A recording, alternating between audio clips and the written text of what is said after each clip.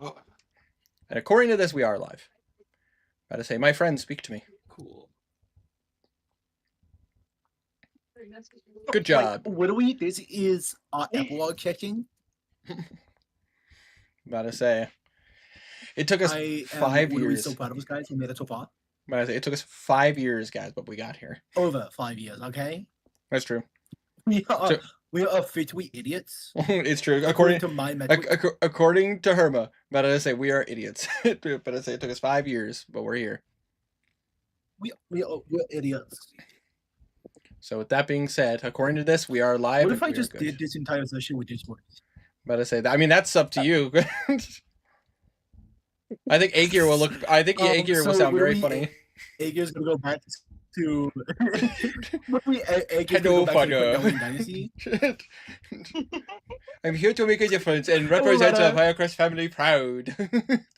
Sorry about the chain of Oblivion really fucking me up, Daddy. Ooh. Alright, that's enough out of you. But according to this, we are streaming and there are no problems, so I can happily say this.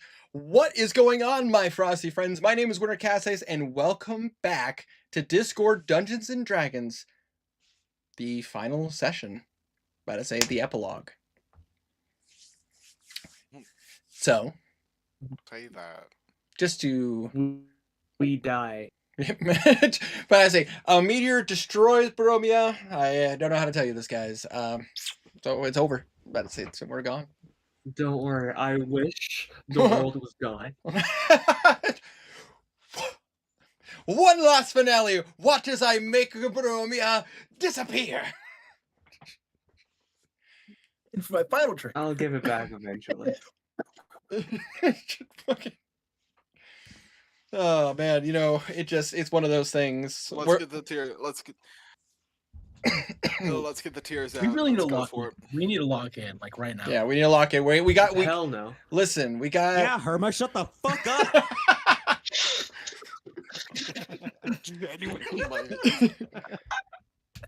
We gotta say we got the giggles. So right.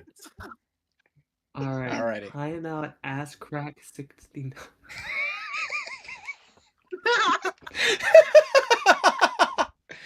Okay, Tiny, that was a good one. Oh man. Okay. Let's go ahead and let's collect ourselves. We don't have to be professional, but we have to collect ourselves. How do I collect more of myself? Well, you see, you grab a bucket. I'm not blue. I don't have stimulation. Pick up the pieces of yourself that have fallen over as you've aged. Lock in. Yeah. So. All right, I gotta go on a mystical quest to get back my childhood, like one of them shitty ass Hallmark movies. Damn. Yes, they're Hallmark movies. They're You're talking to my wife who loves Hallmark movies. Here's my sappy Christmas movies. I've lost so much respect movies for can you, be Abby. great. That's not true. However, Hallmark movies where a girl goes to her hometown and completely abandons her husband who works his ass off for her is not okay. There's a couple of those. That's the best flavor. Okay. Enough. Winter, please. Merry for the love of Christmas, God. fuckers. Oh yeah, no, please.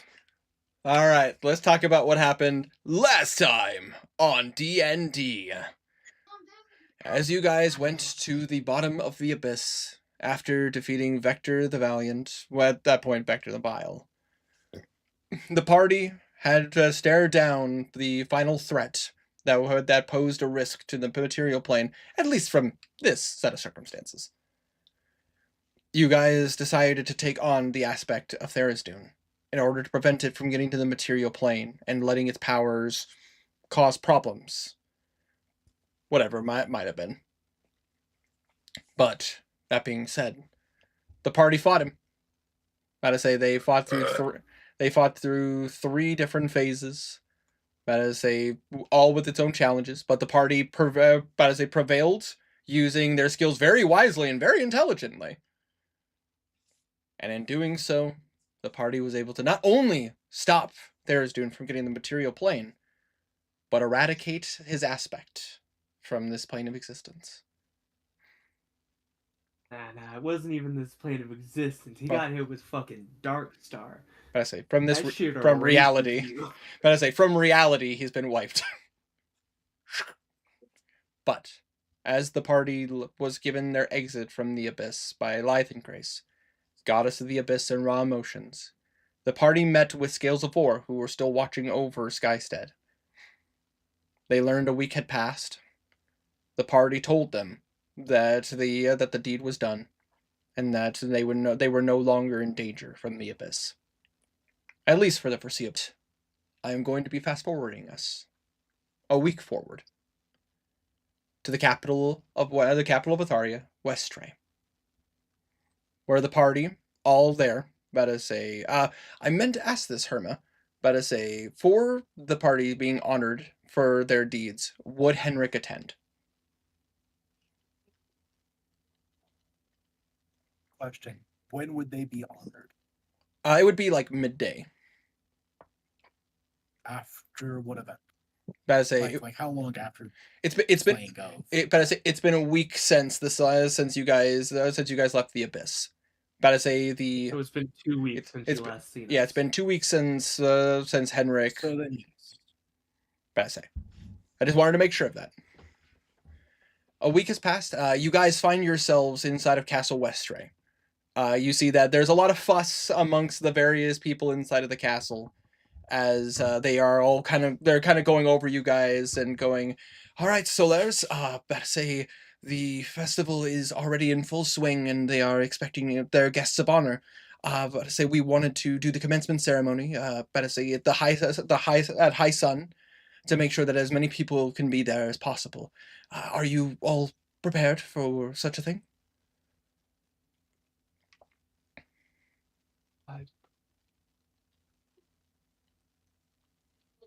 As I prepared as I think as prepared as we can be. Blue's kind of standing beside another of himself. You just see Blue, but I say, what would your Simulac Blue, but I say, literally right next to you? He is in different clothing, one Blue being in like the full Raven Queen set, and the other having his original lute and the conductor stick. But I say, look over there. There's serious Blue over there, and then over there, that's sad Blue. Uh-oh, evil cousin Blue had shown up to the wedding. Couldn't resist. It was right there.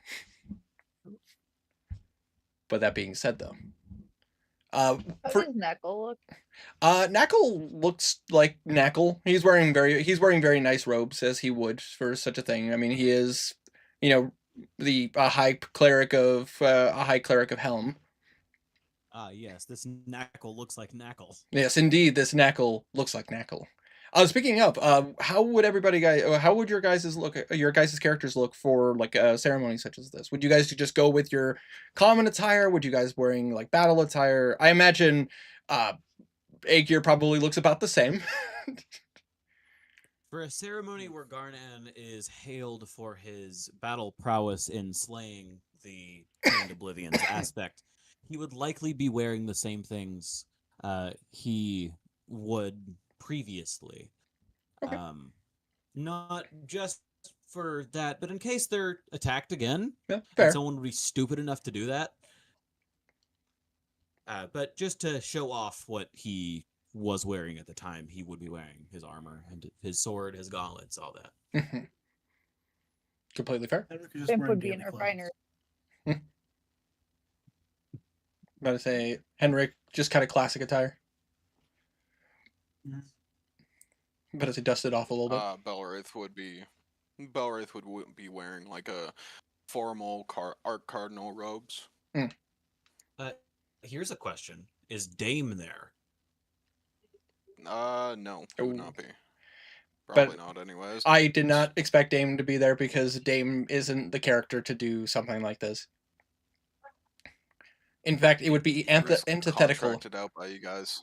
It'd be antithetical to his character to be there. I could. I could see him being present, but good luck Yeah, spotting he's him. probably in the crowd somewhere. He's flying like 500 feet away on fucking. You know what? If you want to know, I'd say make a perception check, I suppose. I'll make a perception check. Yeah, absolutely. Okay. It'll make 2. Probably not high enough. I'll Fifth get is in to our do the fun binary. thing of, hey, there are 2 blues. About to say. Both blues having Wow. insane perception. I just like the thought of 2 blues literally just looking around like, What? What do you want to do? With the 12, you would see Bine with 24, and with 21 and 24, maybe that kind of looks like him, and then he's lost in the crowd again. So He's there somewhere. I do he's- need to speak with him. he's at some point. present. He's present. He's just not Mhm. like making a show of himself. Fair. about to say, Bimp, I imagine very nice wizard robes. Yes. Hmm. Like I said, she's in our binary. That's fair. About to say, you just see Philman, As Philman her wearing armor. master. Her... Hmm? Well, Bim's teacher would be very upset with her if she wasn't wearing her That- fine robes. That's true. Mm. About to say, Philman is wearing armor. He refused to dress up. Fair. Simulacrum Blue is in his gifted crow mask with kind of the black robes on, like the picture I sent earlier. Absolutely. And Normal Blue is in his studded leather woolly sheep armor that he wears just near always. Mhm. Covering up the fake blue like that, because normal simulacrums often look like they're made of snow, and that makes it so they can't see. Mhm. Makes perfect sense. But I say, Karik obviously is dressed up. But I say, but that's kind of just how he is as a person. But I say, and then Alosa, but I say, elegant but simple. She, you guys know her. She's not exactly one for like going like super out there outfits. But you guys watch as the a bunch of the attendants are like kind of going around making sure you guys like you're making sure your guys look good. They do look at you, Henrik, and go like, "Are you sure you don't want anything a little bit classier?" No. Fair enough. And then they move on. Until eventually you see Queen Atharia come before you guys. Well, hello again, Solaris. It has been some time.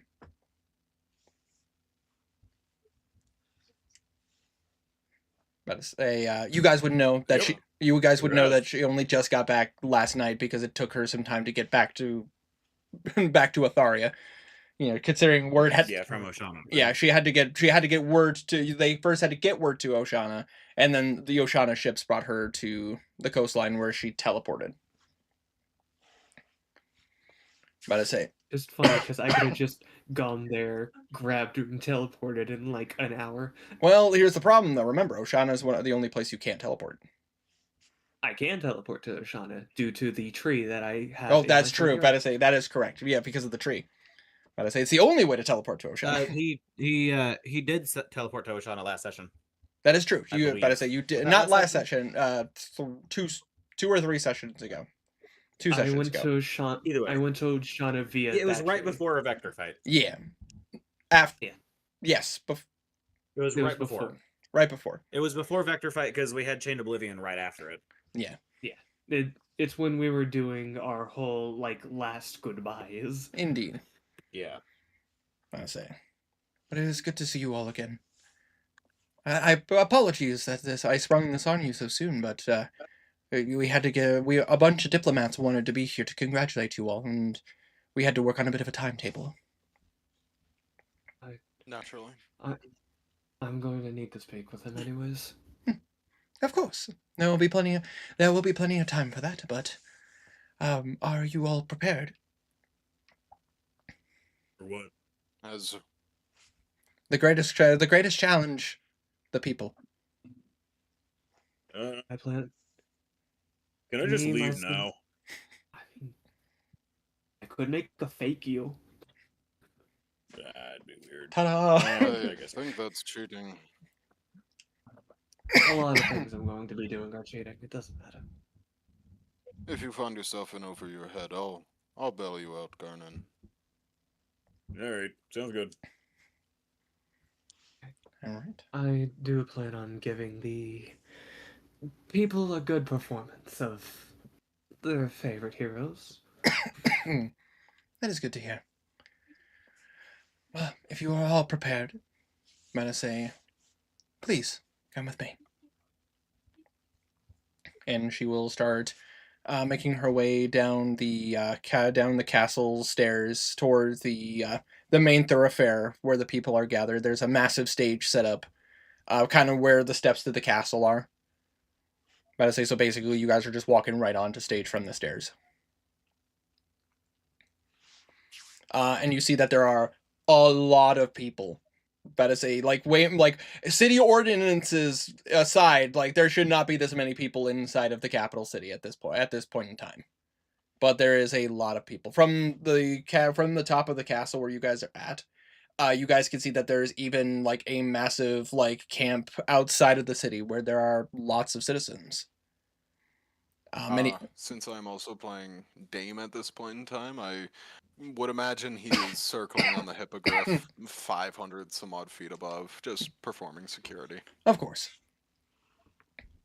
But that being said, you guys are escorted downwards. And you see that there's people, they have performers. Blue, you would recognize some of your fellow students, former students of the College of Lore performing for the crowd. You do see like comedians, people doing acrobatics, juggling knives, so on and so forth. There are many bards doing musical performances, kind of keeping the crowd entertained. Until Queen Atharia comes forward and goes, "It is time."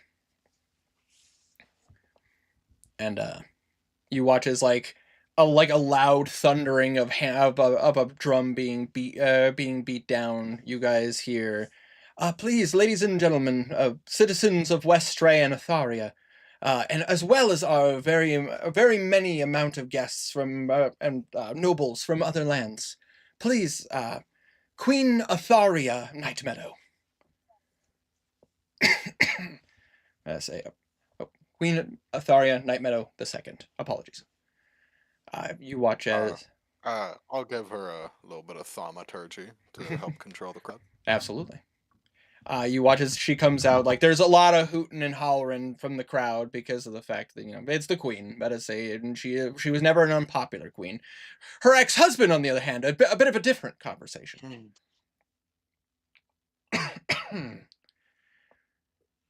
Ladies and gentlemen of Atharia, and to all of our esteemed guests from Uskar, Tuskudal, Idrish Ankala, and Oshana, thank you all so much for coming to attend this festival that I hold here in honor of the heroes of our continent, the heroes of Atharia, the Solaris.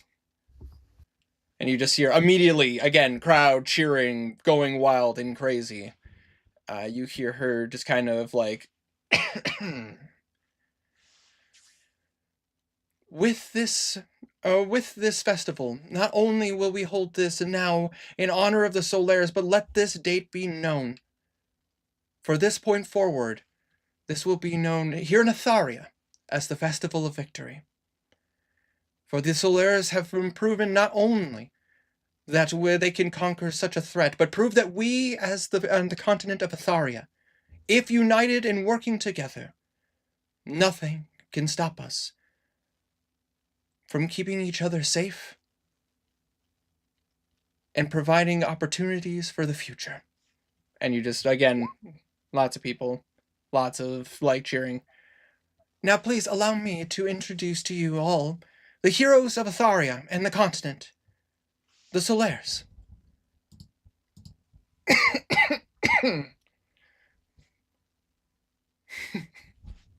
But to say, you guys do get a bit of a push to like go. Garnet will look back and be like, "Are we supposed to say something?" No, you're fine. Wait, You just have to the stand there. cheese. The cheese is really good. Wait, but hold on.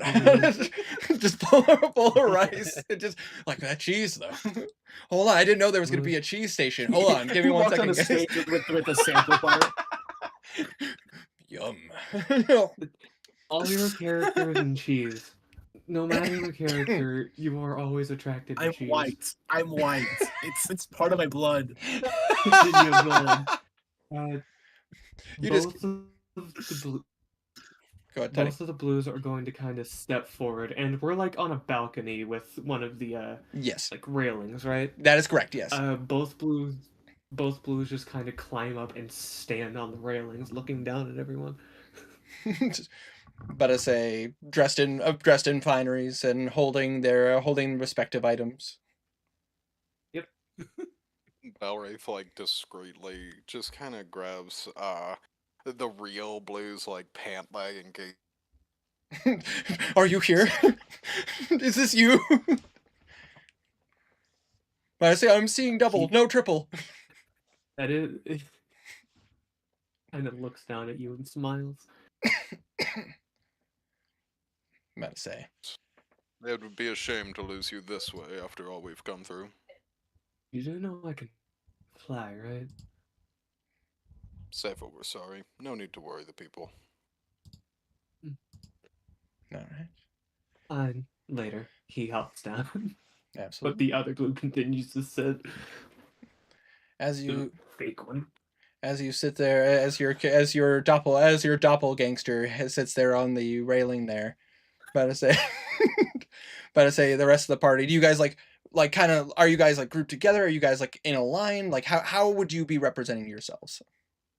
I'm picturing like the Star Wars line. That's fair. Yeah. About to say, Yeah, just Star Wars line, probably. just literally Straight line with the pissing. just Aegir, this large mountain of a man. Is this No, that's Henrik. Henrik's the one with the I like cheese. no, but I like the thought of Aegir just going like, is that Monchego? He like leans over the line. No, Aegir's like freaking Henrik's eating, and Aegir's like, oh wait, hold on. Just like reaching over everybody because he's a mountain of a man. The giant hand coming over, plucking a single cube of cheese. Belwraith has an aneurysm and dies. But as you guys stand in this line, you watch as Queen Atharia kind of gives everybody a look. But I say, ladies and gentlemen, if you do not mind, allow me to be able to say my piece and say my words to these individuals, as I award them each with the Atharian Medal of Honor and Heroism. I say, if you all don't mind. And she kind of gives you all a look of just like, may I? A nod. I bow a bit. About to say. She will walk up to Aegir first. Large man. To Aegir Firecrest. This was not your battle to fight.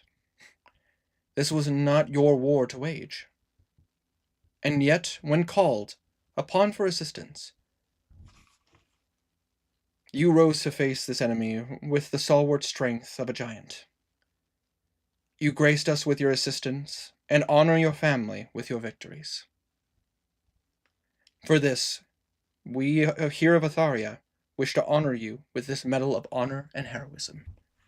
And she will kind of beckon you to bend so that she can put the medal on you. Absolutely. And she does so. As you rise up, she looks to you and goes, as well as granting you this medal, we wish to grant your request. It is Athari's pleasure to aid in your war. You can count on our support for the dynasty's freedom.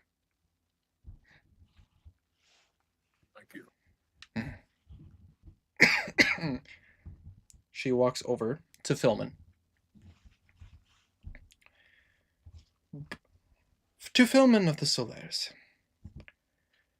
born of Atharia and child of the Pav, while your life has not been easy and filled with hardships, it is my honor to be able to present you with this Medal of Honor and Heroism for reaching above all of the perjury, all of the different problems that you have suffered, and all of the persecution you've had as a lizard folk. Please allow me to honor you. And she will put a medal on Philman. Along with this honor, there needs to be a change here in Atharia when it comes to the treatment of the people, of the lizard folk in the Pav. And with this reasoning, Philman, I wish to offer you a position. The Pav for too long has gone without representation, and I wish to fix that now. After clearance with the Council of Atharia, we wish to offer you the position as Baron of the Pav. Holy shit. And you watch as Philman just kind of like that massive gator grin. It would be my honor to accept such a humbling position. And you see there are a bunch of lizard folk just woo, yeah. Oh, going fucking yeehaw. Ye, and I cannot express this enough. Ha.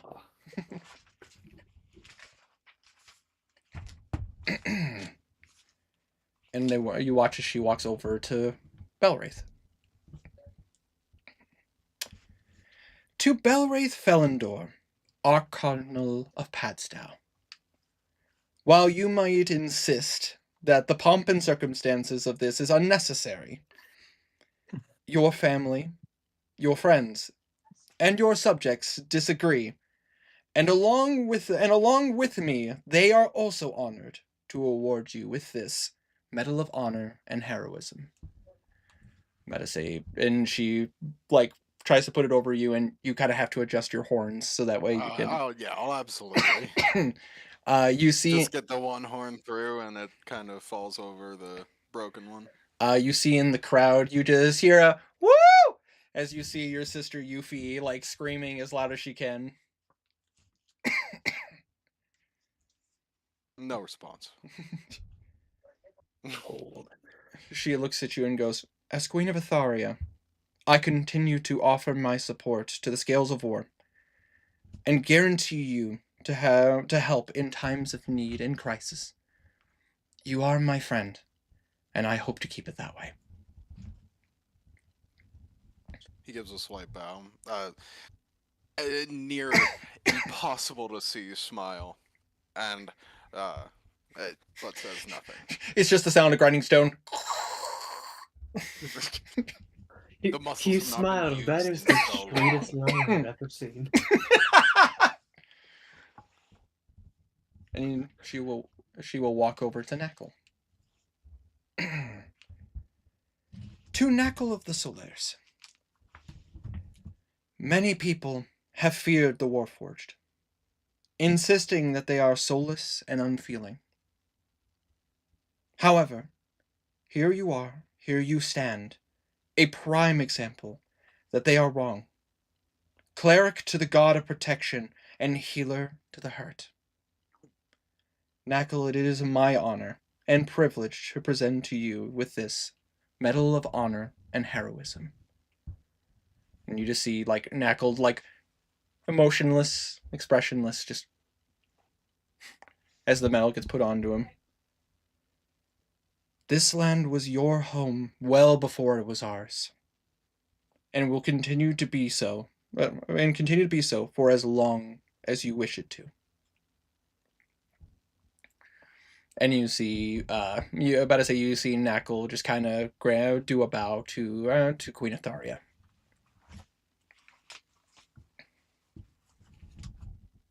She walks over to Bimp.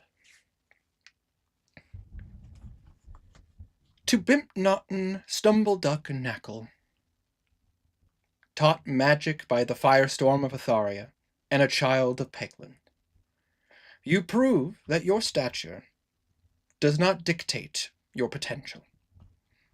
For everything you have done, for all the things you had to traverse, it is my honor to present you with this medal of honor and heroism. And Bimp, you don't need to bow to have the medal put on you. I don't know what to tell you. Bow even further. Along with this medal, No, but because she, blah. Yeah. Because she is a queen, Bimp is going to curtsy either way. absolutely. Along with this, young Bimp Naughton, I am proud as the queen to also recognize you as a grand wizard of the court. From this point forward here in Atharia, you are considered a master wizard. And it is from your master and myself that we grant you the title of the Fire Swarm of Atharia. Your fire swarm. Fire swarm. Gotta say, your master insisted after, apparently you learning to cast a very powerful spell.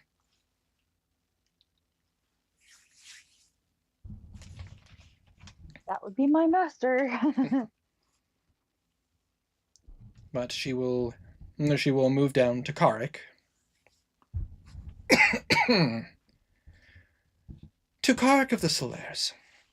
Born under the earth of Atharia, you struggled for the majority of your life, physically, emotionally, and societally.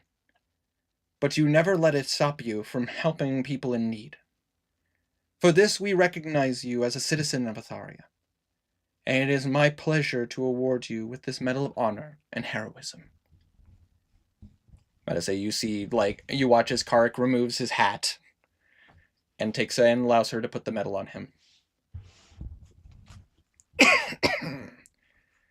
We here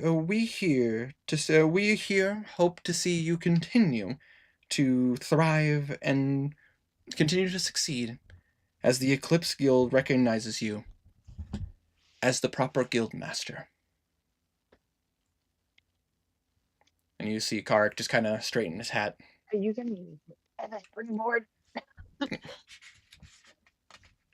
You just watch as Karik adjusts his hat, and you just see a bunch of people in the Eclipse armor just go, "Woo!"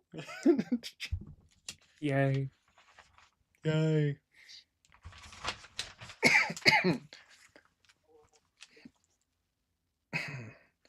You watch as she walks up to Garnan.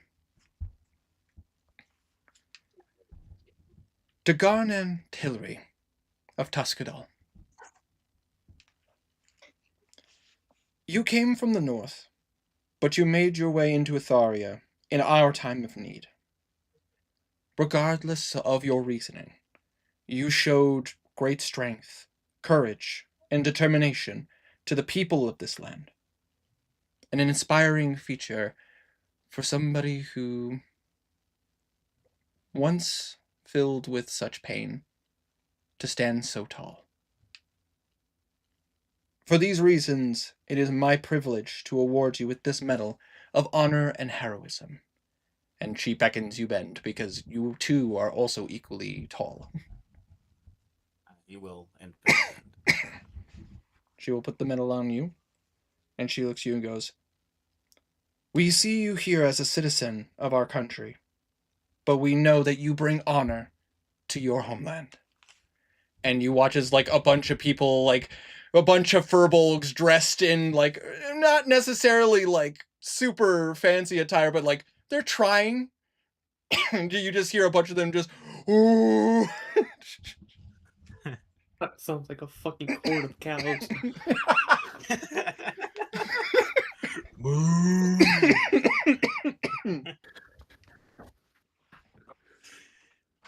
Oh gosh, nope. There we go. Okay. I think calling furbolgs cows might be racist. Fucking cow person. cares? It's funny, bro. It's definitely racist against Minotaurs. Nah, Risa calls herself a cow. Just don't call anyways. her a heifer. I say, gotta say, after presenting that to you, Garnan, she will walk over to Alosa. To Alosa of Oshana, you had no reason to help us. Your people have stayed in solitude for many centuries, and for good reason. In my time of need, your people offered me protection and offered me safety. And for that I could never truly thank you enough for what you have done.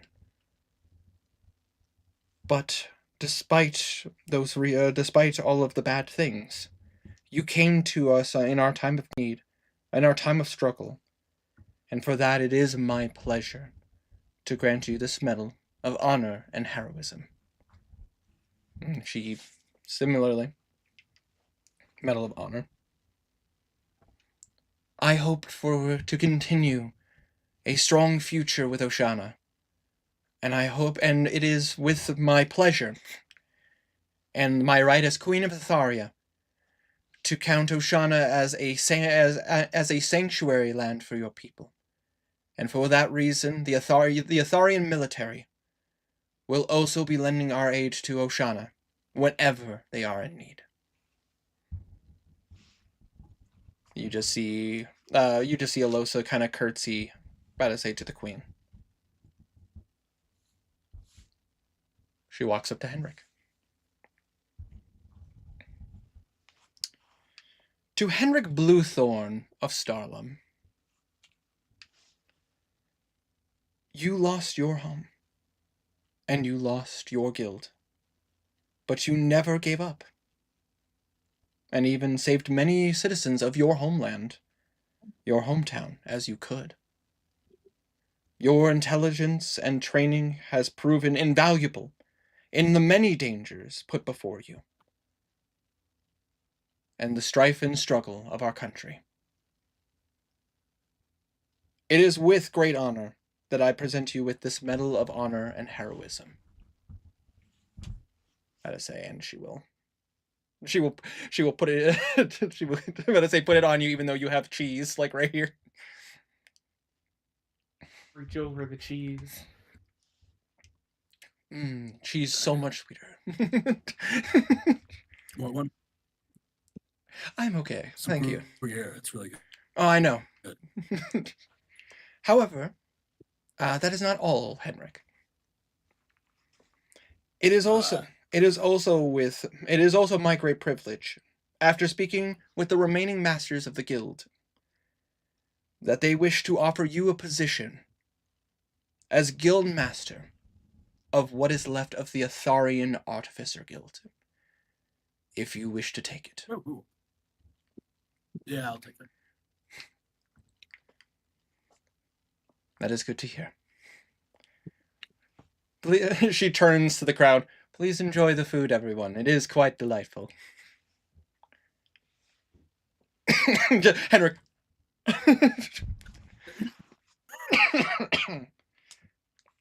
And walks over to you, Blue. To Blue Ward Night Meadow of Westray. From the capital of our great nation, you've had many ups and downs, but you've stayed optimistic. You kept your head held high and carried a song in your heart, no matter where the winds took you. My brother, it is my pleasure to present you with this Medal of Honor and Heroism. I say in blue, she will put the medal on you. Or on you? Question mark? What? I say she put them. It's you standing there, correct? Not what your simulacrum. Yeah, the Okay. simulacrum is the one with the mask. That's fair. Also, he doesn't need to bend down because he's young. That is true. Actually, she is slightly taller than you. Along with this, Blue, after speaking with my fellow members, it is my honor to also offer you a position, a seat on the Council of Atharia, to aid the country and to lead it to a better future for the citizens and for the leadership of us. Someone needs to keep us in order. He kind of smiles and bows to her. I will use my life in order to make this country as great as it used to be before the reign of several terrible kings. And say, with your aid, I bet I would even go so far as to assume it will be better. Ladies and gentlemen of Atharia, I say to the Mane of Uskar, to the Jungle King of Idreshonkala, to the great tribe leaders of Tuskudal, and to the council, the Heavenly Council of Oshana. Please join us today in celebration to the heroes of Atharia and the continent, the Solaires. And once again, you just hear the crowd just kind of freaking out. And you just hear like a lion folk stand up and go, "Enough of this chattering! Let us party!" And immediately you're seeing food dragged everywhere, drinks dragged everywhere. Cheese is really good. Garnan did want to say a few words. Oh, before absolutely! Please, by all means. You just see food and drink being passed around everywhere. Did Belwraith also want to say something, or no? Belwraith will not, but he'll notice you step forward and move his thaumaturgy to you. I will also cast thaumaturgy on myself, so I'm even louder. Just tap your throat as if it's a microphone. Testing. I felt as if it would be a little strange to come to something like this, a celebration of our efforts, and not say a few words. So I'm going to do that now. You just see everybody just kind of like with drinks in their hand and food. They just look at it and go. They all just kind of watch. Sometimes fate is like a small sandstorm that keeps changing directions. You change direction, but the sandstorm chases you. You turn again, but the storm adjusts.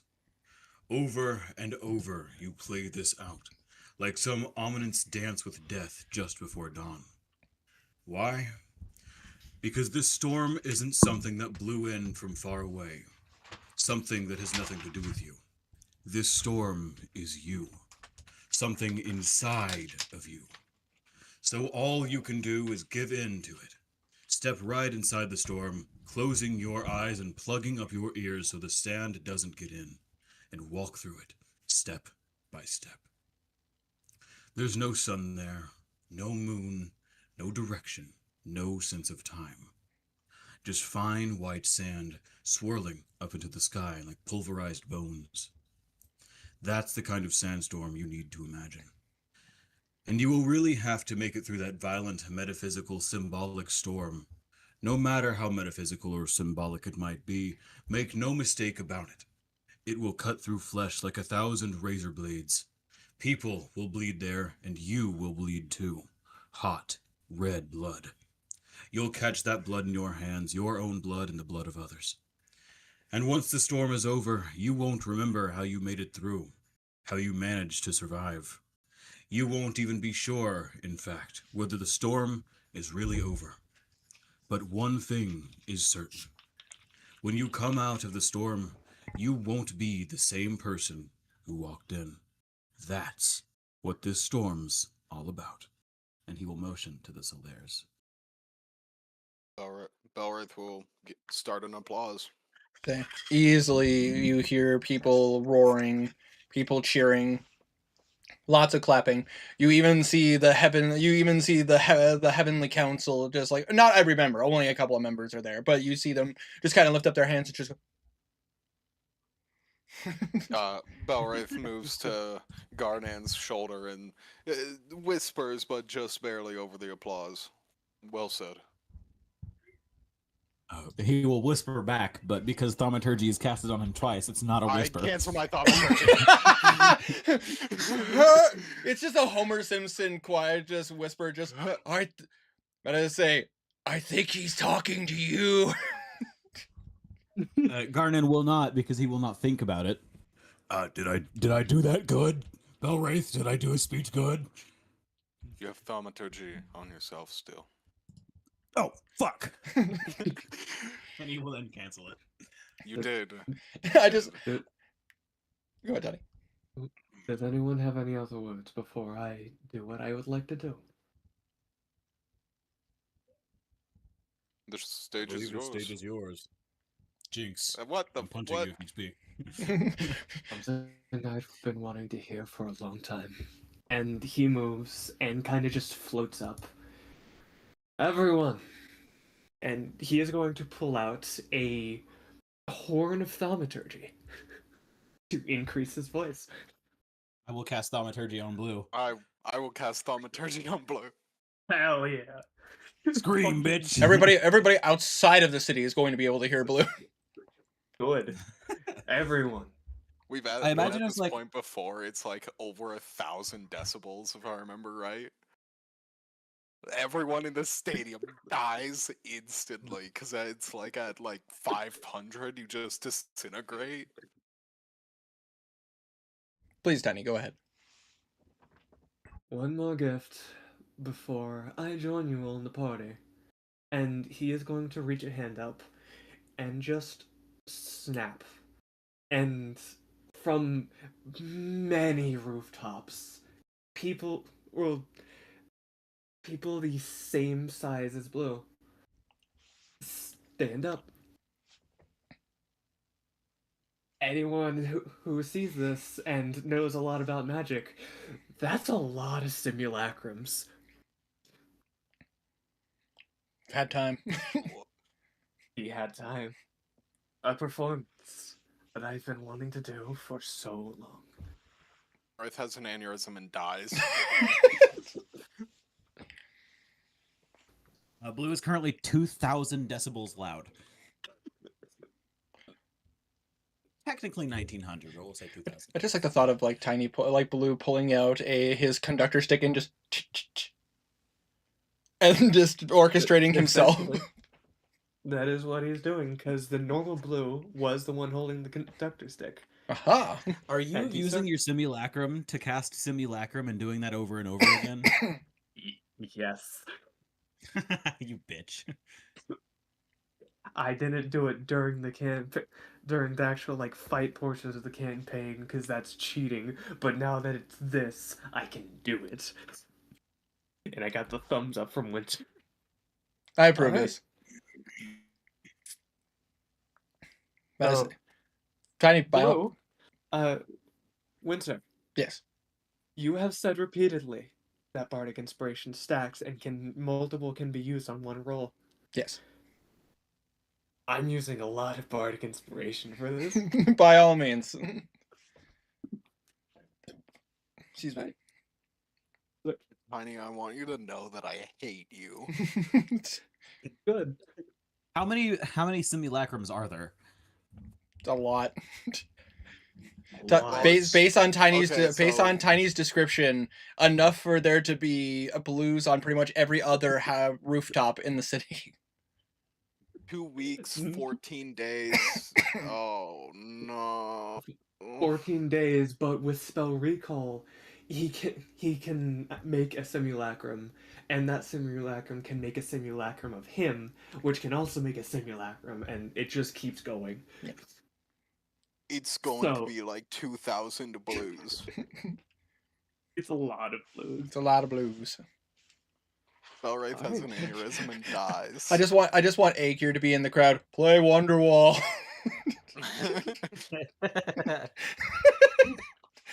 I knew it would get that reaction from you, Herma.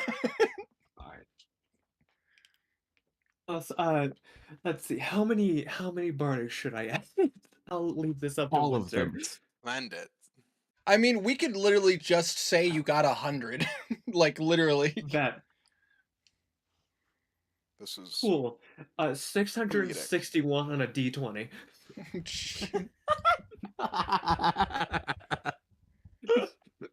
It probably is the most beautiful performance. Oh, wait, hold on, I gotta add Blues Bardic. 664. Thumbs up. you don't get thumbs up from me.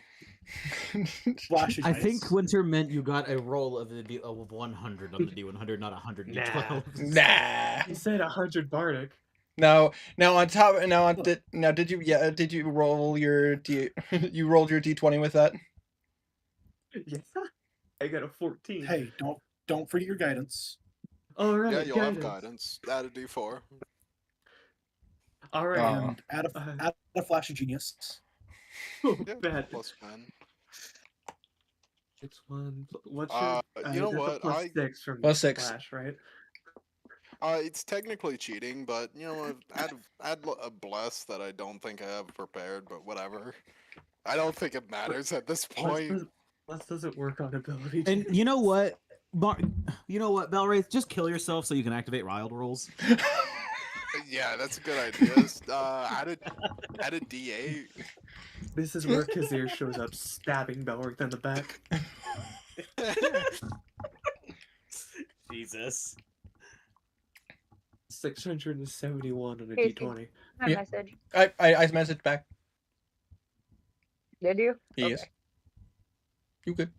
The power of a bard. The power of creation. All right, so what does 671 get us? This may as well be. Oh, what is the name of that orchestra? There's a very, very talented orchestra. I believe it's in. They are in. About to say the. About to say, is it? About to say, is it the Trans-Siberian Orchestra? Is that what it's called? About to say. Yes. All right, you're muted.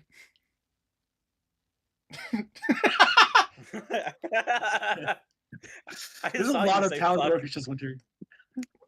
I'm sorry, There's a lot of talented orchestras. You're like, but like, which what's one? that one country in the world? You know, But no. country. I'm just trying to remember. Like, it's like a hauntingly beautiful like orchestra that I personally would. I know, but the one like I have heard. Unfortunately, I am an uncultured swine. What could I say? Yeah, it's Trans-Siberian Orchestra. Yeah, thank you. That is just absolutely phenomenal. I would have argued also there's one in Brighton, England that's also absolutely phenomenal, but I just can't remember their name offhand. Brighton. But I say they did the theme song for Althea. But not the point. The point being very, very beautiful, very well done, and I imagine Blue, you probably mix up the tempo going from probably a very beautifully sounding performance to probably something a little bit more festive and filled with celebration. Yep, the simulacrum He plays blues are so going. well. He plays so well. He breaks the divine gate. Hell yeah. But I say God comes in. Good work. Look, it's fine. Fucking Blue is going to just kind of look back at you guys and just smile. Enjoy the party. I'll be joining you, son. All right. Tiny, Hold you on. don't need to make a Hold on. perception check. You see that Belwraith's eye twitch, the same twitch it does when you do something really dumb that he can't stop you from doing, but is still impressed with. Hold on. I'm- Hold the fuck on. Could you do that this entire time? I could not. You better not be fucking lying. I'll kill you. The gods didn't allow me, as in AO didn't allow me. What the fuck's an AO? Me, bitch. The Ayo gods God. opened me. You just see a man behind you. Omaewa moe shinderu. Nani? Garnet dies. Alright.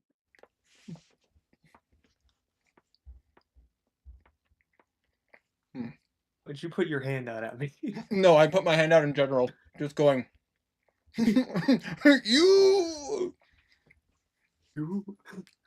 Specifically you. He did feel directed at Tiny, actually. Fuck you, and you in particular. Yeah, I'd live. That's fair. So, that being said, guys, about to say this festival, this party is in your guys' nature. About to say, you have received medals of honor and heroism. You are recognized as the heroes of the continent, heroes of Atharia. Is about to say, guys, what do you want to do with the while you're in this party? There are nobles, there are people from various places you guys have seen. Is there anybody you wish to talk to? Is I'm looking Garnan's for mother here? Vlad. Yes, she is here. About to say she's still recovering, but like she still insisted on being here. He will find her. About to say she is being tended to by other members of the Tillery tribe. But as you see, like, the shaman just kind of, like, look at you and go, good work, Garnan. Thank you. So, question, shaman. Yes. Am I still exiled? No.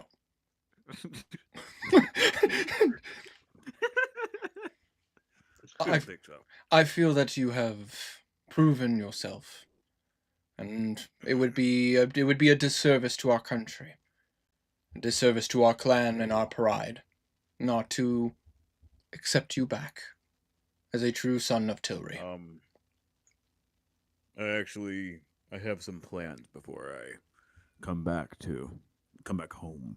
But Oh, expect me there. of course. You are, as the Queen has decreed, a citizen of this land as well. You have free reign between the lands, so... But we, the Tilry, will be always happy to welcome you back. Wonderful. Mother? She How art thou? She walks up to you and she just grabs your cheek between her thumb and her her pointer finger. Well, look at you, how handsome you are up there. Just kind of tugging a little harder than she should. Mother, I still have armor on. I'm supposed to look cool. Oh, sorry. I didn't know you were too cool to get love from your mother. Well, no, that's too far. Never mind. Some other time. No, Irma. No, not like that. I was gonna be like, well, Garnet was thinking about like, well, considering this is the First time I've ever gotten it, sure. but he didn't say that out loud.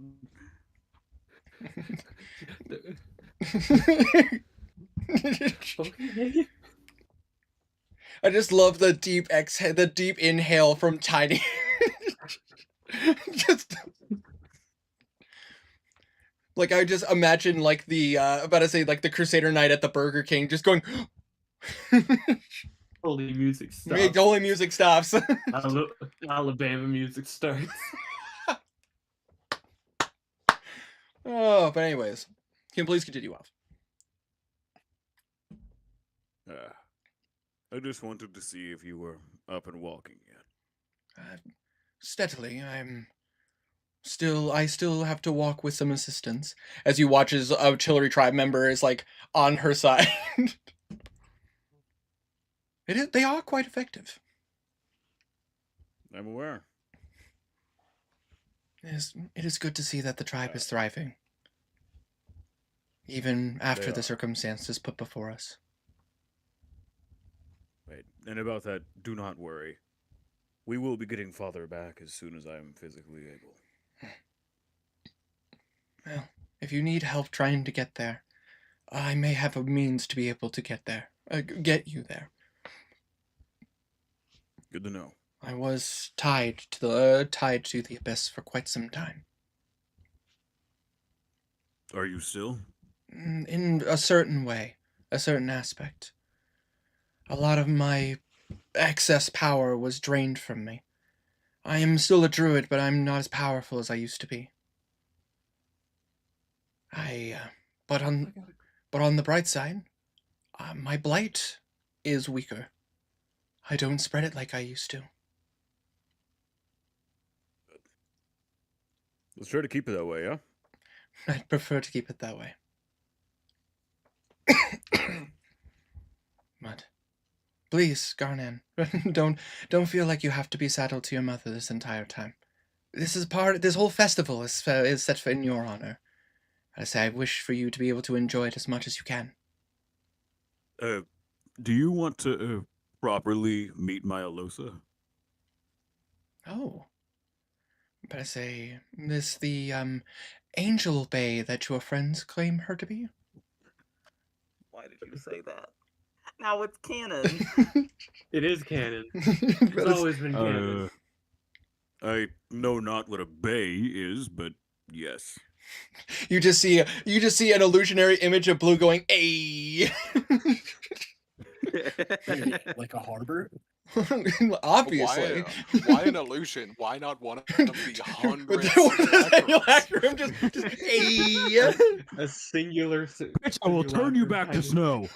You just see a minor of illusion that of a little sign, a little word bubble that goes "Best Wingman." Okay, Fonzie. Ay. Hey. About to say, but you see as Alosa comes up again, very simply dressed. About to say, you see that she, I'd probably say she'd probably wear something she'd probably wear a very nice like a white summer's dress. I'm about to say probably like a flower crown. I'm about to say, and you see her kind of curtsy. It is a pleasure to make your acquaintance. I apologize. I don't believe I know her name. Her name is Adira. And better say she looks to you. She looks to your mother and go, "It is a pleasure to meet you, Adira." And you would see her look at her. You see her look at Alosa. Looks at you, Garnan. Looks back at her. Looks back at you, Garnan. Don't worry, the Looks back wings at are you. normal. And he pops his out too. Looks at you harder. Looks back at her. Looks back at you. Looks back at her. I like her. She's interesting. Sick. But I'd say Alosa just you just see Alosa just go like, is that normal? For her? I don't know. I only met her a couple weeks ago. I was saying for the people of Tuscadal in general. All the other furbolgs. Just like people you've known your whole life, just a philosophical scratch of chin. They base whether or not they like someone based on their first impression. Their first impression being their face. I see. You see the when she turns to face you, but as you see all the other furbolgs go like.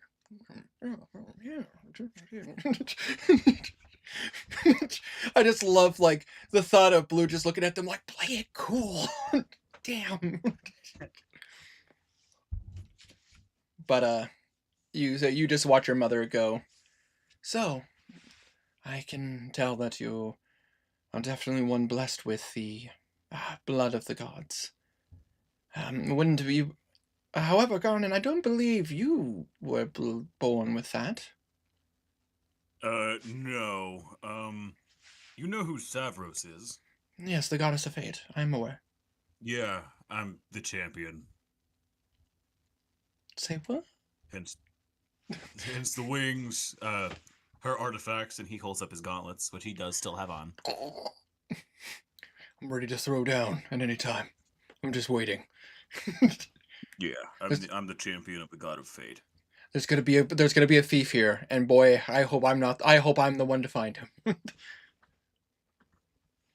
I just want there to be one criminal in Garnan just literally reaches like a crane machine. It's either gonna be Garnan or Aegir. I like the thought of Aegir just holding his halberd out like a fishing pole. She's like, let's see.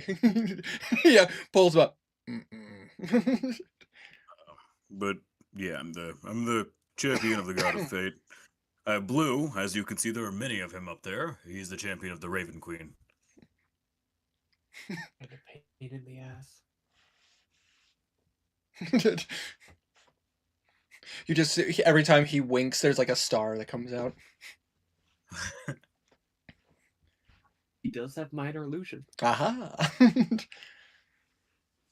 About to say, you watch as a couple of Goliaths kind of come up to you, Garnan. Just go, it's good to see you. It's good to see you, Garnan. About to say, as you... You as well, big Goliath man that I definitely remember the name of. Oh, sorry. You know my brother. And you watch as, what was his name? Thorn? Brush? One of the two. Pretty sure it was Thorn? Hold on. I have it here in my notes. I have them prepared. So I promise, guys. God, Thornbush. I was right. I say you would recognize the Goliath Thornbush from that you guys had met in the Feywild. Apologies, Garnan. This is my brother. But I say my brother Boulder. Oh shit, the Boulder. That's what they call me. I'm kind of a big name in my tribe. I say it's a pleasure to meet you, Garnan of the Tillery tribe. Yeah, you as well. Thornbush. I will be having business to speak with you in the coming years, just so you are aware. Expect me within that time. Of course. But I say, I feel many of the tribes will wish to speak with you concerning all you've done for Tuscadal. Yeah, I plan on making a visit to every single one at some point. Hmm. I just got to get a few things prepared beforehand. There's been a conversation about recolonizing in the on the eastern side of Tuscadal, especially now that the forest is a bit more under control. Yeah. We'll get there, I promise. Of course. But by all means, Garnan. But I say we hope not to take up too much time. Me and my brother wanted to say hi and our congratulations. It's quite the trip to Westray, but it was well worth it to see you all. Thank you for coming. We appreciate it. Of course. And you watch as Boulder kind of reaches into his pouch. A gift from home, and you see a. If you guys know from Greek culture, those almost like little what are they called? It's like a carton, but it's like made of clay. It's like a clay pot that you use to it's an old school way of making alcohol. But you see that he passes it to you, a gift from home. It's from the berries to the far north. A nice wine, a nice drink of hearty spirits. Thank you. Of course. I will keep this on my person and get very drunk later. Of course, we hope you enjoy it. It's aged 150 years. Dear God, that's older than I am. Enjoy yourself, Garnan. And you see the Goliaths both pat you on the back. Thanks.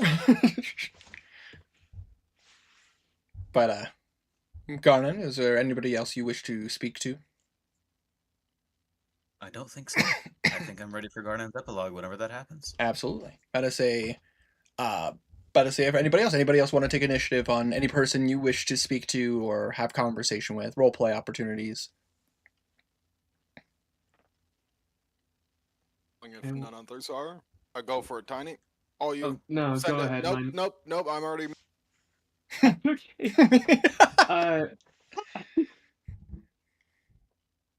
Do you want me to go? You can go. Mine's gonna take a bit, so I wanted others to do it theirs first. That's fair. Okay. All right. Has Bip found her clearing? Yeah, Bimp has definitely found her clearing. Okay, she's gonna set up the Magnificent Mansion, the private thing. I Absolutely. don't remember which one it was. A Magnificent Mansion is the one where you can open a door to basically your own private building. Is that the one that I said she was going to cast? Believe so, I yes. believe that was what I said.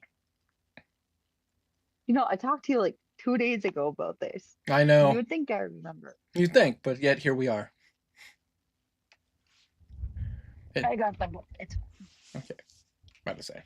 Either way. it is the Magnificent Mansion.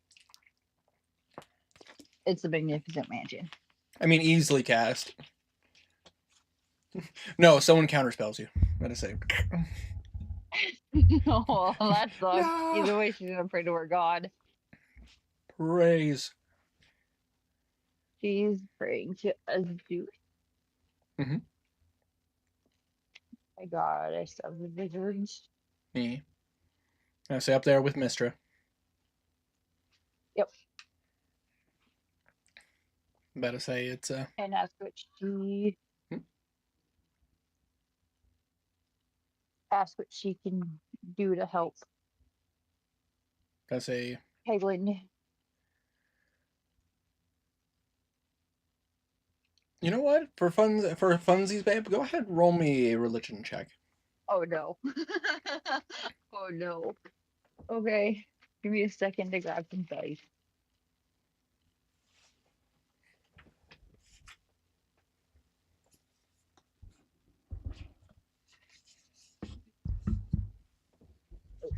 Oh.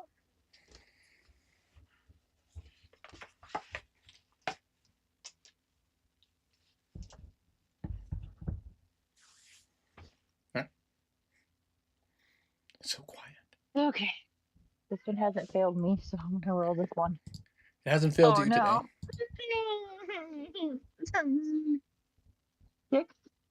6 6? plus whatever Bim's. What is Bim's religion?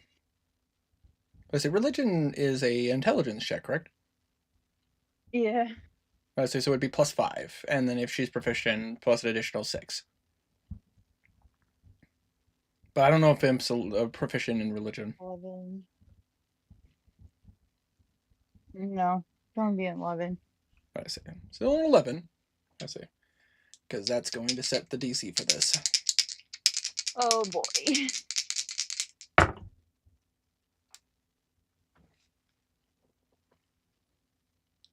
All right. Bimp, as you pray, and you you pull yourself, you kind of pull yourself out of your out of the party and into a quiet space in a mystical mansion granted you by the great power that you wield and the knowledge that you've learned. You ask for this information, and you do get a vision. You get a vision of where Peglin once was. You see under the waves, pretty far under, you see a great temple, a grand cathedral. You see a symbol of a rainbow serpent on a pane glass window. The deeper it goes, you see what appears to be an orb or almost like a gem, circular, with a serpent's eye. And then you are pulled back to yourself. What that means will be up to Bim to determine.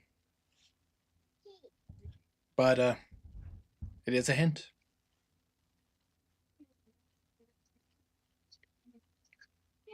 But I say, was there anything else Bim would like to do, or would she return to the party?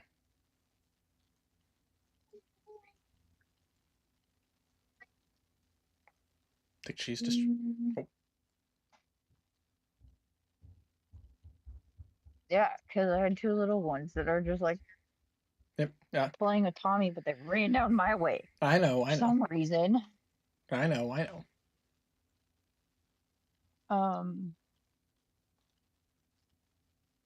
Bim's not partying. Would she just prefer some solitary time to herself? Mm-hmm. So you open a good book.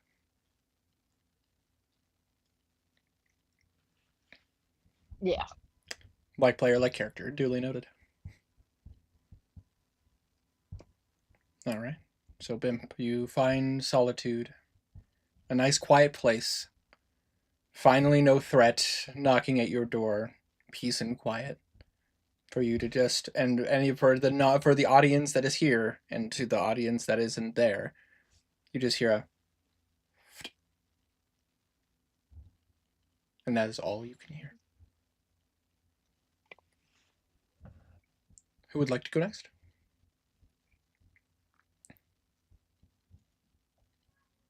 Send it, Tiny. All right. And it'll be me. Alrighty, Tiny. But I say, Blue, what would you be doing? Who would you be seeking out during this festival? Right.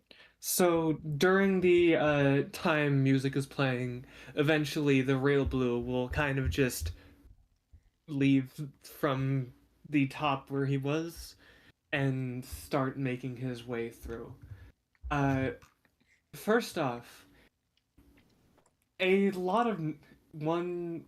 couple of the simulacrums are going to go around to nobles and kind of hand out papers saying that he wants to speak with them at some point. Not today. Of course, but at some point. Soon. At some point. Blue puts out And- Blue puts out invitations for like, want a drink later? Essentially, it is handing out invitations to come to his manor. About to say, But Blue. oh hell, While you are going around talking to people, you bump into a dragonborn dressed in a very, very nice kimono. But say he looks to you and you do recognize him. I don't know if you, Tiny, remember him, but this is the dragonborn you I met. do. The The dragonborn. one from Yep, that's correct. Kipati. Yeah, Kipati. But I say of Chio. Is this the gold one or the other one? This is the gold one. Okay. And But- I had another one named Kiyohime. Yeah, no, this is Kipati. But I say, but you see like his golden whiskers, and he he looks to you and goes, "Oh, Blue, it's a pleasure to see you again." And you see a 90-degree bow. It is a pleasure to see you too. And he is going to do the cordial bow of hand to shoulder. I see you remember. It has been quite an eventful time, but I cannot forget a face. It is good to see you again. Goodbye. Indeed, but I say, I do not wish to take up too much of your time, but if I had gotten the chance to meet you again, I still wish to extend the invitation if you ever wish to come to Chio. Our House of Dorogon would love to meet you. I would still like to go there at some point. I still have the teleportation circle to the Dorgon clan that I was given. That's good to hear. But please, do not allow me to stop you for too long. If I had gotten the chance, I wish to extend that invitation once more. Of course. And thank you for coming here. Of course. It is a great honor. I do wish to speak with you more at another time, as I would like to get to know more people outside of Atharia, as you know, due to what I said up there of the kings not being great people. A lot of countries have kind of cut Atharia from speaking. I would like to regain that trust. Of course. As you heard up there, I am in fact the brother of Queen Atharia. And quite the surprise. I did not know I was speaking to royalty. And even more so to grant honor to my clan, to have you come and visit and perhaps even have some tea with our clan leader. I would quite like that. I have not gotten to sit down and have a nice cup of tea in years. Well, we can fix that. Chio is a land of prosperity at the moment, and it is one that has many delightful flavors. It would be quite nice. I do like expanding my palette. That is good to hear. But I will gladly take that invitation. But I hope that maybe perhaps we may speak on.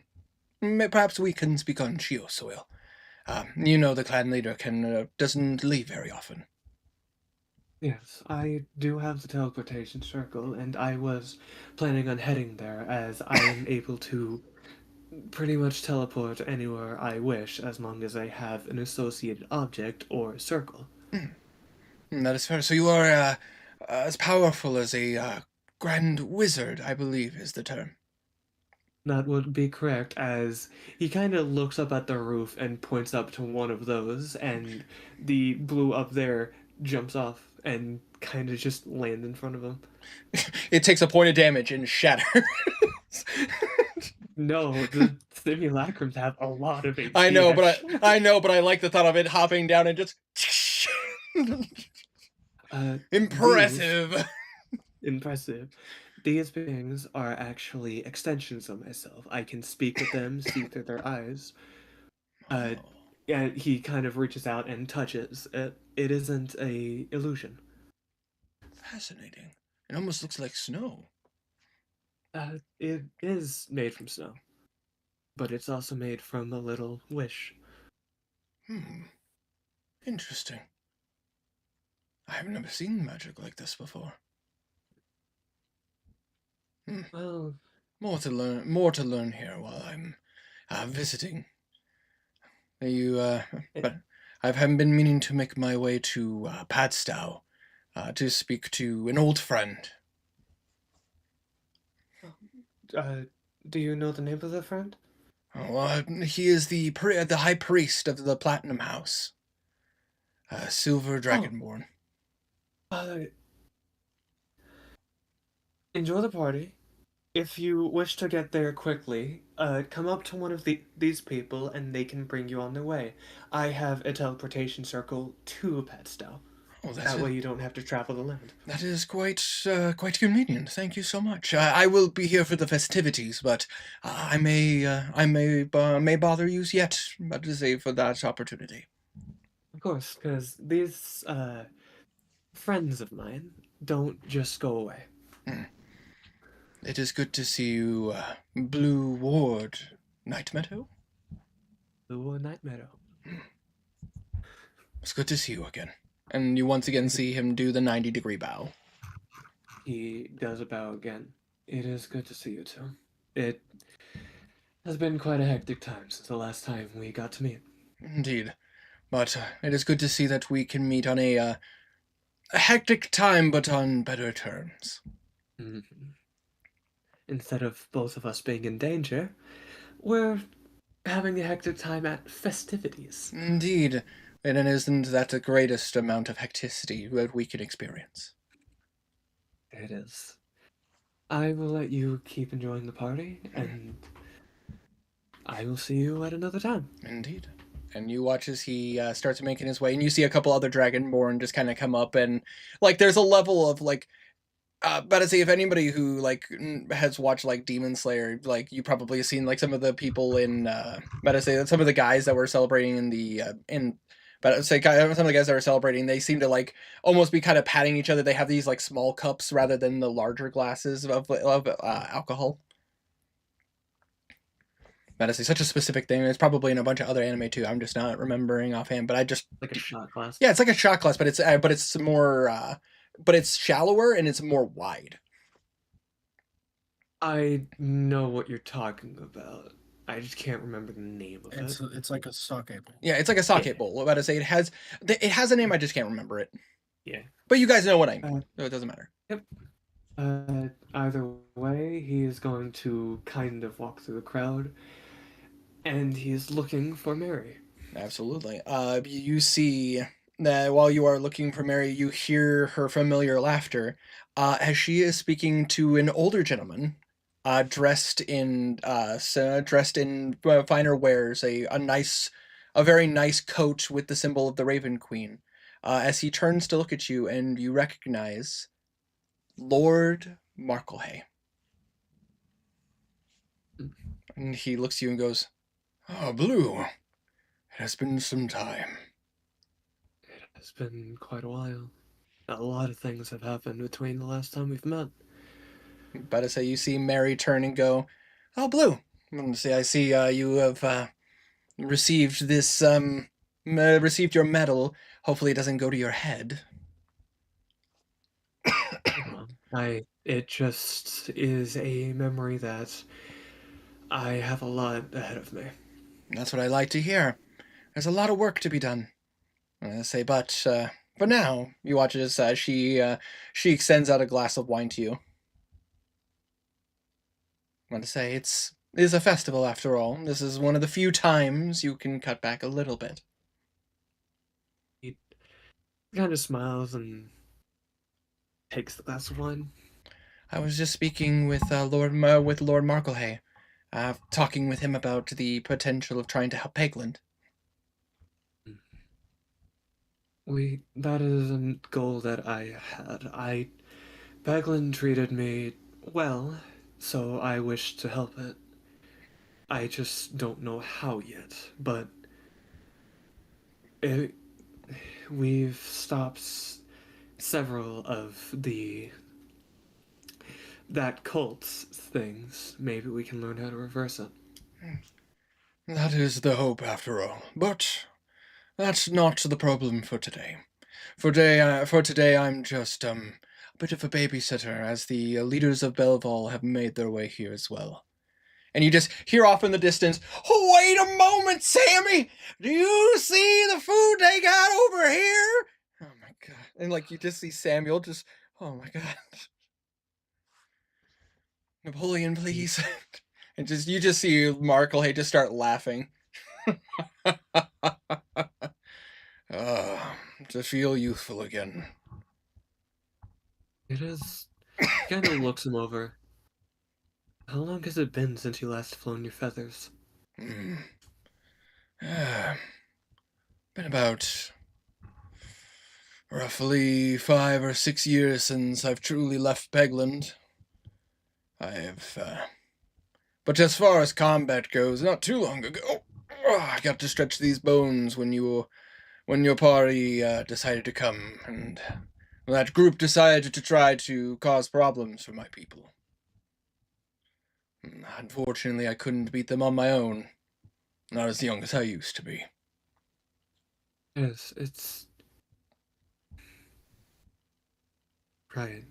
I keep forgetting I've been moving a lot, so time has been iffy. Of course. And so is the problem with youth. Always moving. Can't be helped. Well, Don't worry too much. another issue is time dilation in different realms, but that's another issue. You don't know the half of it.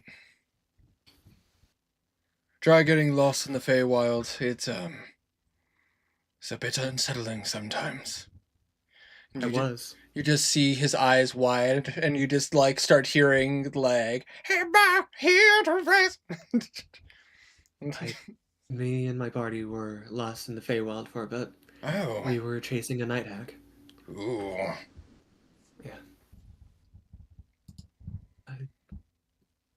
I saw things there. A creature that had a large creature with eyes that were both mostly white, but some black. Its noises could drive people insane. I can't remember the name of it. I know of which you speak of. I have tried my best to avoid the things. I wasn't as strong as I am now back then. I was a bit, maybe a bit younger than you when I accidentally wound up in the Feywild. Went in there and poof, 4 years had passed. I thought I was dead.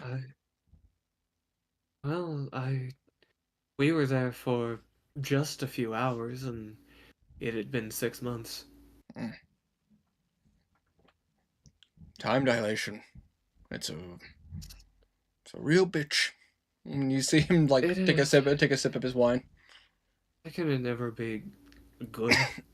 Like, hey, you go here, and when you come back out after staying for a couple days, it's been a couple minutes. I'm sure. No, never that. I'm sure there's a couple realms like that, but if finding them were easy, we'd all know about it. Mm-hmm.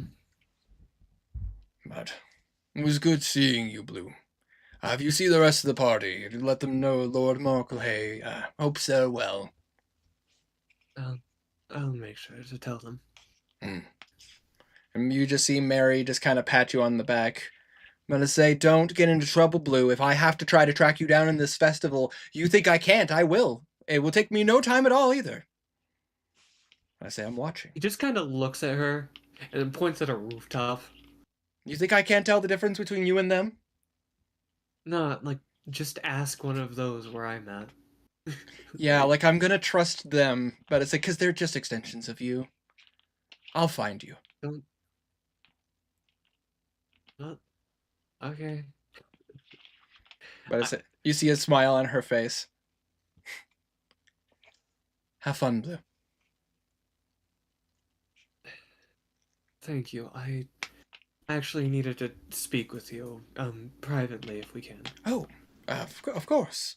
But I say, Lord Markley, another time. I'd very much love to catch up. It has been quite some time since I've made my pilgrimage to the south. Of course, another time. And she will walk off with you. How do you know Lord Markley?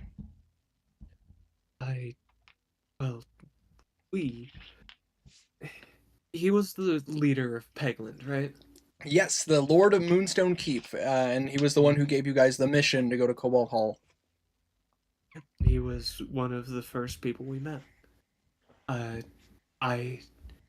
When I first started this, during a festival that I just wanted to play music at, me and some of the group, we hadn't all come together yet, met him. And he gave us the mission to take out some kobolds, and there just so happened to be a white dragon there, and but we also met a second time when he was stuck in a dungeon due to the cult of the Neonaga. Oh, that's definitely quite the situation. Blue, you with your massive perception, you hear off to the side, you see a familiar, well-dressed, dour man just go, "Oh, who stole the cheese platter? Oh, what a drag." Stole it. You saw me up there munching away. Jeez, Henrik strikes again. Away! I was in the middle of wanting to enjoy this cheese platter. Henrik sending a bat cat to steal some cheese.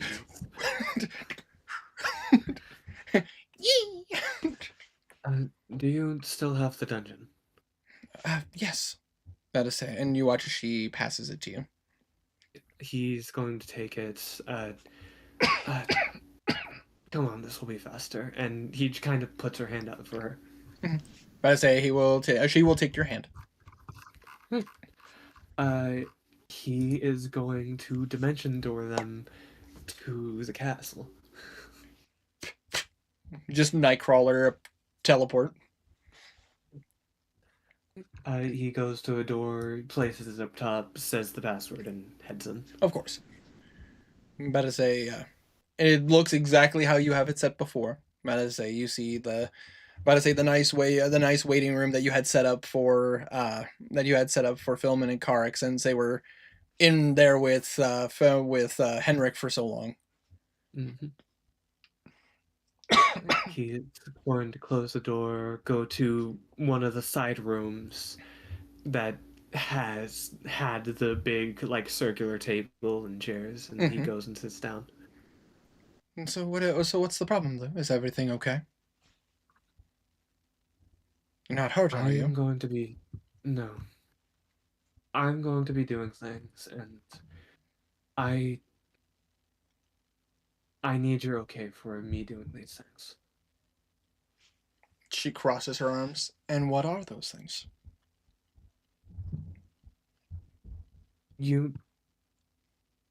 He kind of thinks for a second, trying to form words, and then just kind of grips the table. 20 years. That is how long that we have been given until the abyss is fixed. And that is a possible 20 years. It was 20 years at max. 2 decades. 2 decades. Do you see my form right now? Yeah. I am what is essentially 17. Yes. I have a spell that I can. You know about it. I am going to be changing who I am. So that I can spend more time, more focus on making sure that my duties are fulfilled.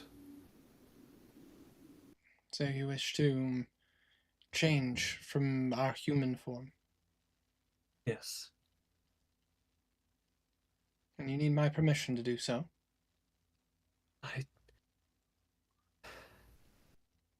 I wanted your permission. You see a smile on her face. Blue, I'm hard on you. Because I care. I want you to thrive. I want you to succeed. Do you remember when we first met? I was on my deathbed. You were a scared, lost boy who barely survived an encounter with a ravaged orc tribe. You clearly were there. You clearly were in a bad place, and I wanted you to prosper and succeed. So I took it upon myself to make sure that I put it through that thick skull of yours that you are going to live a long life, regardless of anything that stands in your way. If this will make you happy, Blue, you have my support. But don't think just because you're an elf means that I'll go easy on you. I hope you don't go easy on me. I hope that you can center me. That way I am able to keep my mind. I'd like to see you stop me. Now for the second thing. And he is going to reach down and kind of will it and bring up a small light. The scraps of the soul of Vector the Vile. This is a soul. You sure? It looks very damaged.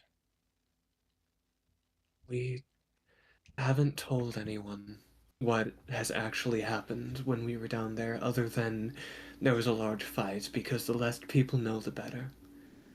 But I trust you. We fought something.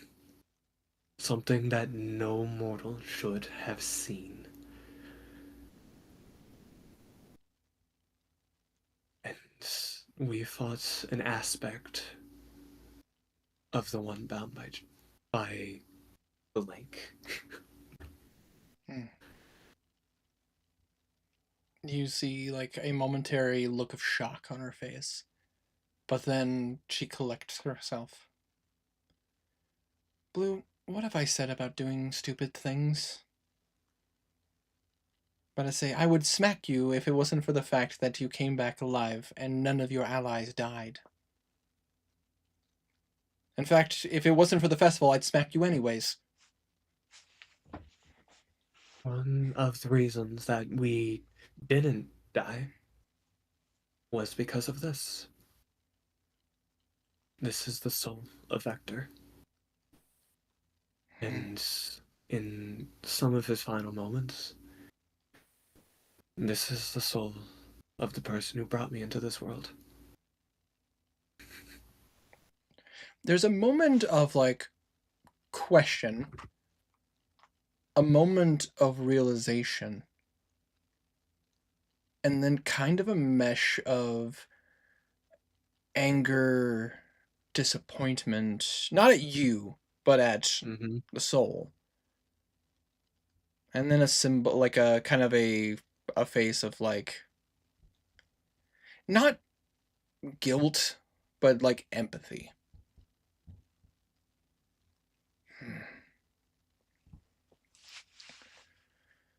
That is unfortunate.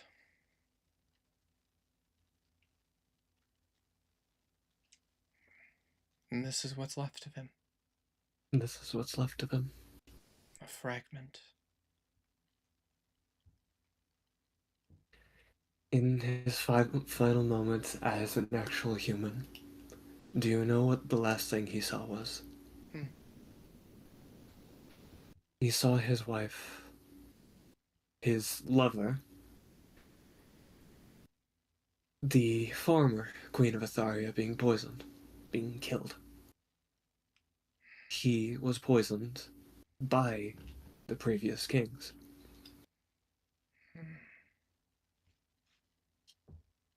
So he wasn't a traitor. He was a hero all the way to the end. When he came back as a revenant, he could not find the will to harm the people who killed him, who killed his lover. So,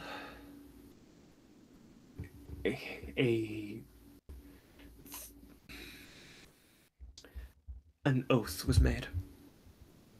An oath that bound him to the person who ruled the Abyss. As a ruler of the Abyss. There is one long forgotten, one locked up, because she was a shard of the blank. I say the chained oblivion. Yeah. And that would make sense. I guess.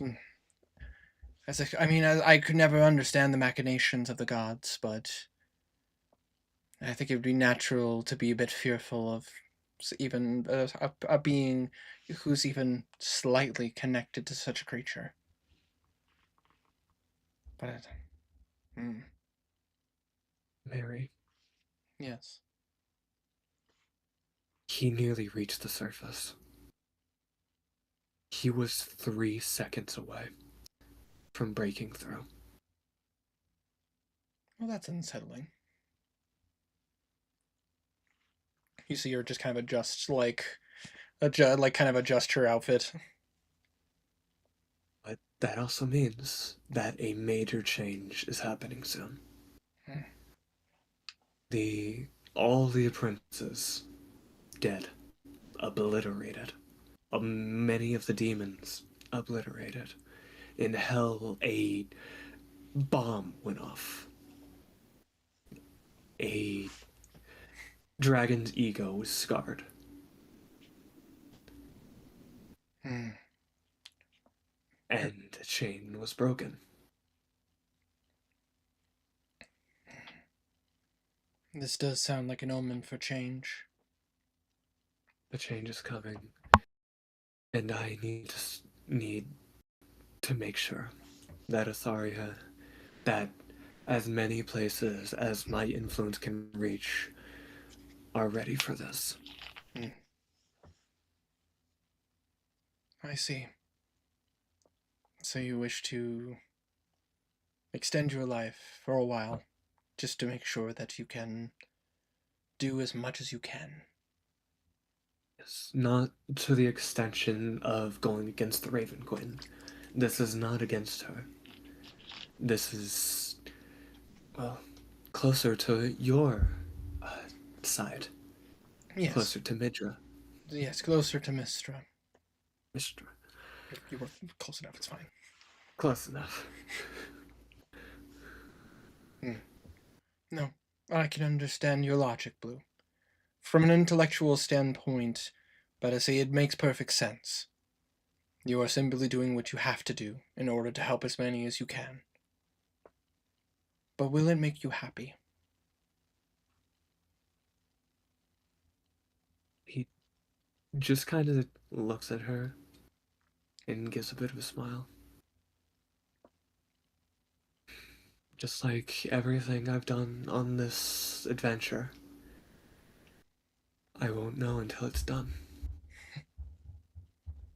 I won't know until I'm halfway through or too far in the deep end to be pulled back.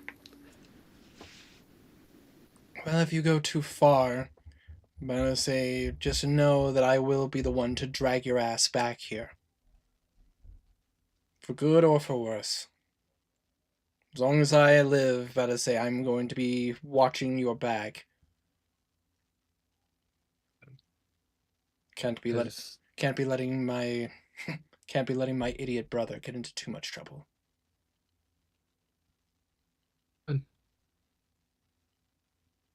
Because I already know that everyone in the Solaris are going to be busy.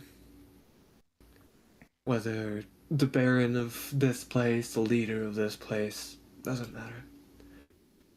This is not the end for anyone. No. Nor should anyone This is- truly believe it to be.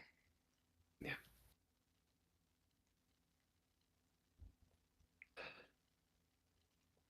But we got this. Yeah. We will make sure, just as what I said on that stage, Atharia will be greater than it has before. One can hope. Because everything I've seen so far, mortals need some help. A lot of help. That might be the most truthful thing you've said tonight, as she lifts up her glass to you. He lifts his glass. Tink. She takes a deep deep drink. I have some other people I need to see, but I needed to speak with you because this has been weighing on my mind a lot. Of course, I understand. Just try not to get into too deep a trouble, Blue. I can only get places so quickly, you know. Don't worry, I'm very squirrely. I can get out of things. Fair enough. I'll say in that case, we still have people to see. This festival is quite insane. A lot of people are here, and it's an opportunity to catch up with some old people and some old friends. Right now, while I'm here talking, my simulacrums are speaking with nobles, tradesmen, trying to get their time. I say, as you Even at a party, I need to stay busy. Of course. And you watch as she opens the door, and you guys go back to the party? Yeah. I say, as you go back to the party, for the majority of you guys, set up in the central area, like, you see a sign for a stall that says, top secret party general. But I say, and you see a... Yeah, Guardian's got to go over there. He has to. But I say, as you see a dragonborn just kind of... Oh, so you think that you are ready to party? It is about... has to have those like funny party glasses on. Yeah, oh yeah, but I say with like the eyes just kind of ding, ding, ding. You do not know how to party unless you have the supplies to do so. Pulls out a crate full of stuff. You just see like like firecrackers. You see like the party poppers, but these ones seem to be a bit bigger than they should be. But I say you see like those like things you spin and they make a lot of noise. Please, complimentary to my friends, the Solaris. Garnet's gonna try to sneak up on him. But I say roll a stealth check. Okay. You got this, Garnet.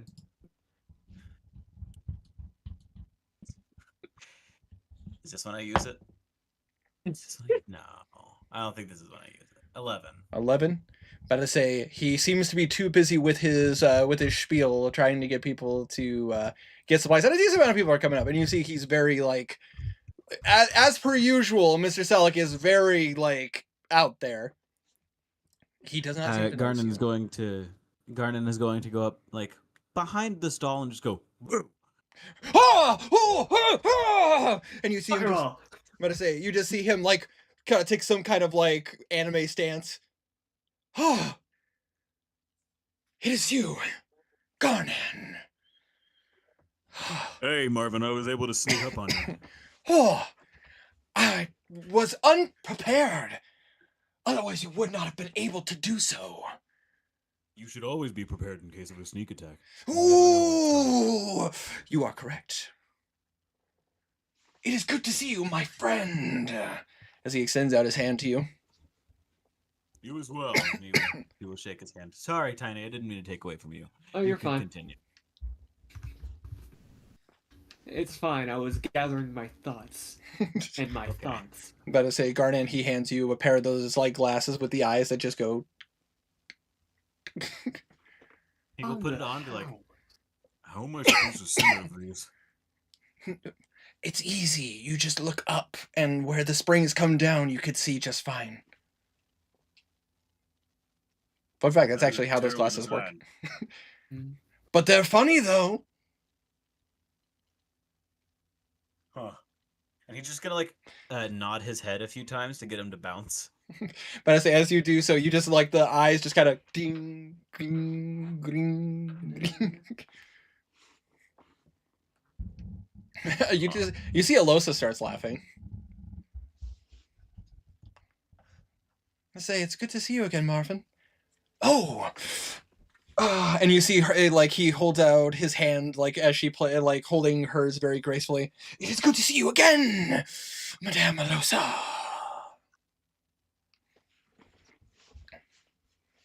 Hold on. Is he here? I want to look for Willie. About to say, I mean, roll a perception check. Nope. 4. About to say, Garnan, you these freaking eyes, like they're in the way. Oh, figure for real bad. Oh, I want to go look for someone else. Good seeing you, Marvin. Of course, Garnan. Hope to see you again sometime. Oh, you will. Don't worry. And you see him just jump How behind easy is his it? counter again. How easy is it for Bib to spot her teacher? Oh, it wouldn't be very difficult. She kind of stands out as she's doing like your master's always been one for parties, and like for her, like you see her doing like very like simple magic tricks for people, like showing off her fire magic.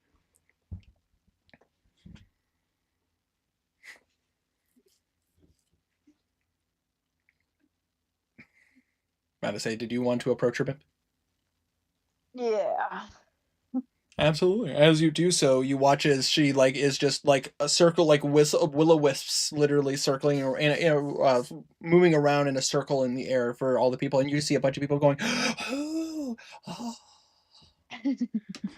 But I say, as she kind of claps her hands, and you watch as the flames extinguish, and you just see a bunch of confetti come out, and you just see a bunch of people.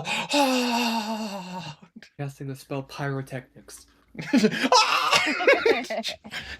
No, that's like the fireworks spell. I know, but I just like the thought of Sheer doing it, and the effects of pyrotechnics just make them go blind. But I say, and she looks over at you, Bim, and she looks at the crowd, and she goes, "You've been a wonderful audience, but I do have some person waiting for me. I believe it's about time for me her to catch up. So stay out of trouble and drink responsibly." And you watch as she kind of walks up to you, Bimp, and she goes, "Well, Miss Bimp Norton, it has been some time." Yes, it has. And to say, I see you have learned quite a bit since you were just this small person in my tower, just learning the basics. Funny how time passes. Indeed. I say, shall we have a drink? Yeah, because what I'm about to tell you is a lot. Okay. About to say, easily getting literally like a person carrying a tray is just walking through the crowd, and you just watch as your master uses mage hand and pulls 2 drinks to you guys. I say, there you are. I imagine you're going to tell her about your vision. Yep. About to say, she looks to you and she goes, So you saw this after praying to the god of wizards. Yes. I mean, he would be the most knowledgeable of such a matter. You think that you think it might have something to do with the cathedral under the water? I think so. But I'm not for certain. I imagine if he had shown you a vision of such a place, then there must be some link to it, anyways. But I can't imagine that place would be undefended. Yeah, there's a rainbow serpent. I'm not sure what that entails. Abby, I would say Bimp would be very familiar with the symbol of the Neo-Naga. About to say, they worship the rainbow serpent.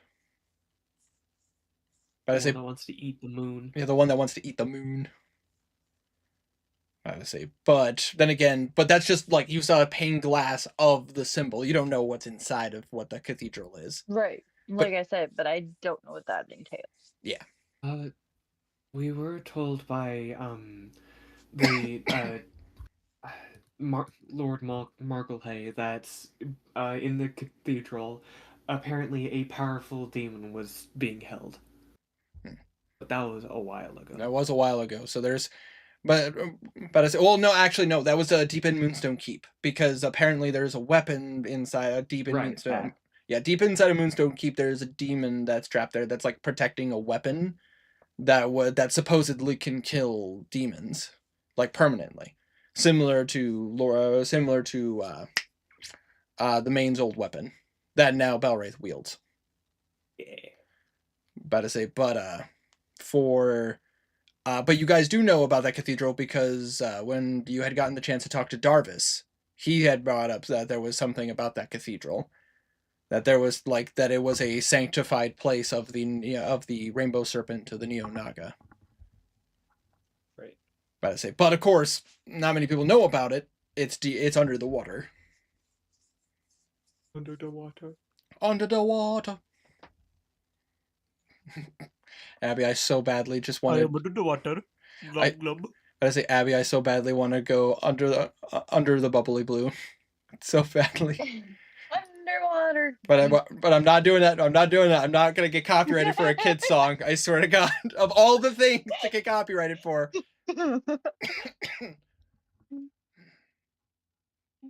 So you think that? But I think perhaps there might be something about the cathedral. Maybe something about that gem.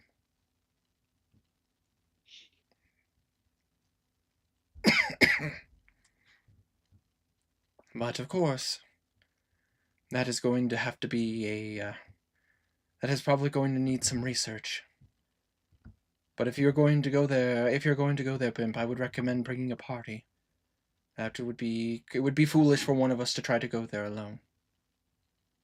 You're right. Especially. Anyways, I need to go back to your tower to rescue all of your books. Of course. Don't forget there is a passageway into the astral plane if you need to bring them there. I'd just rather not keep them there. There are prying eyes in that land. You should tell her that we fought an astral dreadnought.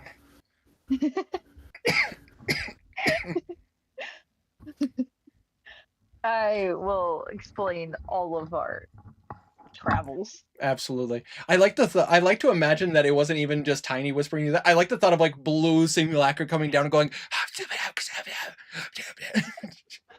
one of Blue's things cast message. Yeah, just whisper, whisper, whisper, whisper, whisper. I'm about to say, Bimp, would you be just spending time with your master and about to say Yeah. catching up with her and about to say, I mean, all things considered, it's probably the first time in a long time you and your master have been able to actually sit down and have a conversation. Yeah. Absolutely. So, well, Bimp, you regale her of your many adventures and exploits. About to say, Yeah. who is next? I got interrupted by Garnet. Then please continue, Teddy. Next, he was going to check some sending stones, see if they were home, because it's kind of hard to get messages to them. First off, he was going to check his mom's sending stone. About to say, your mom, about to say, she is actually here. About to say, her and your master are, about to say, your master was a bit unsure if that she should be here, considering all things considered, but she insisted. About to say, she is currently in attendance. He will call Kevlar, wanting them to come over. About to say, Kevlar finds you in no time and goes, Blue. Oh, about to say, of course, Blue Night Meadow, my friend. You just see his hand over your shoulder. I know this is important business. Don't worry, don't worry. About to say, please, by all means, let us go talk. Thanks, man. About to say, seriously, I've been wanting a drink so badly. It's so much work. Come on. And he will gladly go with you. I am not going through every. I just wanted to check those two. Oh, I know. But to say, you just get Kevlar would just go with you to have a drink. But to say, Yeah. I know you're just kind of rattling some names. You're good. I just like the thought of Kevlar just kind of coming up and going yes, I am working. I am doing my job as I'm supposed to. But can I please have a drink? Please, for the love of God. Yeah. I'm forced to watch all this food and drink and not allowed to have any. I feel like a man dying of thirst watching other men drown. What he was going to do, I'll just say this for the sake of brevity of it. Of course. He was planning on taking Kevlar, the queen, if she wasn't busy,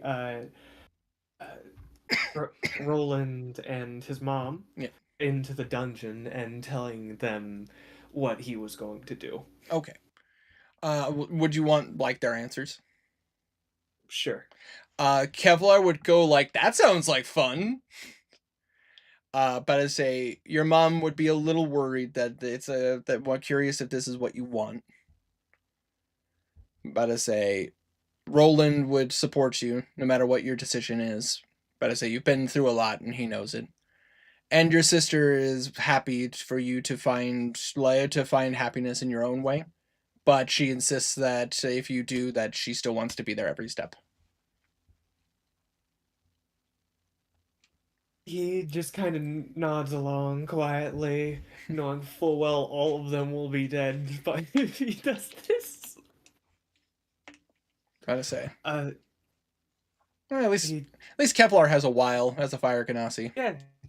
Fire Ganassis, they live up to 120. Yeah, exactly. You got some time with Kevlar. Yeah, he has some time. He would essentially give them all the same answer of it is his choice, and he knows that this world needs a lot. Which the majority of them would agree.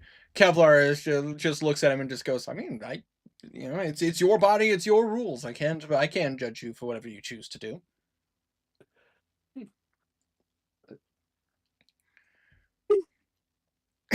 But after that, he would kind of give them a little recap of what happened in the Abyss. And then after all that, drinking with Kevlar. Drink! And that is what I wanted to do. Absolutely.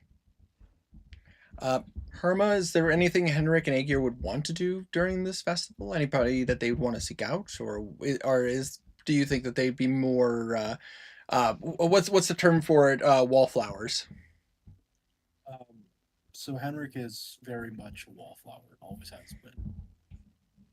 And Aegir, he's not from this land. I doubt he knows anyone here. So whatever conversation he has is pretty surface level. You do get Aegir does get approached by a couple of the barons and some of the military captains, just to kind of talk to you a bit about, like, tell us about your situation. Tell us about the Iron Obstinacy. Like, basically, they can tell this isn't your cup of tea. So talking to you about, like, your homeland, talking to you about where you're from.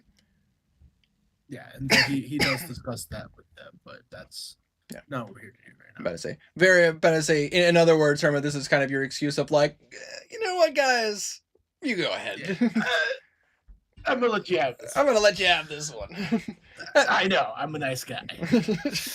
It helps. Like, Henrik is absolutely an introvert and has no real interest in talking to people. Mm-hmm. But I say, and Aegir is just in a position of, like, this isn't my home. If I was amongst the Firecrest, this would be a completely different kind of party. Right. No, makes sense. I just wanted to present the opportunity for you, my good sir. Yeah. All right. In that case, Wanderer. Real quick before he starts. Sorry, Wanderer, if this is okay. No, go for it. I said send it in the chat, so it's all good. Okay. I completely forgot about one of my things. Is Iron Keg here? About to say, it takes you a while, but you see the familiar dwarf. About to say, kicking it with a bunch of other dwarves having large tankards of ales. Iron Keg. Oh, yay! Oh, oh, you wish to speak to me? Oh, Garden! Yep, that's me. It's been a while. How's it going for you? Quite well. I'm sure you've heard. And he will begin approaching. I'm sure you've heard about the beast you requested I slay. It has been slain. You see a smile on his face. You see him look like he's not that old of a dwarf, but you can see, like, that there's like a little bit of age to his face. And he looks to you and goes, I spent many years worrying. And then you, Solaire, showed up. A furbolg showed up to my shop in the middle of nowhere, promising to slay a beast that I gave up trying to do a long time ago. But you did it. I did. You did it. You watch as he lifts up a pint. Please, have a drink with me. Of course. And he will begin drinking from the thing that Thornbush gave him. Absolutely. He watches you do that. He clings his tankard of dwarven spirits. And he goes, we have a lot of life left to live, don't we? We sure do. So you're got about 400 or so years. I still have another 300 in me. Good. I think I need to start living again. Knowing you no longer have to worry. Yeah. I lost my home in Tuscadol a long time ago. But I found new companionship here in Bertharia. But hopefully I can rekindle some relationships. Maybe starting with my friend here in the Tillery tribe. You know what? We are actually looking for blacksmiths to supply.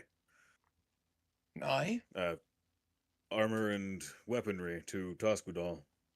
I have some plans to bring it to glory that the tribes have not seen. Mm. It would be nice to have your help to do so. If you need some, if you need some armor, you know, you could always come to old Iron Keg. Honestly, I'm quite well known for it. You can count on me, Garnan Tillery. Of course. You just see he's like just shoving as much ale down his throat as he can. But tonight we party. We sure do. I'm gonna go get drunk. Have another drink for me. And he will begin drinking as well. You watch him fall All right, over. Wanderer, send it. Oh dear. Belraith has had a rough time since their victory. Mhm. Very shortly after coming back to the surface, he would learn of his father's passing, which happened during their time in the Abyss. He has not yet visited home since. For context, he would seek out Vlad first. I'm gonna say, and I mean, Vlad is definitely one to accept you as you show up. He goes, "Ah, all right. Vlad, It was good to see you, my friend." it's good to see you too. You watch as he approaches you, and he just kind of looks at you and goes, I heard from your family." And you watch as he just stretches out his arms for you. Absolutely taking that. I'm gonna say, "I can only imagine your pain. But I'm here for you, my friend." I should have been there. But you are here now, and that is what matters. They need to grieve. And it would be good for you as I'm about to say, for you as his son, to be there. I know it couldn't have been, but it's an ache in the back of my mind. Of course. You are within your rights to be sad, and you are within your rights to grieve and feel pain and guilt. But you provided a future for your family, and that's what matters. I believe I may have lied to you, Vlad. I don't believe I can give up this position quite yet. There's more to be done. I would agree. This is a victory, yes, and a major one at that. It is an opportunity, though. And if we do not act on this opportunity, the Broken Skull will reform, and they will pose an equal threat as they did before. I would agree. If we leave them unchecked, it'll give them a chance to reform. We cannot allow this. We will not be hesitating. This is what they will expect of us. We will take 3 days for celebration and relaxation. On the 4th, we will be sending out detachments to every city in Atharia. Put pressure on the Broken Skull. What fragments remain of it, at least. Indeed. We can weed them out. Work with the cities to find them. Perhaps even offer them an opportunity to surrender themselves. I would agree. I could see a future where Intel could grant freedom. It's an opportunity for maybe people who weren't really involved to turn their lives around.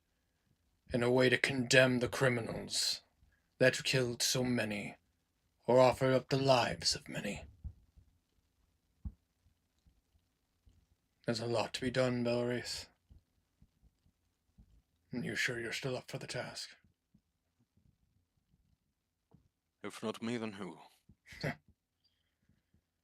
There are plenty who would probably want your position, but we need somebody a bit more humble.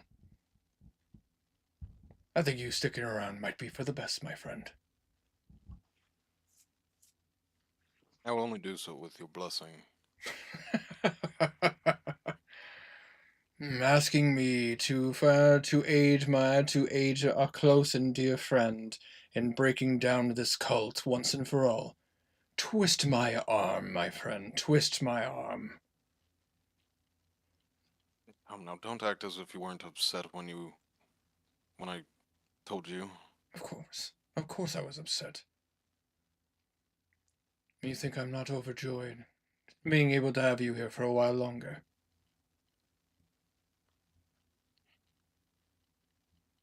Just promise me that you'll spend some time with your family. Of course. They need you. Your mother, in particular, she hasn't taken this well.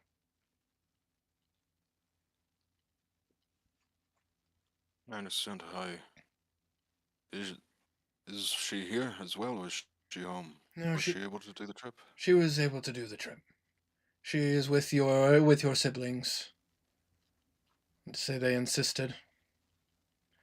Dathana is also here. Yeah, but don't worry. Your father's casket is protected by the strongest arms in Scales of Ore. I understand. Speaking of Dathana, is her parents here too? You just see, like, that smile kind of goes to a bit of a frown. Yes, they are here. Sourpuss is as usual. They think that I'm a stiff. I could never find a way to impress them. I doubt this is anything to them. No. Well, they're elves. They live a long time, and them in particular have always been a bit more hoity-toity, if you will. Whatever the kids say. I'm very, very well aware. But, by all means, Garnet. Garnet? What the hell? What happened? My brain? What? I'm not over there. Shut up. Oh, sorry. He passed by. I just We wanted look to... similar. We look similar. No. He passed by. I just wanted to say hi. I'm way more handsome. Did you know his cousin Farnan is here? It's crazy. And purple.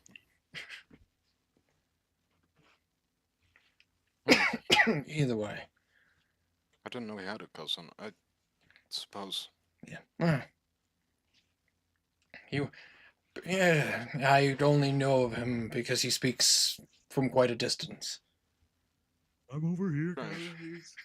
See? My God, he looks exactly like him. It's kind of crazy. But I say the semblance is crazy, isn't it? Can't believe it. He is really short, so no matter the distance he is from you, he looks like he's far away.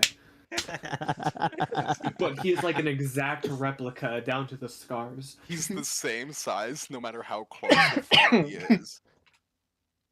It's like a 2D rendering in a 3D game. Huh. Hold on, I got a picture for that. Hold This I gotta see. Oh, it's fucking weird. Let's see. Here it is. Completely, it's the exact opposite. Completely 2D picture and a 3D rendered cat. Oh yeah, no, that's strange. I was gonna say it's a cardboard cutout. What the fuck is up with his eyes? What's up with his eyes, dog? Oh my goodness. Awful. That's terrifying. Terrible. I don't know how I feel about that. That is so ungodly far into the like uncanny valley. Oh my goodness. Yeah, Yeah, so many that's more. the uncanny valley. Why do you have so many pictures of this fucking animal? 'Cause I love this fucking cat. Look at it.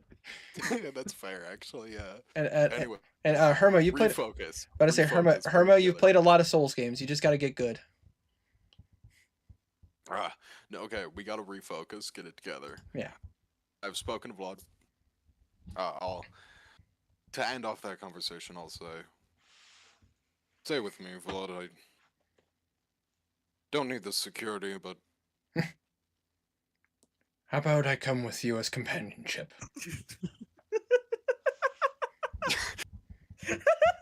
mute yourself, laugh. God damn it. This thing is awful and distracting me. I'm looking at a different channel.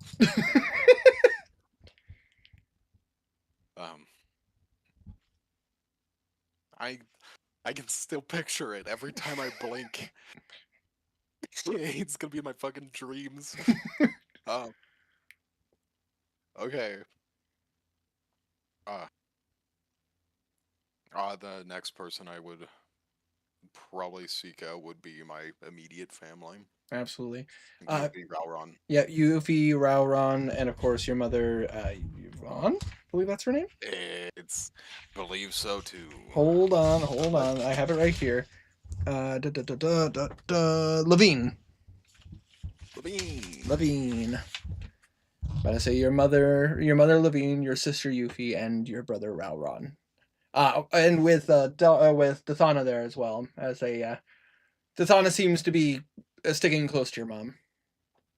Yeah, my mom has always been a communal mom for that group, for childhood friend group. Indeed, which you see your mom is, no insight needed, Belwraith. Like, you know your mom. But I say she's always been a bright spirit. She's always been. I got the passive insight of 19 anyway. Yeah, but I say, but it's also your mom. Like, you know that she has always been a kind soul. She's always been a free spirit. How your dad won her at some point, you still don't know. But I say, considering how much of a stickler your dad was, but you could definitely tell there is a bit of pain there. She's trying not to be a downer, but I say, but you can still tell, like, she, as happy as she is, there's still like there's you know how it is when somebody passes. There's always still that like shard. Belwraith would approach. He wouldn't say anything. Nothing needs to be said.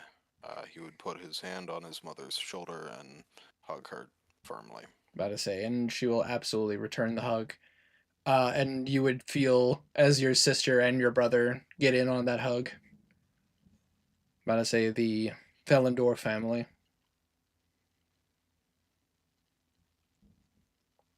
And of course... I'm sorry, Go on.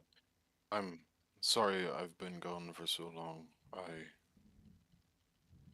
It was not my intention. It's not your fault. I don't blame you, Belwraith. And your father wouldn't either. You were doing what you had to do.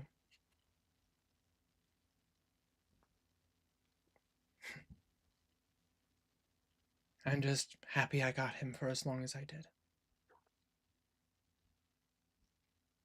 It's... I'm about to say, you feel your sister and your brother kind of each pat you on the shoulder. Besides, brother, we do still have to stand on principle. We will have time to mourn father. And but for today, we have to celebrate. And we have to be happy, not only be happy for you, but we have to celebrate his life. He wouldn't, father. He would be mad if we didn't celebrate things. I think he's upset that we haven't buried him already. Yeah, but it didn't feel right without you being there.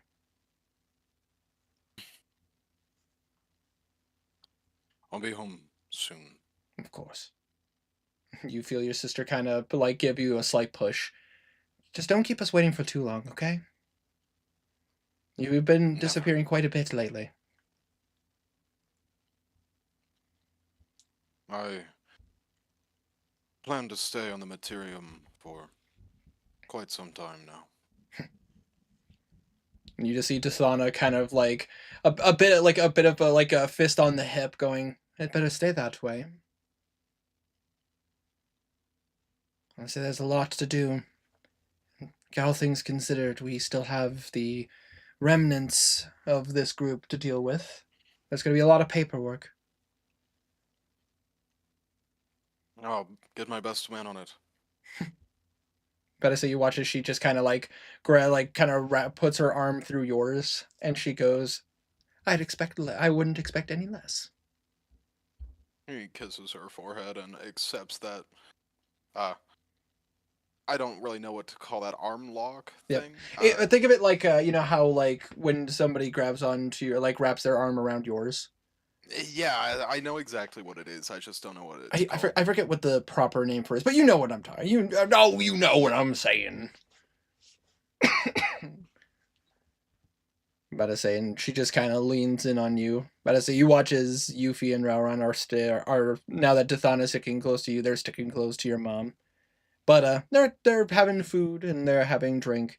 But I say, and they're going to try to shove as much food towards you as they can, considering the fact that they know Belwraith is somebody who is a bit more, you know. Yep. But I say, but you know how your mom and your sister are. Yeah, and he can't deny either of them. Yeah. Anything that is passed to him, he will take. Rauron will try to stay dignified, but that also will shatter very quickly, because similarly, he is also like somebody who folds for your mom and your sister. And unless anybody else has anything else they want to do tonight. One more thing. Oh, go ahead, Tony. Unless you have more stuff you want to do, Earth. Vlad, family, Dathana. Can't think of anything.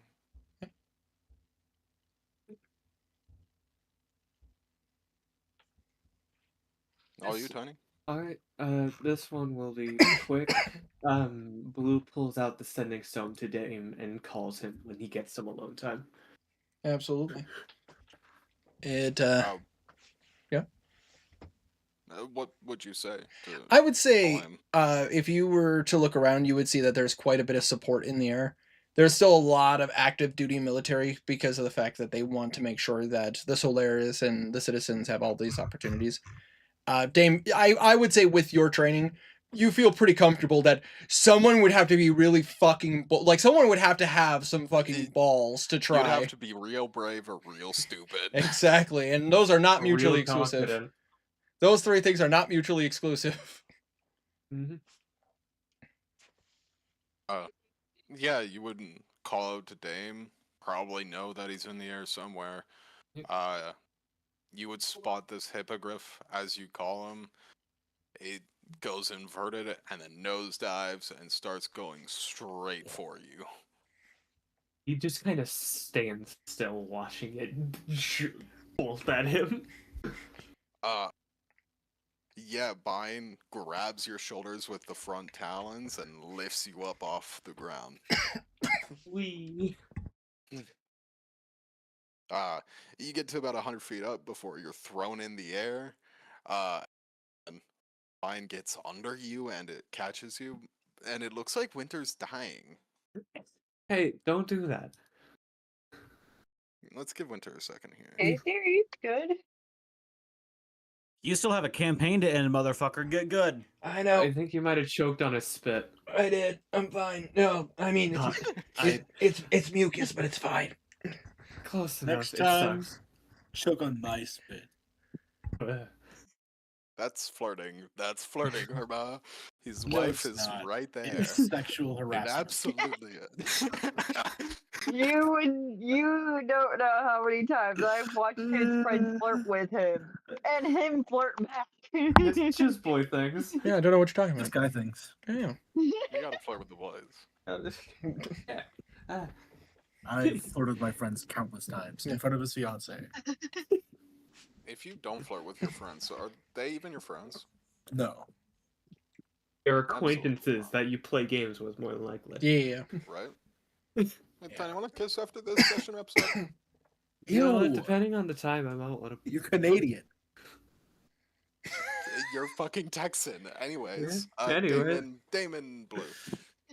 Yeah, the vine would toss Blue up in the air and then somehow catch him on his back behind. Probably Dame. It's a different form again. It's another human, but Hey, it's been a while, and with you, being conscious. oh yeah, that was a rough time. How are you? I'm alive. How are you? Oh, I'm bored. Oh. Yeah, nothing's happening anymore. I don't need to tell you. I think you figured it out. My cover kinda got blown, so. I have something for you, since you're so bored. A mission that I need your help with, and you kind of fucking owe me on this one. Hold on. Details, and then we'll decide that. That's up to me. In order to gain access to the plane that you were on, that you were transported to, that you used the cube to bring the town to. Okay, that wasn't entirely my That wasn't fault. entirely you, however, it still was you. Ah, I had to make a deal. right, okay. You're good with combat. I know you're good with combat. This is entirely a combat mission. Okay. I need someone to join me to go to Avernus. Because I need to collect soul coins in order to fulfill the contract that I made to save you. Soul coins? Really? Yeah. It just involves us killing devils, which we're good at. Yeah. Okay. We're both businessmen. Oh, I will be paying you, don't worry. I do need to be paid for my services, but I do agree that I bear an amount of responsibility. Thin. It's fine. I will be paying you, and with this mission, I do plan on hiring you, for more missions to come, because Certainly. I am my primary contractee right now is the queen, though, so it's I know. It'll be some time before we can set that up. That would be something I have to talk with her. Which I think it's both of us. Yeah, we both need to talk with her. We gotta go to Avernus. You know what? We should invite Henrik. I think Henrik would enjoy Avernus. You know what? You're right. You know what would be good? So many ingredients I could get. No. I was about to say, you know what would be good? Me stocking up on portable holes and stealing a fuck ton of corpses. So many ingredients. So many ingredients for you. So many ingredients for cat posting. I just like the thought of we should bring Henrik to Avernus. What's the worst that could happen? What are they gonna do? Kill him? Yeah. We will speak to the queen, and as you heard up there, I am now a part of the council. Yeah, the council. Yeah, good job on that. Oh wait, is that the right? I'm on my shit list. Wait. You only just remembered? Maybe. You are number one on that shit list, dog. She wants. I your might ass. have forgotten a little bit. No, he already agreed. Send him.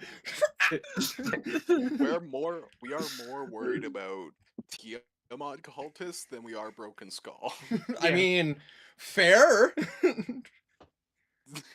Because hey, who are the Broken Skull going to call now? The Abyssal Princess? Now who would the Tiamat cultist call though? I don't suspect it'd be anybody. Oh, Oh. Mm.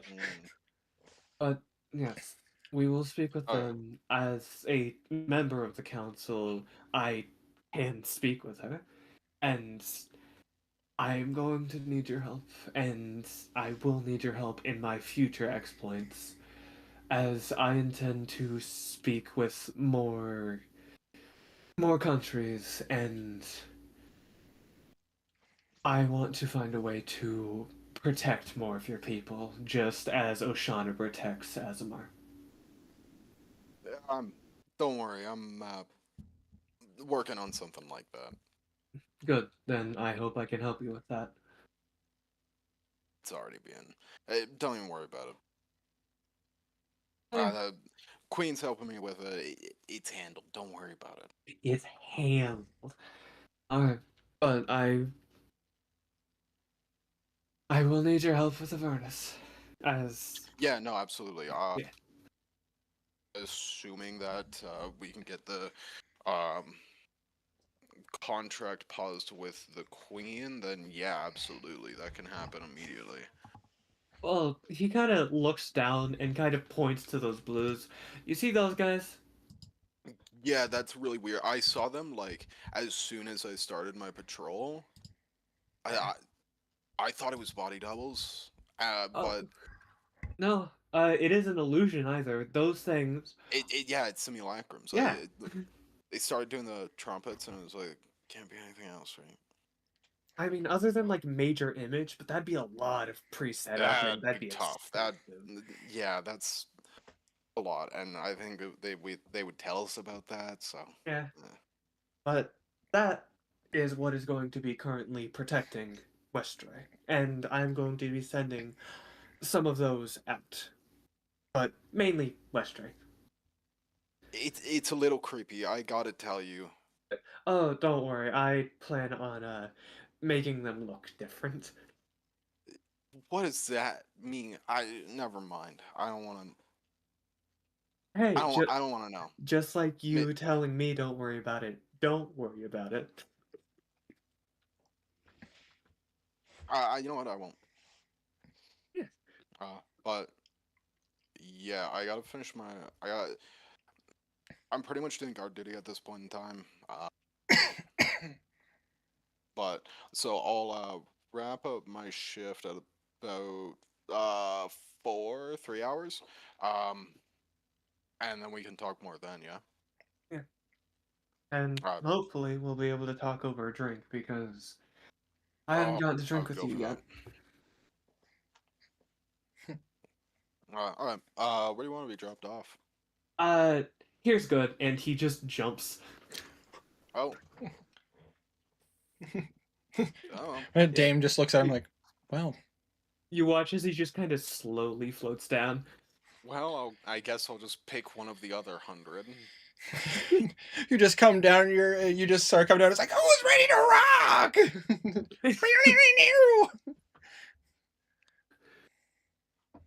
Fucking going down like SpongeBob and Goofy Goober scene. Yeah, let's go.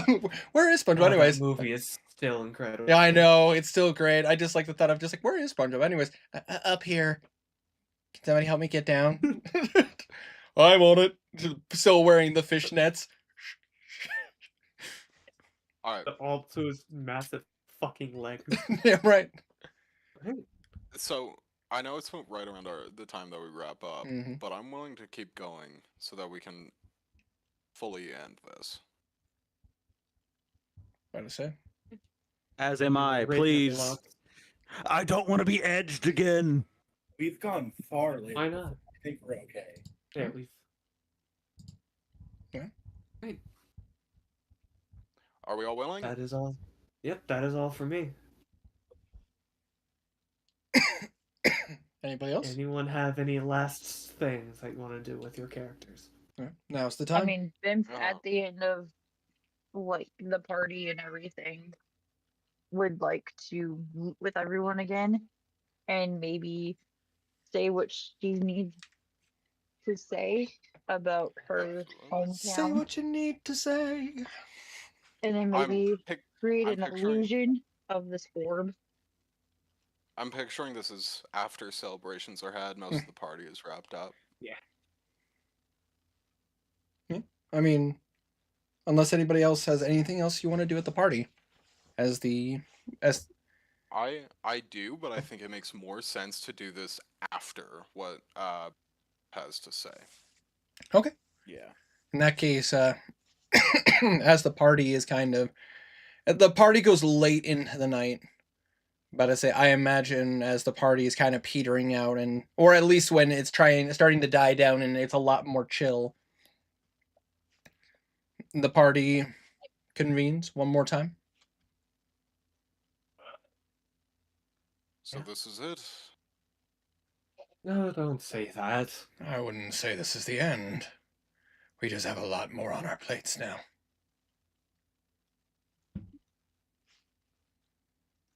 At least it's less deadly. Yeah, not having to go to different. Well, no. I still need to go to hell.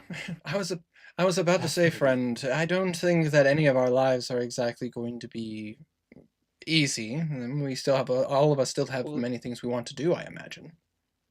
Yeah, but at least you probably don't have to go to a different plane of existence. I'd never say never, my friend. You'd be surprised where I might end up going, mate. I know where you might. You don't have to. I'm contractually obligated to. That I would like to. That's something I'd like to avoid. Contracts aside, there are probably places I want to go. Bimp, it looks like you have something on your mind. I do. I snuck away from the party and talked to my god and to see if there was something I could do to help Pegland. And what I saw was that in the cathedral that's underwater, in a stained glass window with the rainbow serpent, there's an orb or a gem. And I don't know if the reason why Pegland is underwater has to do with this orb or gem. It's In the more than cathedral. likely one of the conduits. So this is a literal vision, or? This is the vision I got after talking to trying to pray to my god. I mean, And I create an illusion of the orb. Absolutely, you guys just see it, and for those who remember, about to say that's the symbol on that gem looks very similar to what Theander had carried. Me having had several visions in the past, does this look like something that's more literal or metaphorical? Seems more literal. The gem, what the about to say with this gem, as far as like the pulling the stained glass window, that seems a bit more metaphorical.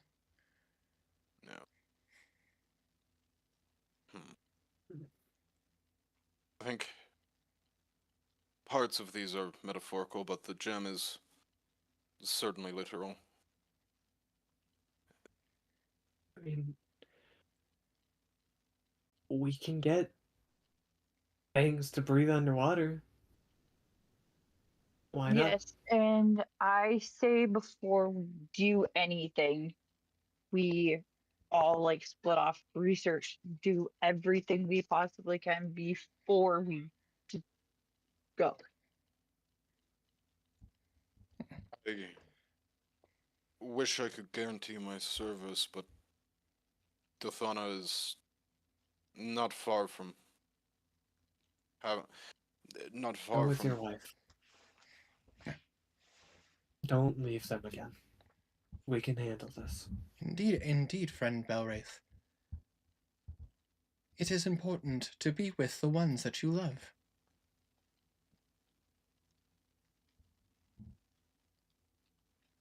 Belwraith nods. I appreciate your understanding.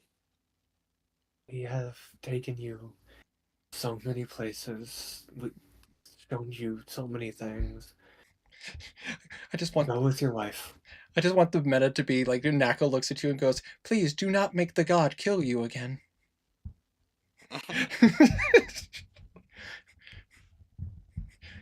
But as they just AO behind the clouds. Motherfucker, slip.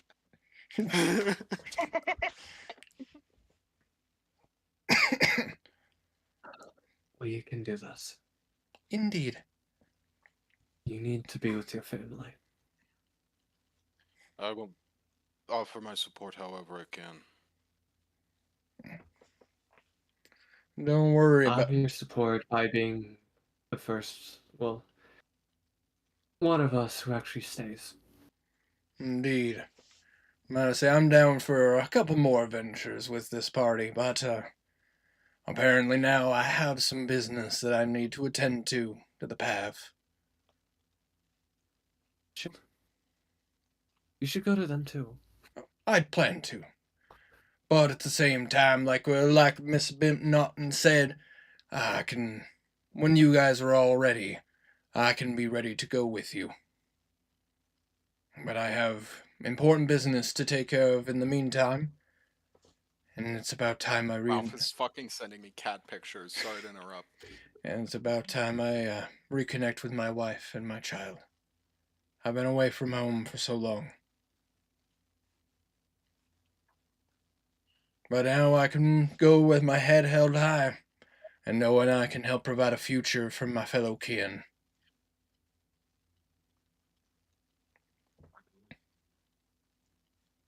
Bimp, well, while she was reading, and after she finished her book, she did create some sending stones. She just needed to put the film in. Much appreciated. I prefer to stay in contact with my friends anyways.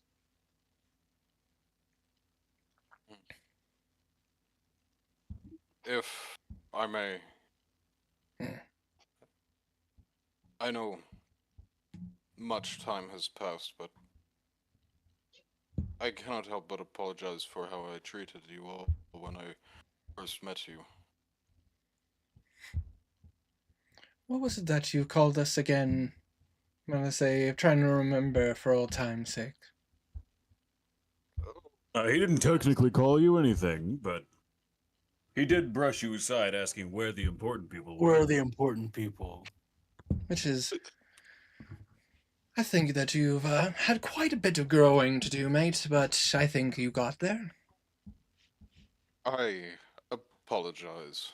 Of course. Water under the bridge.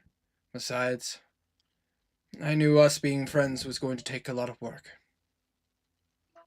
Not exactly like You showed up kind of abruptly. It's true. Hmm. It's not exactly. It's not exactly like my kind. Leaves that Sunmeave guy. Who? One dude that showed up like for 2 days, like about a year ago. Oh yeah, that guy. I Forgot he existed. Probably better that way. He was strange. Seemed like an oddball. Something timey-wimey. I never met this individual. I think I'm better off this way. Yeah, I also think he seemed weird. He knew about the fall of Starlum, but didn't really tell anyone about it.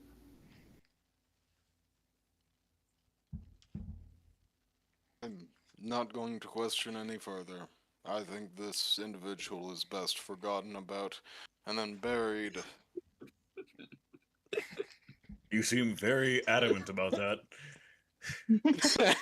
I've never seen you hate someone so much when you've never met them before. Meta.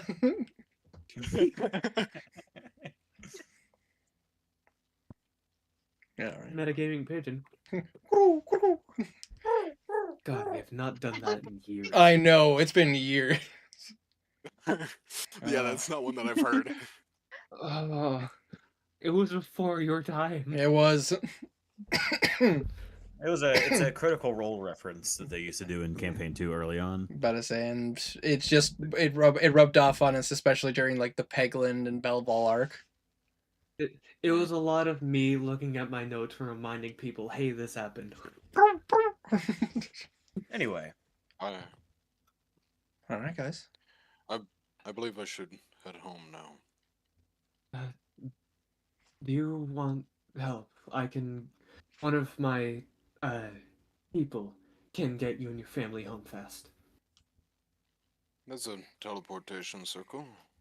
Yeah. Should not be hard. Well, normal teleportation circles cost money, but they can just teleport there. What are you offering, Blue? My simulacrum teleporting you to Padstow? What? I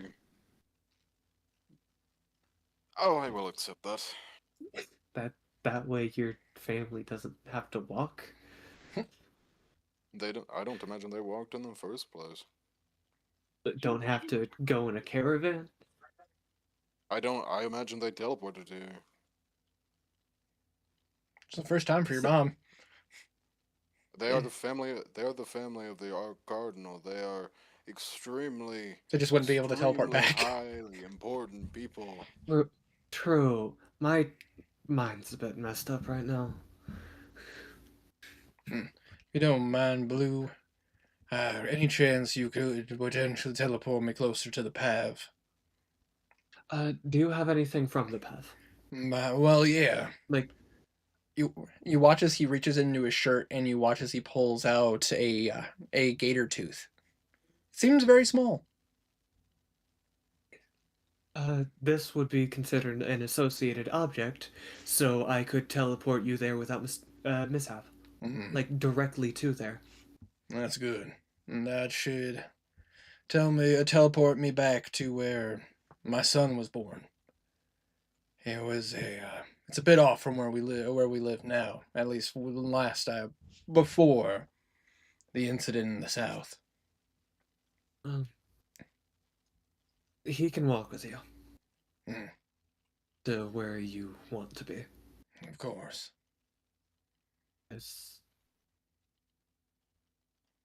It is just another me. Indeed. Anyone else need to go anywhere? You watch as Kark walks up and go, can you take me back to Makanali? I need to catch up with the guild and make sure that everything's good with them. And I have a date. Oh yeah, you gotta go see Whitefeather, don't you? Yes, I do. Blue's gonna pull out a sack of coin. Treat her nice. Thank you. I gotta say, I kind of feel like she might kill me if I don't go say hi. Try to find the people of the guild that you want to bring back, and I will send you on your way with them. Of course, I will. I'll check in with them and see who's sober enough to go. The rest I'll send them on mission orders to go. Anyone else? I think I'm gonna stick around for a bit, just remain in Westray before I leave. I say Experience the city. And I still have some business here anyway, so. Bimp, would you like help going to your tower? Bimp's got her private private mansion set up, so she's just gonna go back there. All right. If anybody wants to join me, they certainly can. But say Knackle will walk alongside you. Don't worry, Bimp. I will be here with you. Thanks. Of course. Anyone? He turns and looks at Aegir. Hey, do you wish to go home? I do. I have a lot of work I need to get done. You have not been in this land long. Do you? Well, any object from your home plane or home place would suffice. As it would count as an associated object, and I could teleport you right home. You see as he reaches and pulls from his neck the sigil of Firecrest family. That'll work. He kind of motions for one of the simulacrums to come forth and take it. I'm about to say just.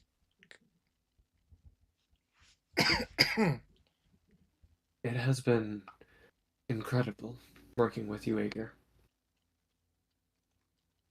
It's been a greater experience for me, I assure you. Make sure I you expect to see you again. support us You'll need- sometime. You'll need to come visiting us sometime. It's a beautiful place. Is it warm? Very. I'd be happy to visit sometime.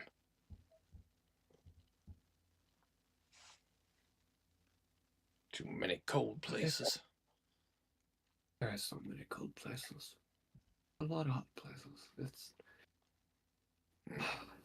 okay. I too wish to visit the dynasty sometime. Or empire. Dynasty. Dynasty, empire. One of those things. We're splitting hairs No. here. Let's not keep the rest of our lives waiting. I wish to go home. It's not Once it's not a goodbye. It's just a farewell. Yeah. To see you later. Yeah. to see you later. Because I will see you later. All right. And Blue, as your simulacrums cast teleport. Yep. With the items necessary and everything, taking people to places. Minimal Bringing issues. Belrith and his family home. Ager finally gets to go back home and show off his artifact. But Both Kark gets to go to his wife. Philman gets to go to his wife. it's true. I'm gonna say. The party split. But their adventures live on. As we, guys, I think it's about time. So I will put this on the table. Who would like to go first? I think personally that Wanderer should go first, Huh? given how short his is. Fair. I will not argue. We're going to start off with Dame because he is very short. In the first year after the party disbands feels like the wrong word, but it's what my mind goes to. Separates, we'll say. Temporarily the first- disbanded. The first year after the party separates, Dame would continue working for the Queen.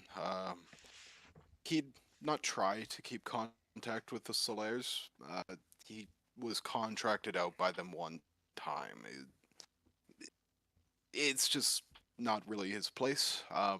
Though it's likely that he and Blue would see each other regularly, being that he's working with the Queen and their siblings. And he does need a fighter. And he does need a fighter. Eventually, the Queen's contract with Dame would come to pass. The Crown would find Dame's family. If you would permit roleplay, Absolutely. to set the scene, we find ourselves in the Atharian countryside, off any beaten trail. They've hid themselves well. Fortunately, not well enough. You wouldn't notice it unless you were looking for it and you knew the signs to look for it. I could imagine Blue is in presence, though that's up to you. More than likely. Because spending a year together, yeah, he's probably getting closer. Winter, who would be in attendance from the crown? Definitely would be a couple of royal guards, a few of the fly brigade that would would kind of hover around just to keep a sky view of the situation. About to say it'd be a lot of like elite soldiers, considering Dame would want people that would want like very professional people to be there. Yeah. Dame would take out a very old parchment at this point. It would be the contract that he has with the Queen. Its signature of completion has yet to be signed. He offers it to her, putting it flat on Bine's rump, and offers her a quill. She would. I'm confident that you are correct. Indeed. It was quite a bit of work, but she signs it. A service is a service. Dame signs it as well. A new contract can always be made. Of course. You have been invaluable to us in this time. But I know that you were wanting to find this. Thank you for your help. Of course. Are you ready? I am, but I think I'm going to do this alone. I won't be long. I don't think I'll make much of a connection with them, truthfully. It's just... I don't know. Personal? It's closure, at least. And he just kind of pats your shoulder. You got this. And he is giving you a bardic inspiration for what it matters. Yep. Dame will walk towards this cabin. Mhm. He'll step inside. And for those outside, make a perception check, DC 10. A passive perception. Yeah. Bam.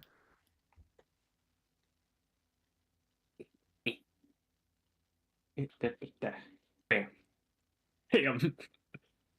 What did you roll? 33. Before you see the door even close, you watch Dame draw his sword. You hear a scream. You see blood splatter on the windows. And then Dame steps out, splattered in blood. He gives him a bit of a nod. Now, I have just killed 2 of your citizens. That's murder. Murder 1, I think. I'm about to say, damn. You would see watching, not approaching, didn't even lift a hand to stop you. You see probably like a 10-year-old. I say boy. And you see like a 16-year-old girl. As we rewind just slightly, as Dame enters, he draws blade, closes the door behind him, and says, "If you go outside, you will die. If you try to stop me, you will die. Where are my parents?" You watch as the 16-year-old goes, "Back room. The door's unlocked." You may leave. You will survive. Outside is the Queen of Atharia. Explain who you are. You will be given protection. You see them nod at you. I kneel. I put my hand on his shoulder. I'm sorry for what has happened to you. This is not your fault. You see Dame, a familiar expression. One you've seen for many years as you've looked in the mirror. But you see him look at you. And like a bit of a nod.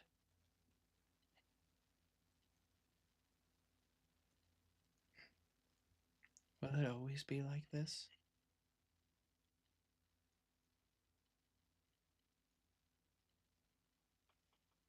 Probably.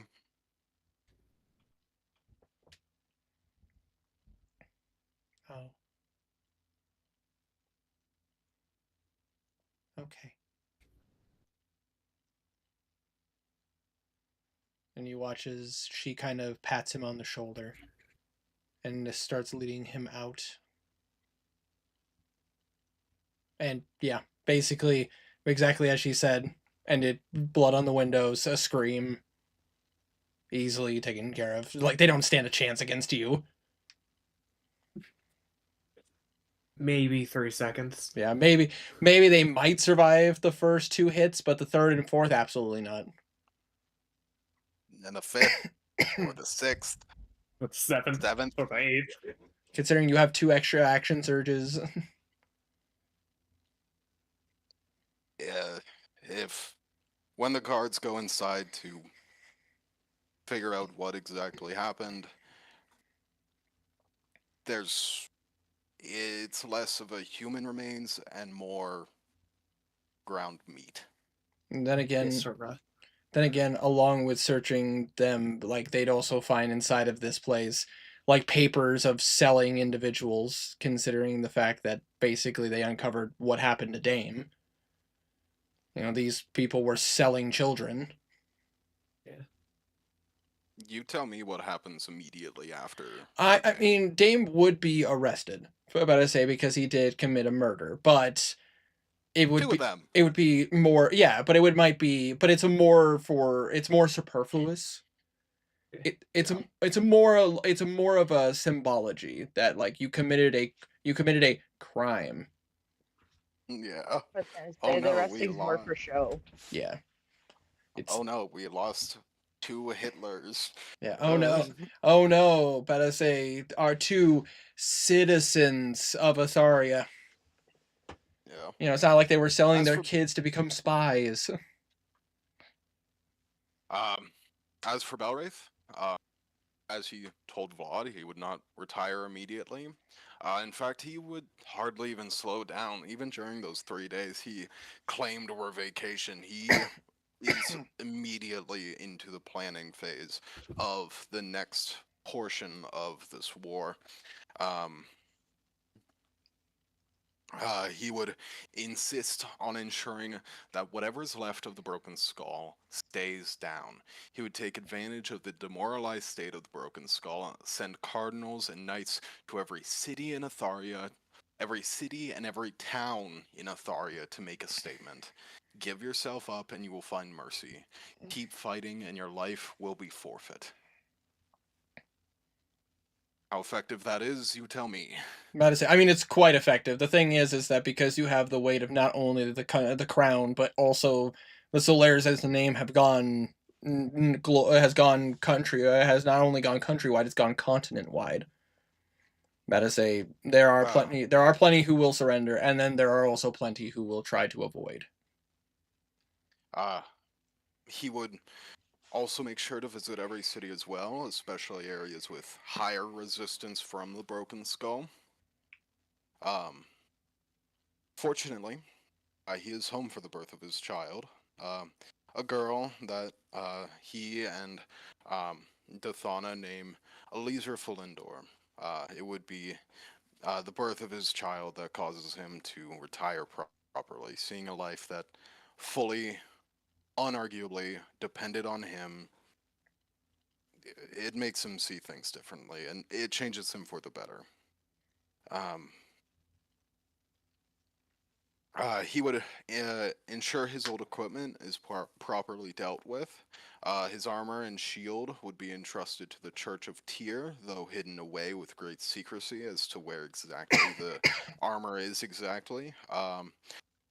A non-magical copy of both his armor and sword would be made for public display.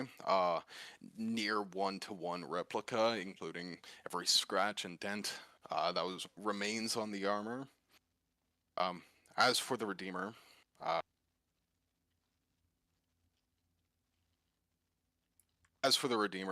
he decides since it's a weapon forged by the gods, it should be returned to them so that they may bequeath it to one who would use it properly.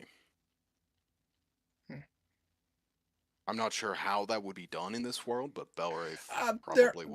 There are some there. I mean, Scales of War could easily work with some like pilgrimage like operations to bring it to a land in which like the gods bless. Yeah. I have year 2, 5, 10, 15, 20, and 25. Feel free to interrupt me if you feel like your character would do something about what I'm saying. In the second year, he's taken over his family's farm. He has a few worries now, though he does suffer from regular night terrors. He watches his siblings, Ralron and Yuffie, grow their careers, with him supporting both of them how he can. That's still moral. He's not going to use his former status to launch their careers. He still helps with the Church of Tyr, teaching an occasional class, though little more than that. As well, in the early spring months, he would visit his mother and father-in-law with an important request. Once again, if you would. Yep. Would you set the scene for us, Winter? Absolutely. Outside of their house. Of course. Belwraith, you find yourself once more in front of the house that you probably have very awkward feelings about. It is Dithana's family home. It's nice. It's eloquent. It's about to say you see that it does have markings and blessings of the elven god. About to say of the old elven god. About to say that it has the symbols of the old elven. Coralon. Yeah, Coralon. About to say, which you know that Coralon, about to say, is not really the deity of the elves anymore. But it's a traditional thing. It's more faded into like tradition for the elves to have a piece of Coralon. You see a lot more signs of Maliki and everything upon their house. It's a bit gaudy.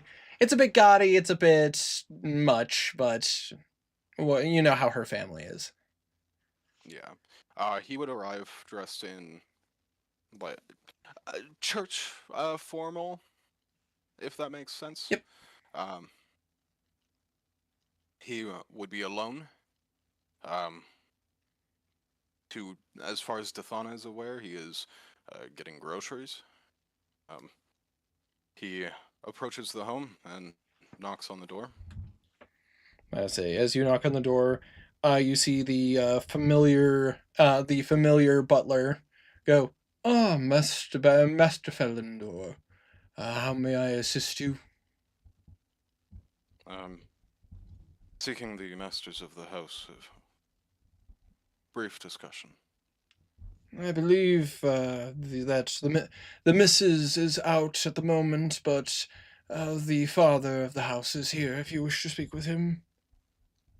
Winter out of game. What's their names? What's About to say, you would know that. About to say, I'm pulling up their names right now. You would know that her father is Thalanil, and you would know that her mom is Zestara. How you spell? Thank you, Alf. What's their last name, if you have that? I do. About to say their last name. I apologize. But to say I nearly closed the notebook. Yeah, no worries. About to say it was fuck me, Waisatoris. I will type it in the chat. Fucking elves. Fucking elves. I remember writing this, and I was. That's a whole bunch. That's a whole bunch of apostrophes, my guy.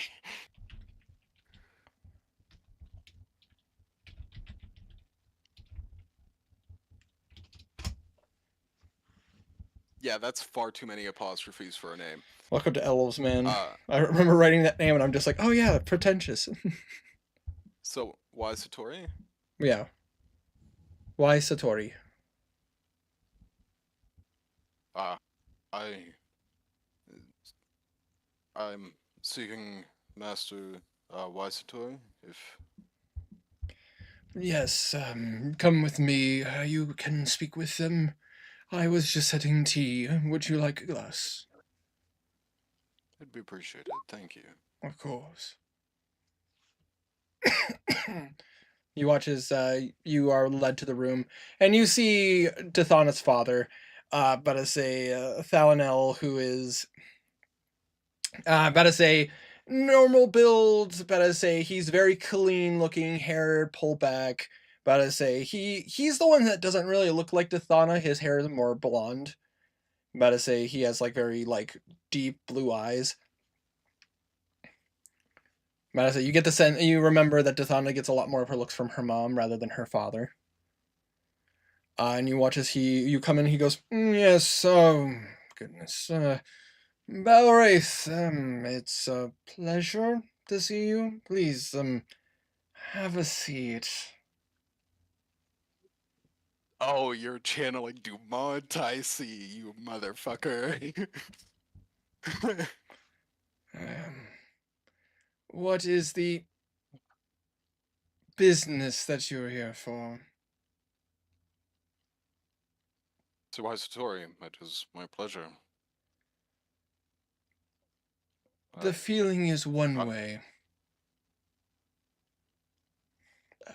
What brings you here, Balwraith? I have a question for you. He says as he sits. Though Go on. before I ask it, I must tell you some truths. Truths that I don't believe that you fully realize, or at least maybe in denial of. Just kind of he gestures with his hand to go on. Every morning, I have the pleasure of waking up beside your daughter. I see every morning the love she has for me in her eyes. And every moment of every day, I feel the love I have for her in my heart. I know that you have no love for me. I know that our relationship has drained the one that you have with your daughter. Would I be wrong in that? Dathana is. She is allowed to make her choices as she sees fit. Whether I support them or not, I can't really say I do. She speaks with her mother more than me. I just think that she makes some poor choices. I see. In that case, let me try. Let me offer some kind of solution to this issue. It's one that I think you may not understand fully, though I may be underestimating you. I seek your blessing for your daughter's hand in marriage. Before you answer, I think that should you give your blessing, it may help repair your relationship, even if you wait for after my passing to take action on it. Roll a persuasion check. Persuasion.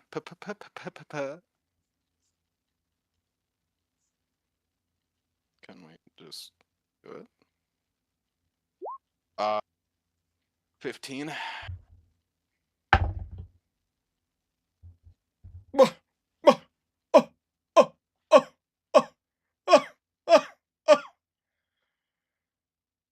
You simply can't be. You think that I would give you my blessing to marry my daughter.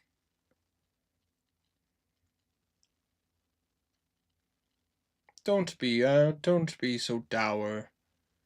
Don't be so foolish. You are merely a stone for my daughter to step on before she makes her way back eventually.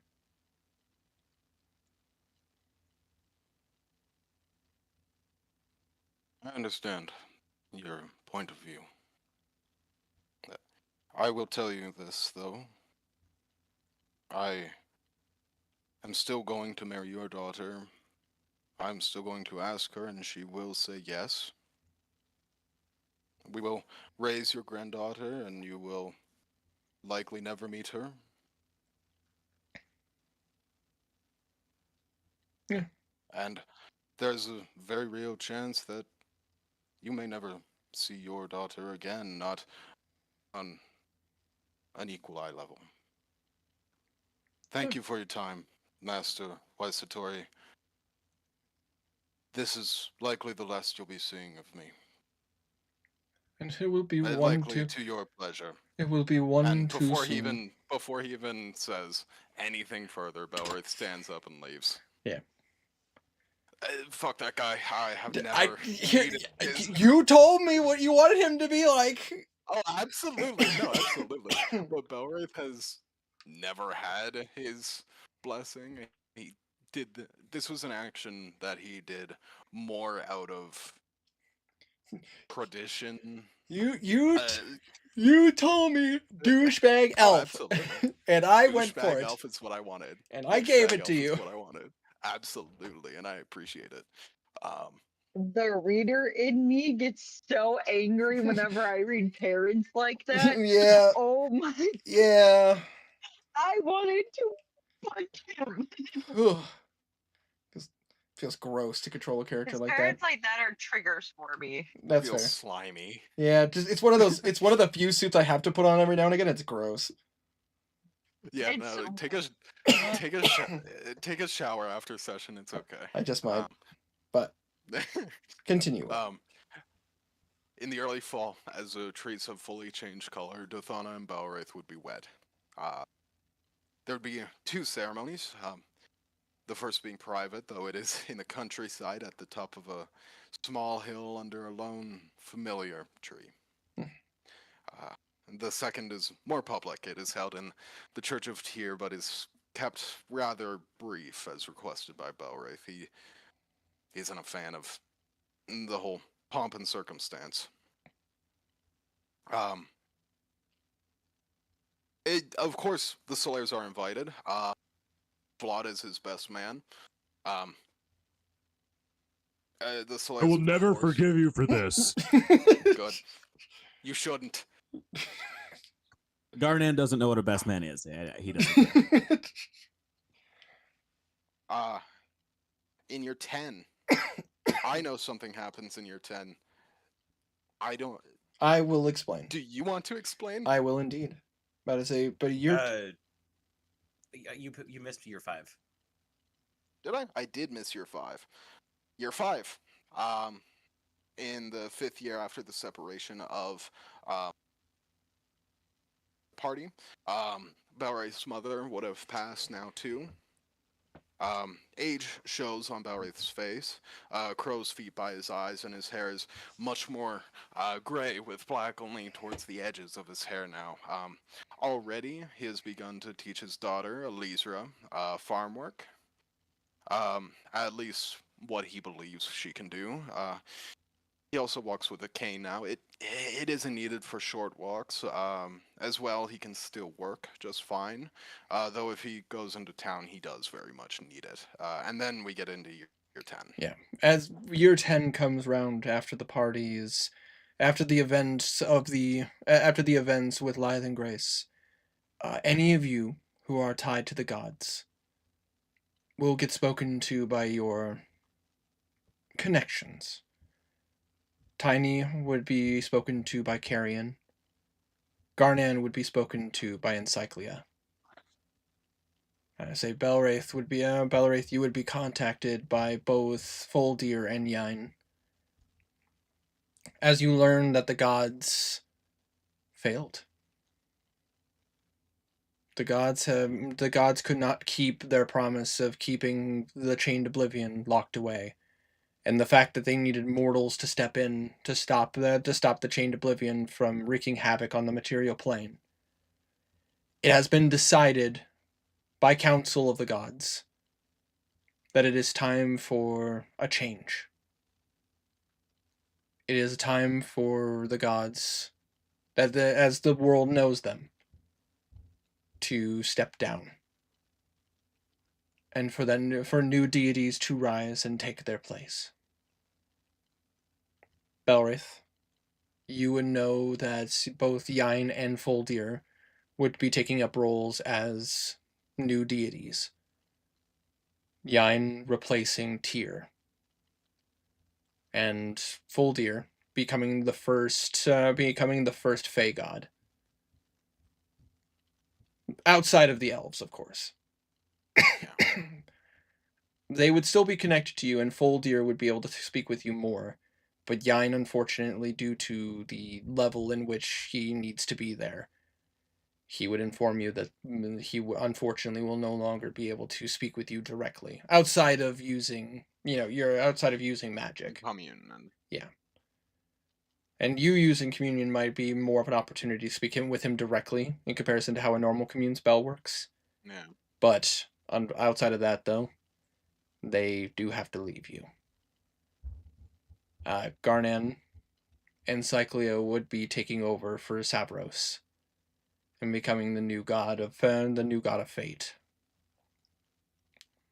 And Blue, Carrion would leave his position as the Archangel of Death to become the new Master of Ravens. I say, but please, by all means. Well, if you want to say something, I'll wait. Actually, I'll wait. I'll wait till Garnan's your turn. Okay. But this. Yeah, Tiny, is there something? You want to say something? I was just going to I'll do it after you finish your stuff, because he was like actively speaking with Carrion. Yeah, but I was about to say Carrion would seek you out because you are champion of the Raven Queen. Then I will do that thing after Belwraith finishes with his stuff. On your year 10. I don't have it set to years.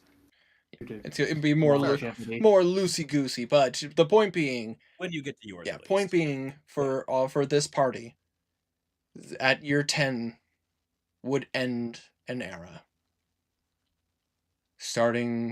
Ending this era, and starting the era of the new gods.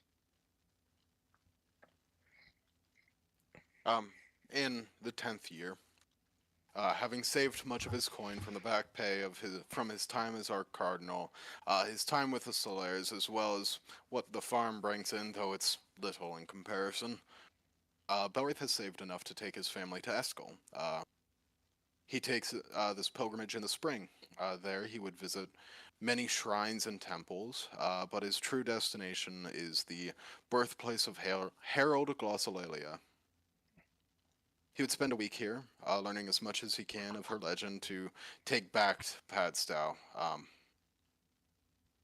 Unfortunately, their vacation would end much sooner than planned. Belwraith would lose his footing on a cobble street, take a rather hard fall, which would unfortunately break his ankle. Clerics there would care for him as well, and thanks to a copy of the teleportation circle in Padstow, the Fulendor family returns to Padstow without issue. The clerics in Padstow finish the work that the clerics in Eskel started, though it is noted that magical healing was not working as expected. News spreads through Padstow very quickly, and word would certainly get to the Solaires far before the end of the year.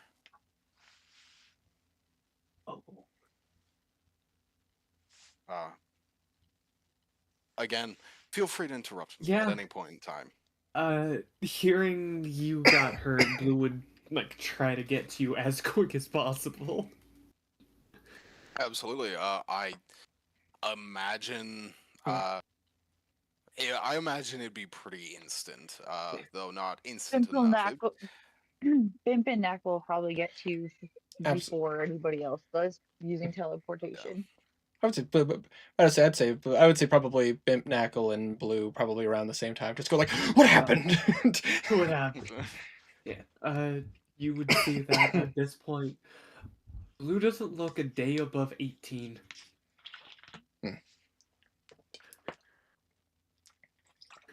Is there roleplay that's wanted, or is Roleplay if you want to, but either way, Blue would try like every healing he could with like regenerate and shit. I would, yeah, I mean, and Blue, you would Go on, learn. Tim. Blue, you would learn that it doesn't work. Oh. Please continue, Wander. you seem young. I've done some things in order to make sure I can keep more people safe. How do you mean? Nothing you have to worry about, don't worry. You Blue. you need to focus your worries on getting better for your family. Do not Blue. wo- It's been nearly 10 years, and you've barely aged a day.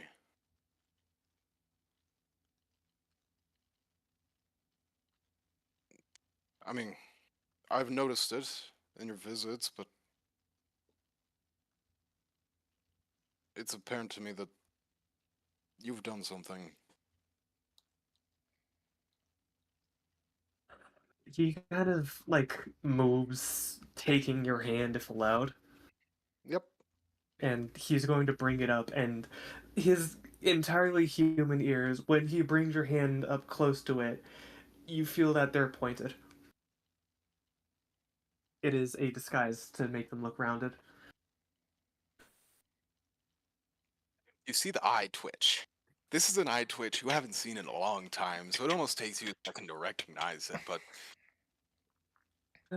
At see, least you still got fire. what, why? I know it's for good reason.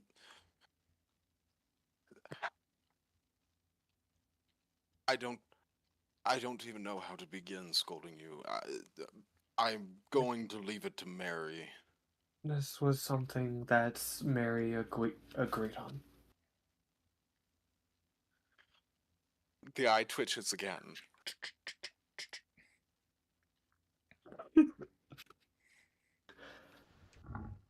Ah.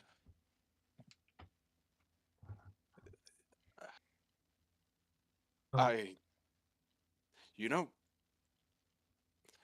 not my concern. it's not your concern. Don't worry. But he looks good I though, know. doesn't he, Bellwraith? He does, I suppose. Still handsome, finger guns.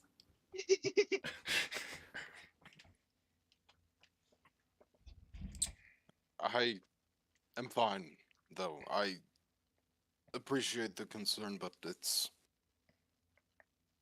I had a fall. I'm getting older. It's expected. Older than you anticipated. What is going on, Belwraith? Who's speaking? I'm gonna say Knackle, as he as you can see, now you would know. Not long after the end of the events, Knackle would ask Blue to keep his promise, and Blue would have worked with a wood elf to have him use the spell so that Belwraith could see that Knackle has become mortal. No longer a warforged, but a wood elf permanently. Probably looks like he's in his early 20s. So your transition has come along well, Nako. Congratulations, truly. Of course, it has been indeed, but I will say, it does pain me to see that you are struggling this badly. Valwraith, how come the healing magic isn't working?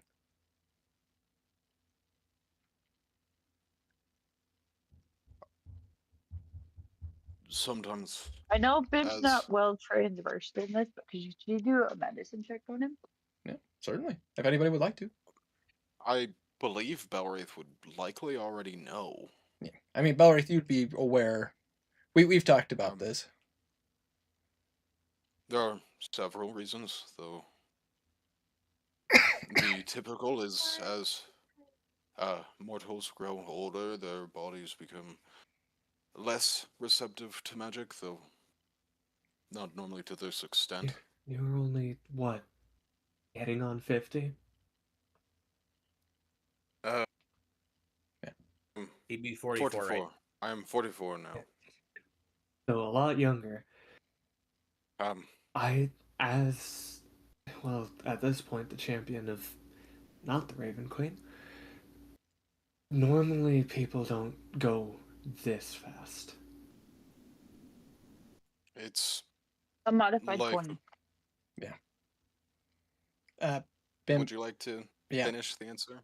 yeah. Bimp, you would know with a modified 20, especially being a follower of the god of one of the gods of magic.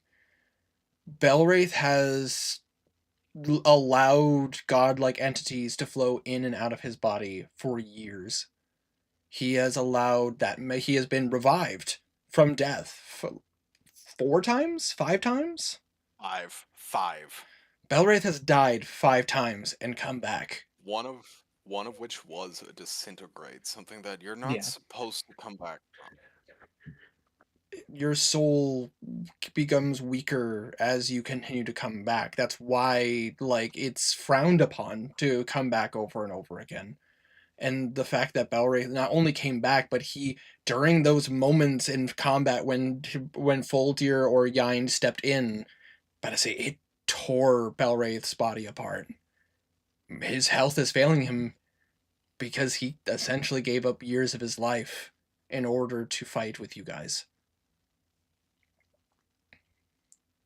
This is not something magic can fix. This is something that Belwraith chose. And now he has to deal with the consequences.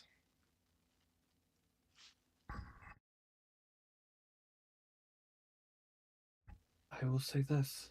I will ask this. Would you like my help?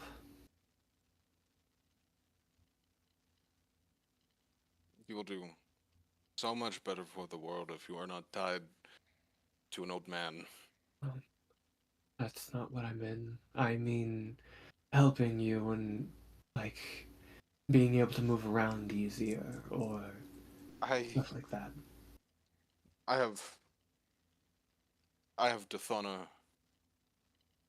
The scale voice still present. I will be fine, and I am still walking. Well, I will be walking fine. And until that point, if you need help, I can give you a magic carpet. That way you can move around without hurting yourself. I appreciate it, but it is not needed.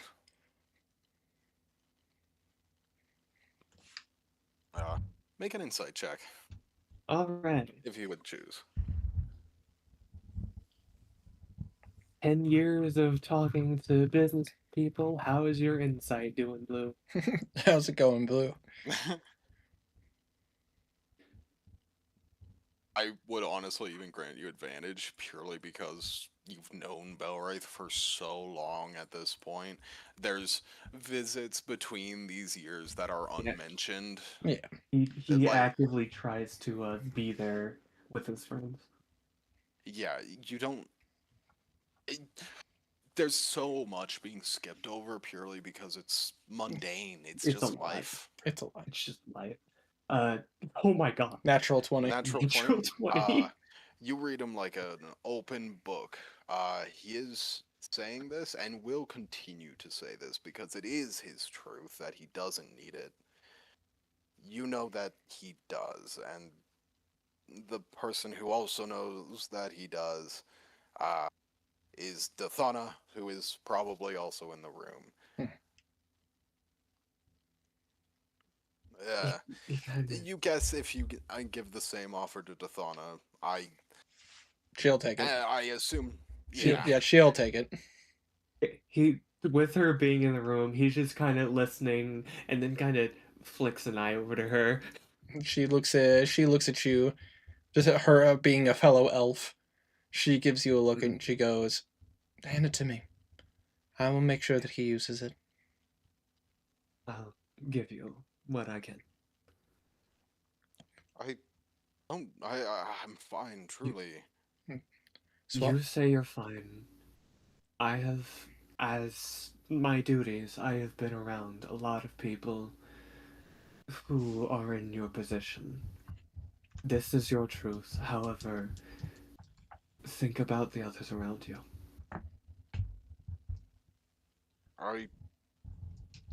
I'm outvoted once again.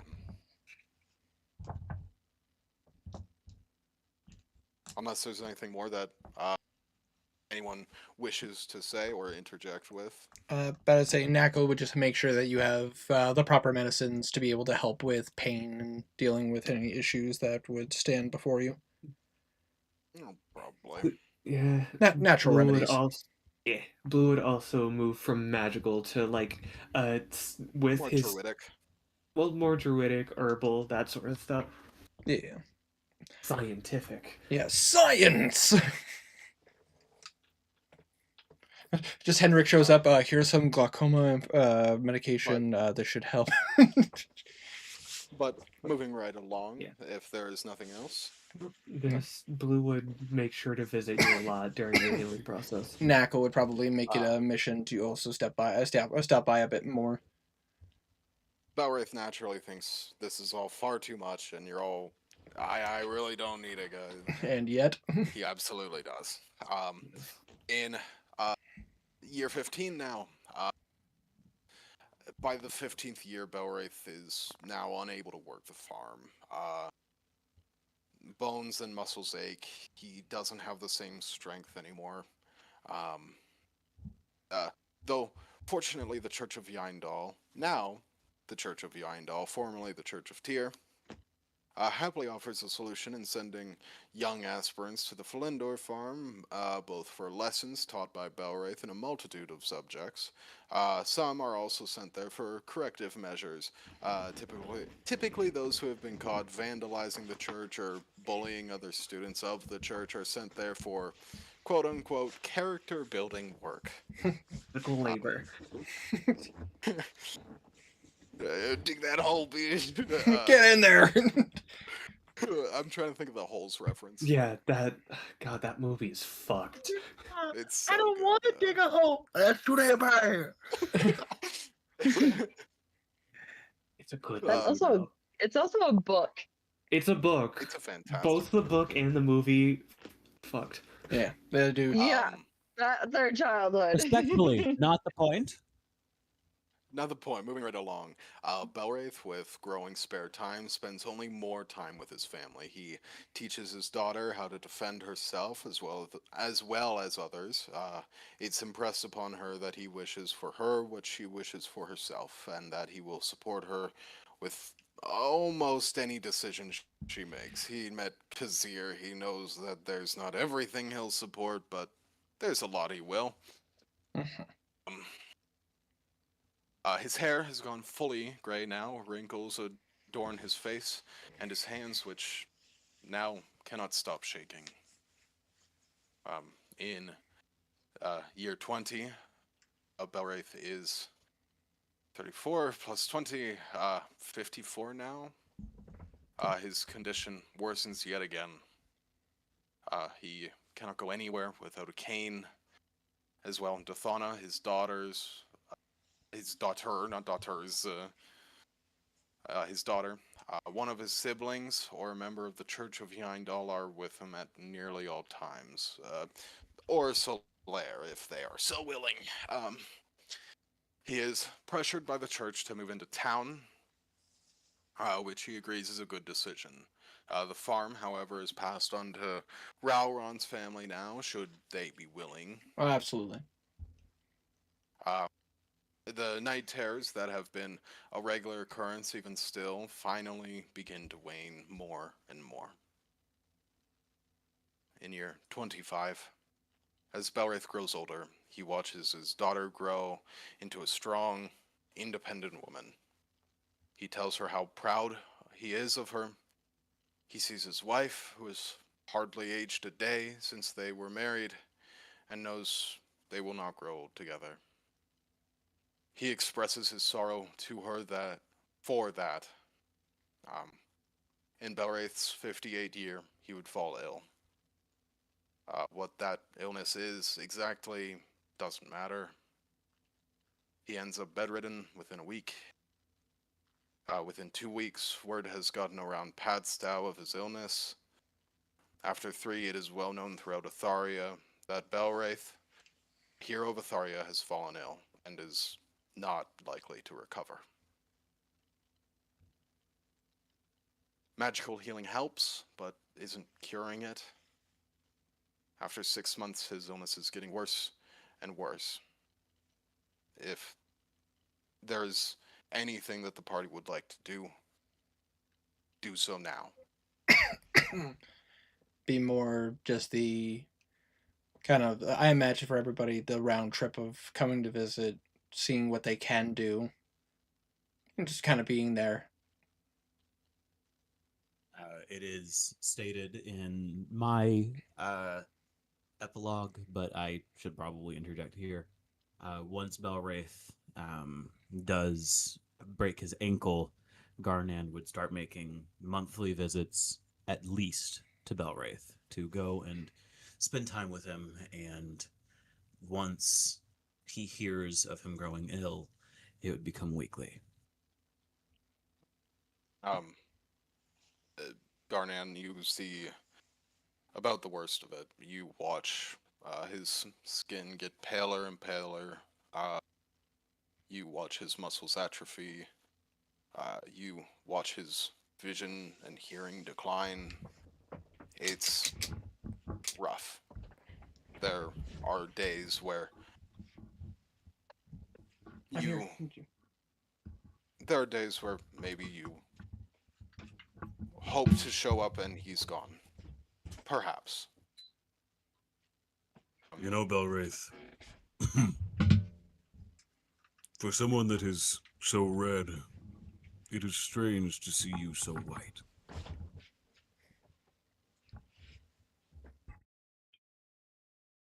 Looking quite pink. Well, fine color.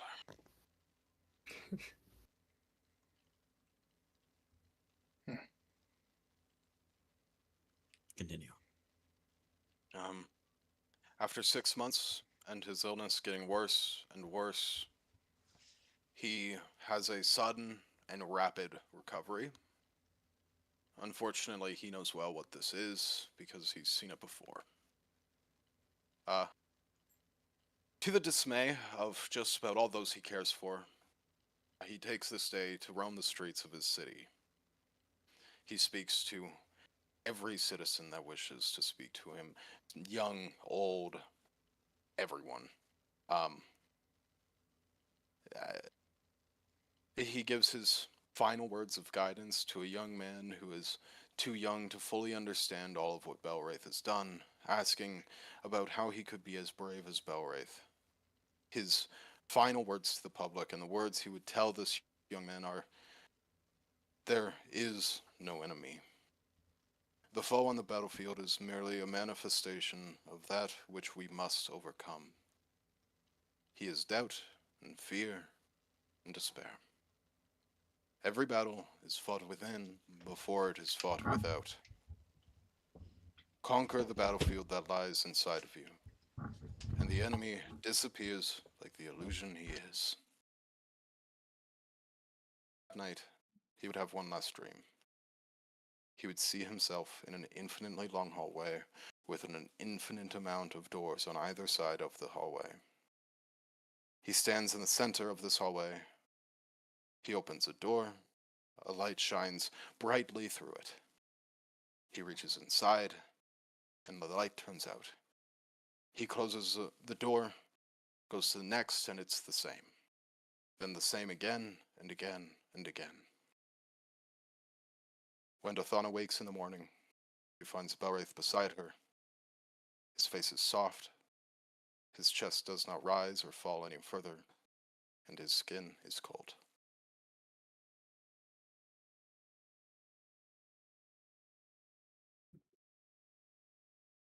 No, I gotta wait. I gotta wait. Not over yet.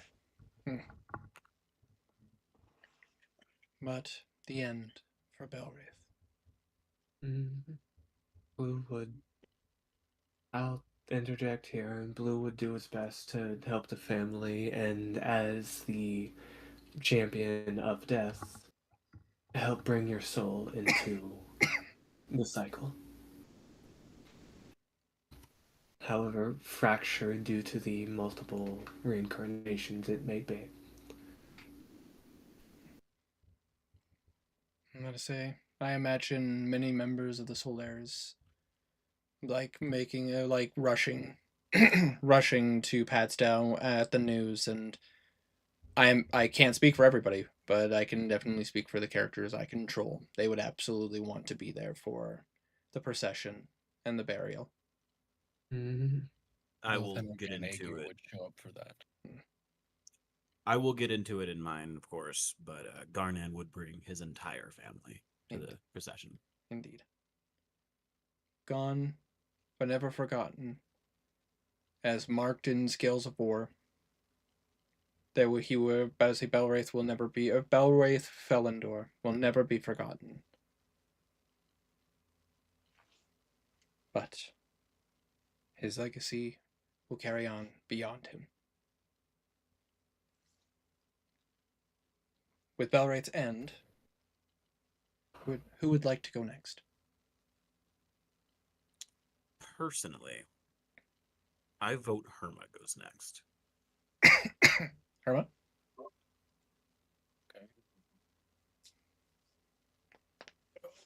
Who to start with? Let's start with Aegir. Absolutely. So Aegir, shortly after the events that had just transpired, before year 5, he goes back to the Crendelian dynasty to continue his fight against the Iron Obstinacy.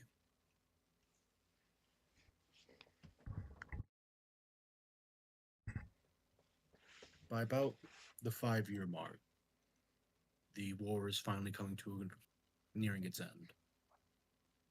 The whatever's left of the Obstinacy being driven out of the Crendelian dynasty. With the aid of Atharia and everything that Aegir did, he was crowned a war hero, and he is the head counselor of Ignis, a separate district that is separate from the Crendelian dynasty, but in alliance with it.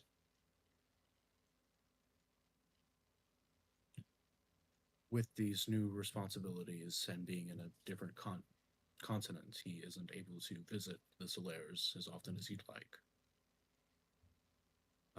And he's already a rather old man, so by about the 10-year mark, he's in it. He's about 41 at this stage. He tends to his duties, he tends to his people, rebuilding what was left in the ashes of the war.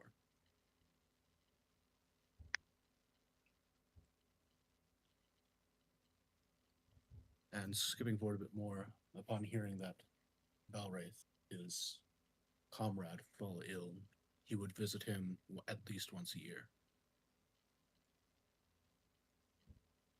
It's harder for him to visit, but he does as often as he may.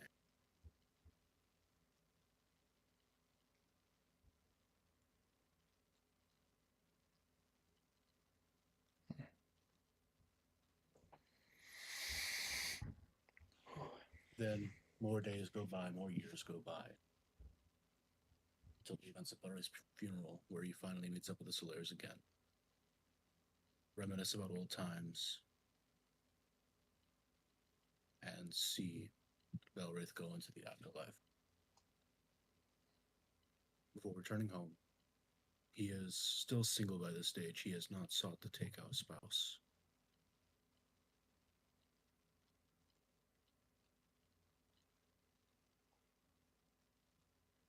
And that's basically the short of his tale for now.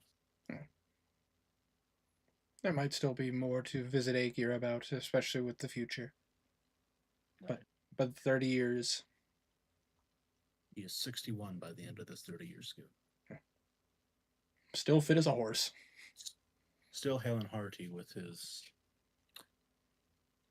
inhuman constitution, but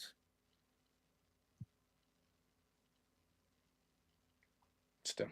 now we move on to Henrik. Henrik spends his first 10 years rather reclusive. He has a simulacrum made by Blue work the duties of the Guildmaster of the Artificers Guild, while he himself stays in a separate area that has been guarded with the, what is it called? Mordenkaiden's private sanctum spell, so that he's free from the scrying eyes of the cultist of Tiamat. Which absolutely there would be. Henrik would see that there are signs of the cults watching him. At least his simulacrum. Yeah. So he does official duties through the simulacrum and keeps himself hidden away.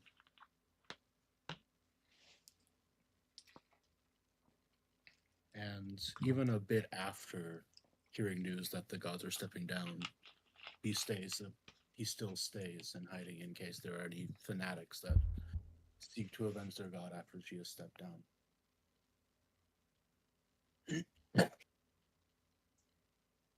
And the first time he breaks this reclusive nature is to go see Belwraith, seeing that he has fallen ill, offer him medicines that he can make, whatever he can, but he knows it's in vain.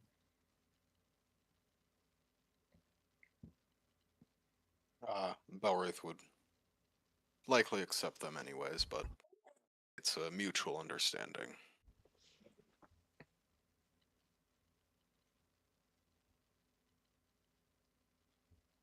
And after the 15-year mark, Henrik starts becoming more liberative in his pursuits, trying to go out, find ruins of the Archmagai,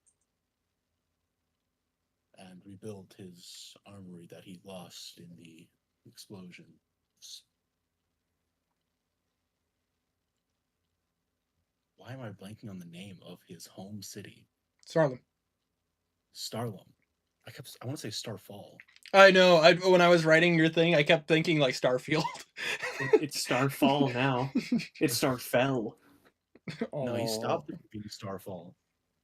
It's Star Exploded. Now it's Stardust. He seeks to rebuild the armor that he lost in the explosion of Starlum. Because he knows that there's things that the Solaires will still need to do, and there's things that he'll need to cover. Especially with his boon or curse of immortality that he has gotten from the Deck of Many.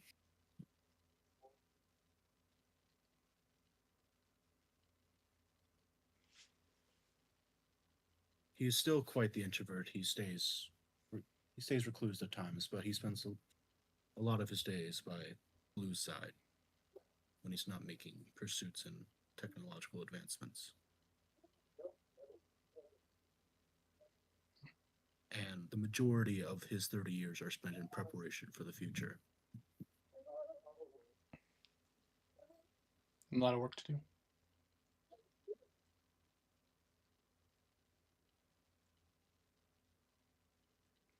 All right. That's about it. Absolutely. Fantasy, who's next? I think I should let Abby go before me. Absolutely. Abby?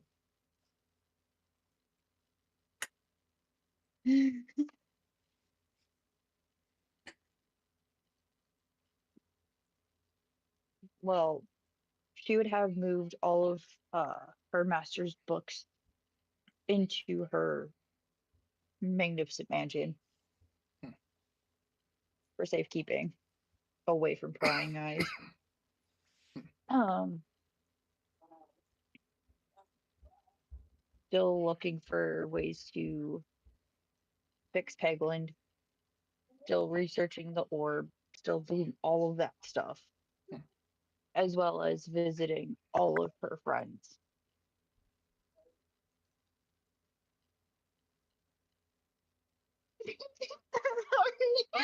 Oh, babe, it's okay.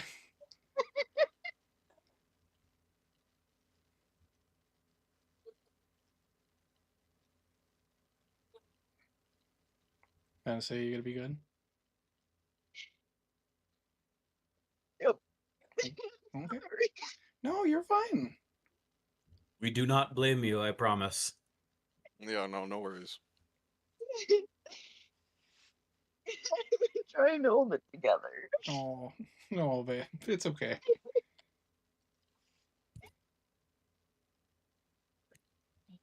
Well, she's an elf, so of No, course, or no, so of course she's going to live out with her friend. at least She knows this. at least the majority of them. Blue aside. Okay. And I think Furbolgs live a while too. Yeah. Garnan is living for a long time. You'll Yeah. live. Yeah. You'll live about the same as Garnan and go Yep. before Henrik and Blue and Yep. Knuckle. And Karik. Better say Karik being a dark elf. Yeah, Dark Elves can live up to 1,000. That's crazy. Oh, I'm okay. It's okay. I think that's it. Would I Bi- don't think there's anything else. would Bim just be spending her life learning magic, doing what she can, being there for people? It's kind of the studious nature of the wizard. Yep. Maybe teaching somebody else underneath her, like her teacher taught her. Absolutely. Taking in a kind of like an orphan I would say bird someone kid or something. someone of a similar situation has Yeah. been. Yep. And maybe raising them alongside Knuckle. Yeah. I think that's everything, I think. Absolutely. All right. If that's the case. Wow. Here we go. So, for the first year after the Solaires separate, he would travel alongside Belwraith to all of the cities of Atharia, helping him uphold the message that the broken skull is done for. Throughout this endeavor, he would continue buying out magic item shops and blacksmiths, and contracting them to send magic items and weaponry and armor to Tosquedal. He would be taking Alosa along with him on dates as well, furthering the relationship to the next level and being alongside each other for quite some time. On the last of the cities, where the Eclipse Guild would be, he would offload his bag of holding full of the magic items he acquired to give them a massive head start. He would also be helping Blue wipe out slavers for about a month during this time. When Belwraith heard that his child was being born, Garnan went with and stayed outside of the room, waiting to give his full support. He eventually got to hold Belwraith's daughter, realizing how such a delicate a child could be. This is when he truly realized he was nearly ready to start his family of his own, but not before bringing his father back to the material. Garnan would request the help of the Solaires to go and fetch his father from the abyss, and requesting Dame instead of Belwraith, since he has a family to take care of now. Assuming the mission's success, he would ask Alosa to return to Dosquadal with him. If anyone wants to interject, go ahead and do so now. How is the layer of infinite mazes looking after? It's in a weird position. However, because of Garnan's mother's connection to the abyss, she does have a means to be able to get there without having to travel through the remnants of the spiderweb pit. Oh, it wasn't completely destroyed by. No, not completely. Good. It's in a weird place, and it's definitely not the safest place to be, but it is accessible.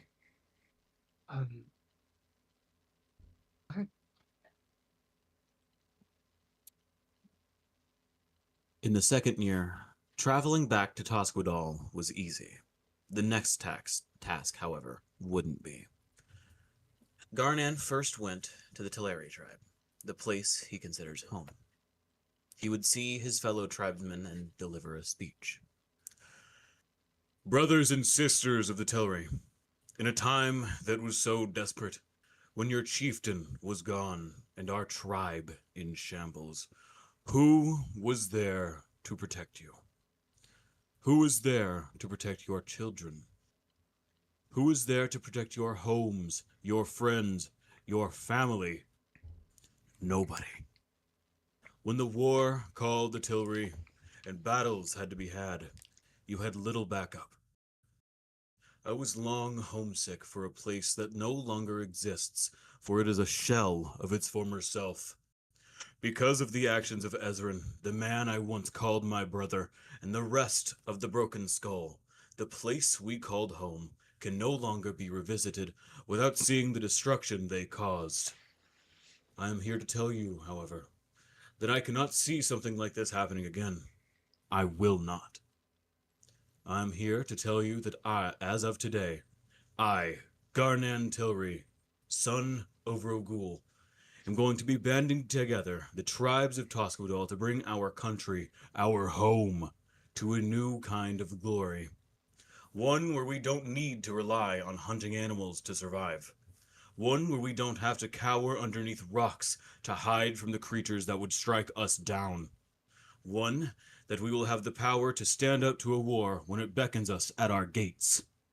I have already gone through the trouble of speaking to many of Atharia's blacksmiths and magic shops to supply us for the years to come. Soon, we will be able to stand up to those that would push us down. I ask for you all, Tribe Tilry, to be willing to change for the safety of our home. Gotta say, you just see a lot of people, a lot of mixed conversation, because you know that some people are traditionalists, but you do see that there are plenty who are like, yes, very, very mixed bag. But you know that some of this are going to be some of them are going to need time. After delivering this speech and hoping that they are receptive, Garnan would continue going to the many tribes around the country and delivering. Oh, balls. The music stopped. Hold on.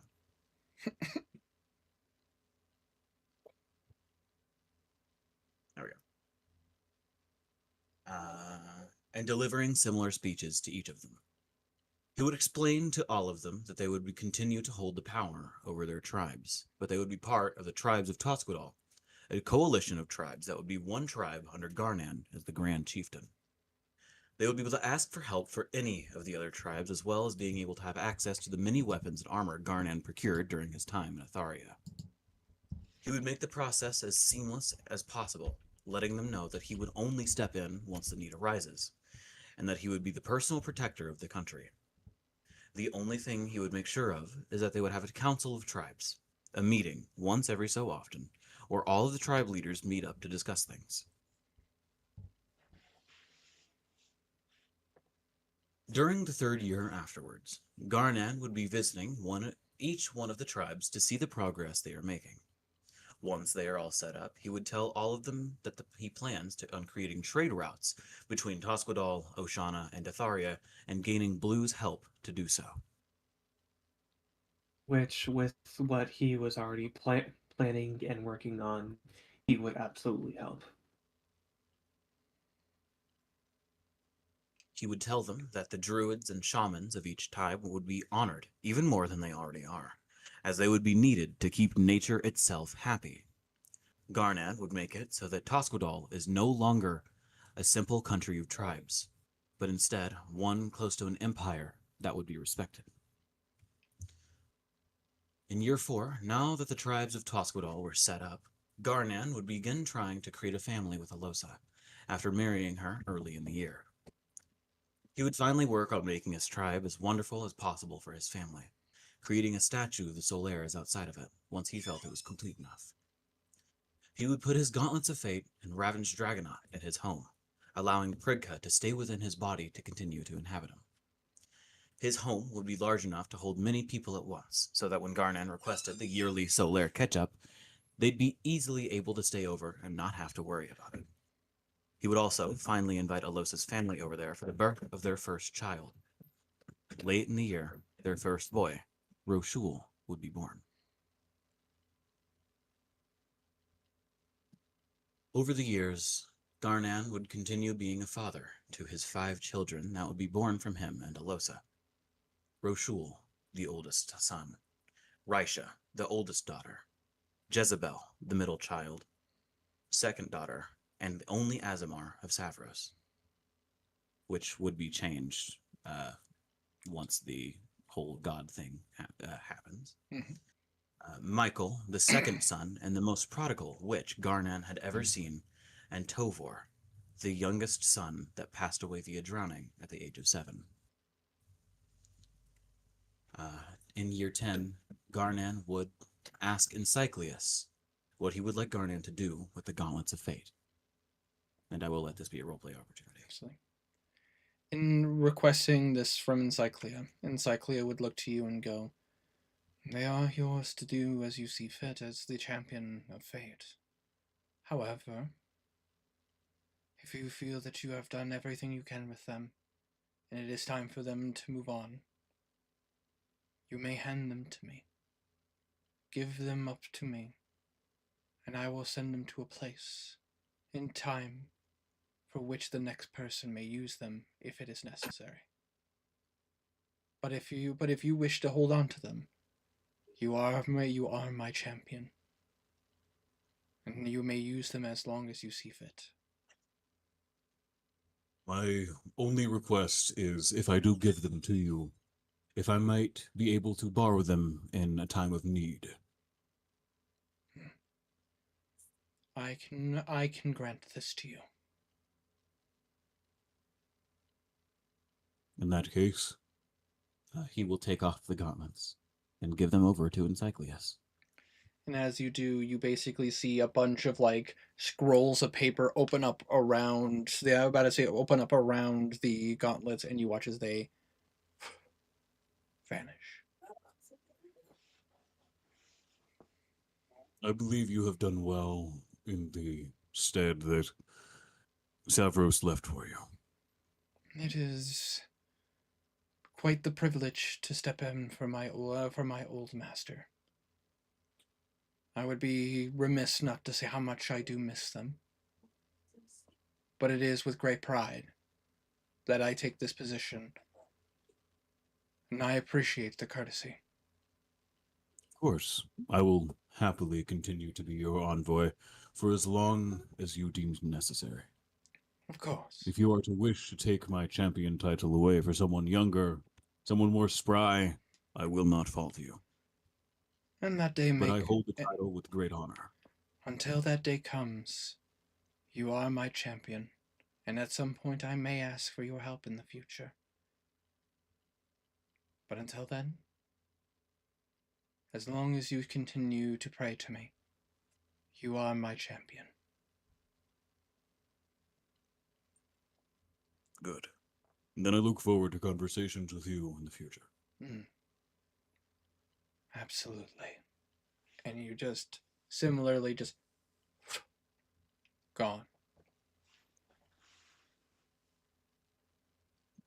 Eventually, Garnan would step down as the Grand Chieftain, allowing his son Roshul to take over. Soon after, his father Rogul would finally pass on. A large funeral attended by the majority of the tribes would be held. A few years later, Adira follows suit. Her funeral is attended by less people, but still a large amount. Upon learning of Belwraith's weakness, he would begin making monthly visits to him at his farm and being by his side for a bit of time before eventually returning home. When it is told that Belwraith becomes sick, these visits become weekly. And when Belwraith eventually passes, he would bring his entire family to the funeral to honor him. We now move into the far future, where Alosa would pass away 173 years after the Solaires officially disband. Her funeral is attended by the entirety of the tribes of Tosquedal and much of Atharia.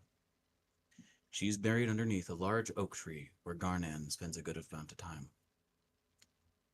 Garnan would likely grow closer with Dithana now that both of them had lost their partners, though they would never go further than good friends. Garnan has too much respect for Belwraith to do such a thing to him.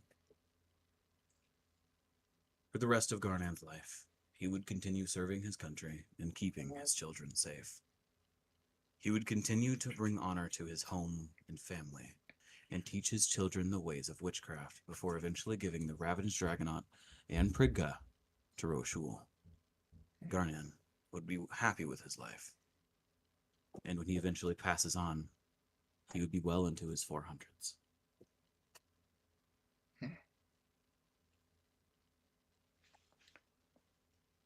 With that being said, Lou, Tiny, tell us Lou's life. Hello.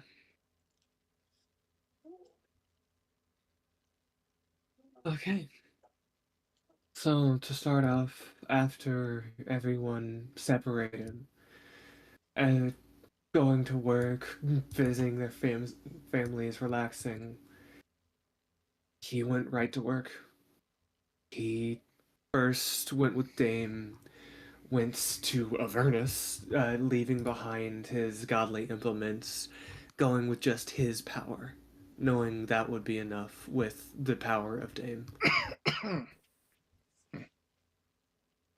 After he finished his contract, he would have became the elf, have gotten a either elven bard or, well, no, elven mage, as he is not yet spreading Solomon's teachings.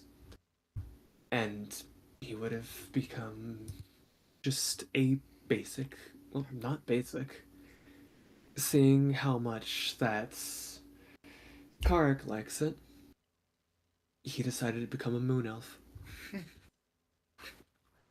Absolutely.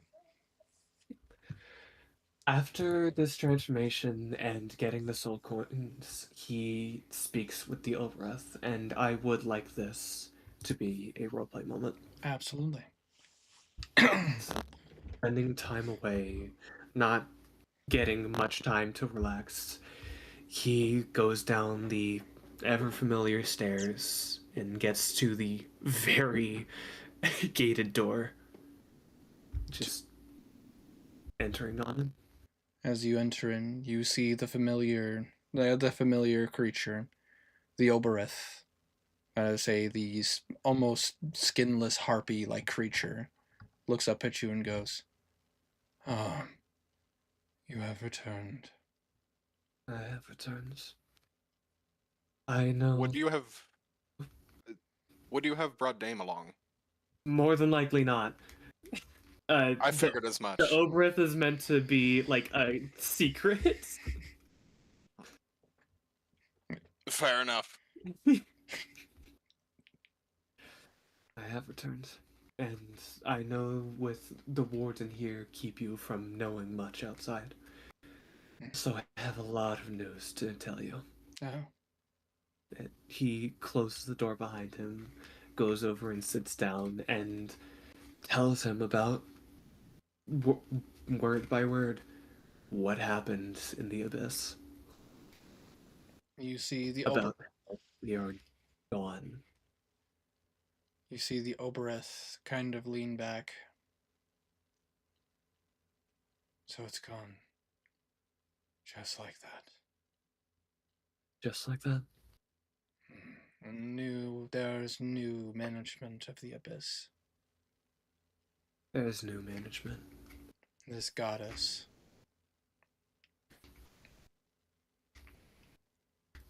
Perhaps I will reach out. There might be something to this, that I might find a place amongst them. Maybe. When it came to her, she actually spoke with us.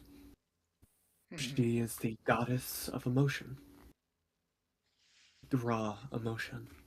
It would make sense with her children.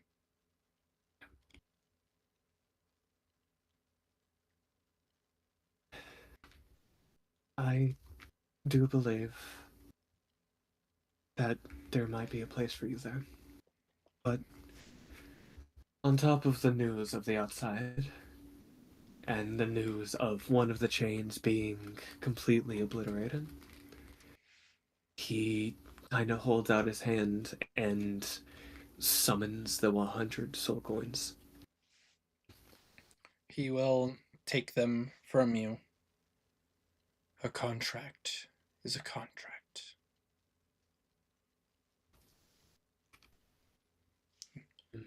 And he will take the soul coins back into back in, and you watch as he kind of places his hands together. They just kind of vanish. Keeps them somewhere on his person. You're just not quite sure where that is.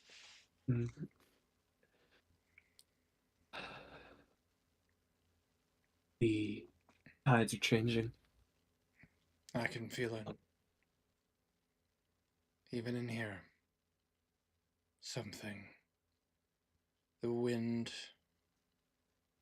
The air.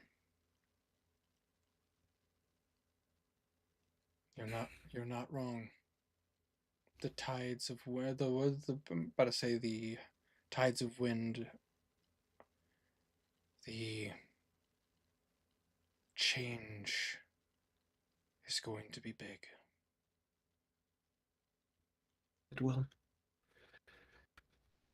So, I will be fulfilling our contract, our other contract. Of course. He kind of reaches up and flicks one of his ears. I see. Well, it shouldn't be too difficult for you to be able to continue to fulfill your contract. Just remember the terms. Once a year. For one full day. Which, with the abilities that I have now, I am able to return quite easily. That is good. And to say, as much as I'm not necessarily a good person, don't say I've never done nothing kind. A lesser demon would have done. I could have made that contract much worse. Yes, you very much could have, but in the end, it benefited both of us. And that one that you wanted just his ego hurt. He's gone, reduced to oblivion. Good riddance. I can agree with you there.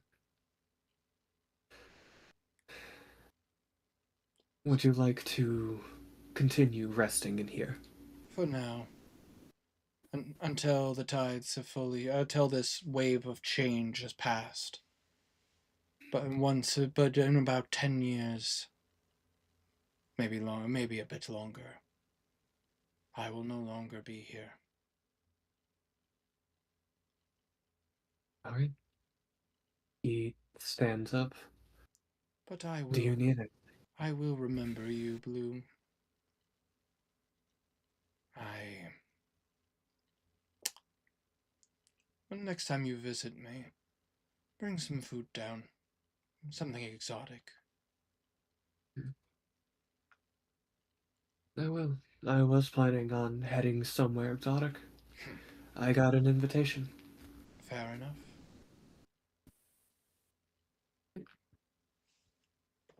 He heads out, leaving him there. Absolutely. After that, after him becoming the elf and fulfilling his contract that has been binding him and stressing him, Mhm. he went on to his next goals. He started to continue looking for slavers in Atharia, trying to stomp them out, as well as looking into if there was any way to fix Solomon. Go ahead and roll an Arcana check. All right.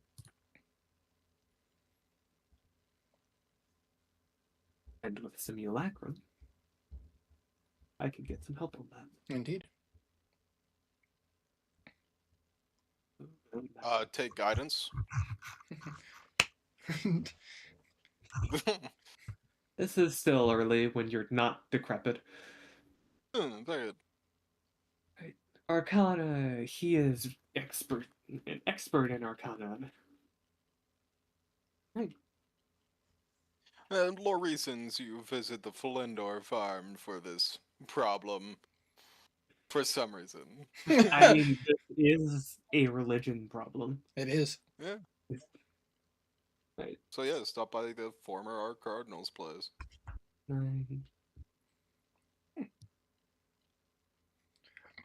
In that case, could I actually give the help action? Not for. Well, I'm about to say he already has advantage, so. Mm-hmm. Enhance ability. About to say 47.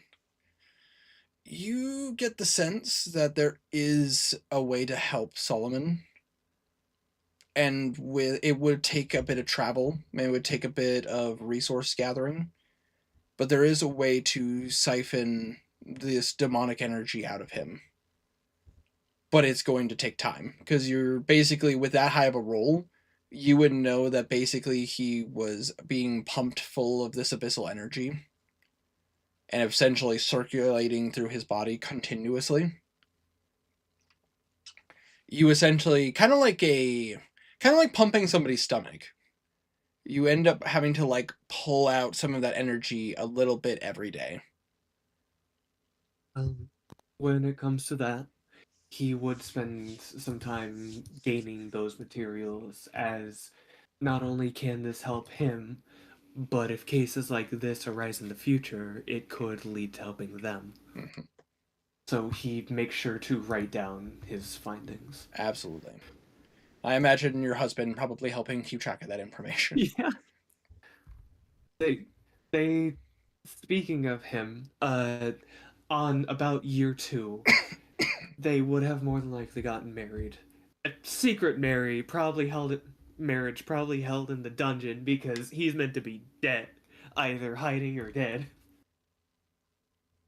That's still when the threat of the cultists was very high. Secret marriage. Secret marriage. Through the mountain. Through the mountain. Secret marriage. He would have made sure that their wedding rings were both rings of Deathward, as he had the money to do that. Mm-hmm.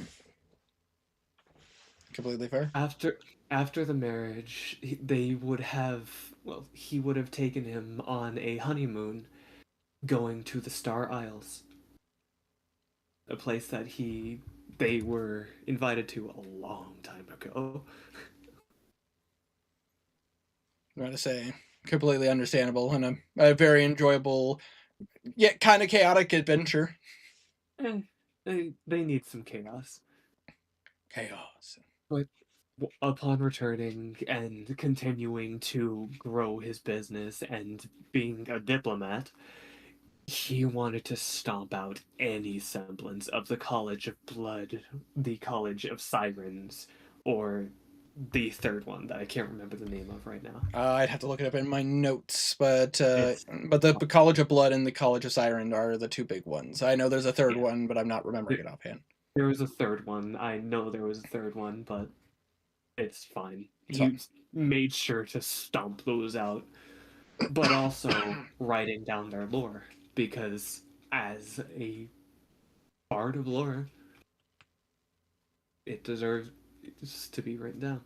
Knowledge is power. Knowledge is power. That way you can fight it.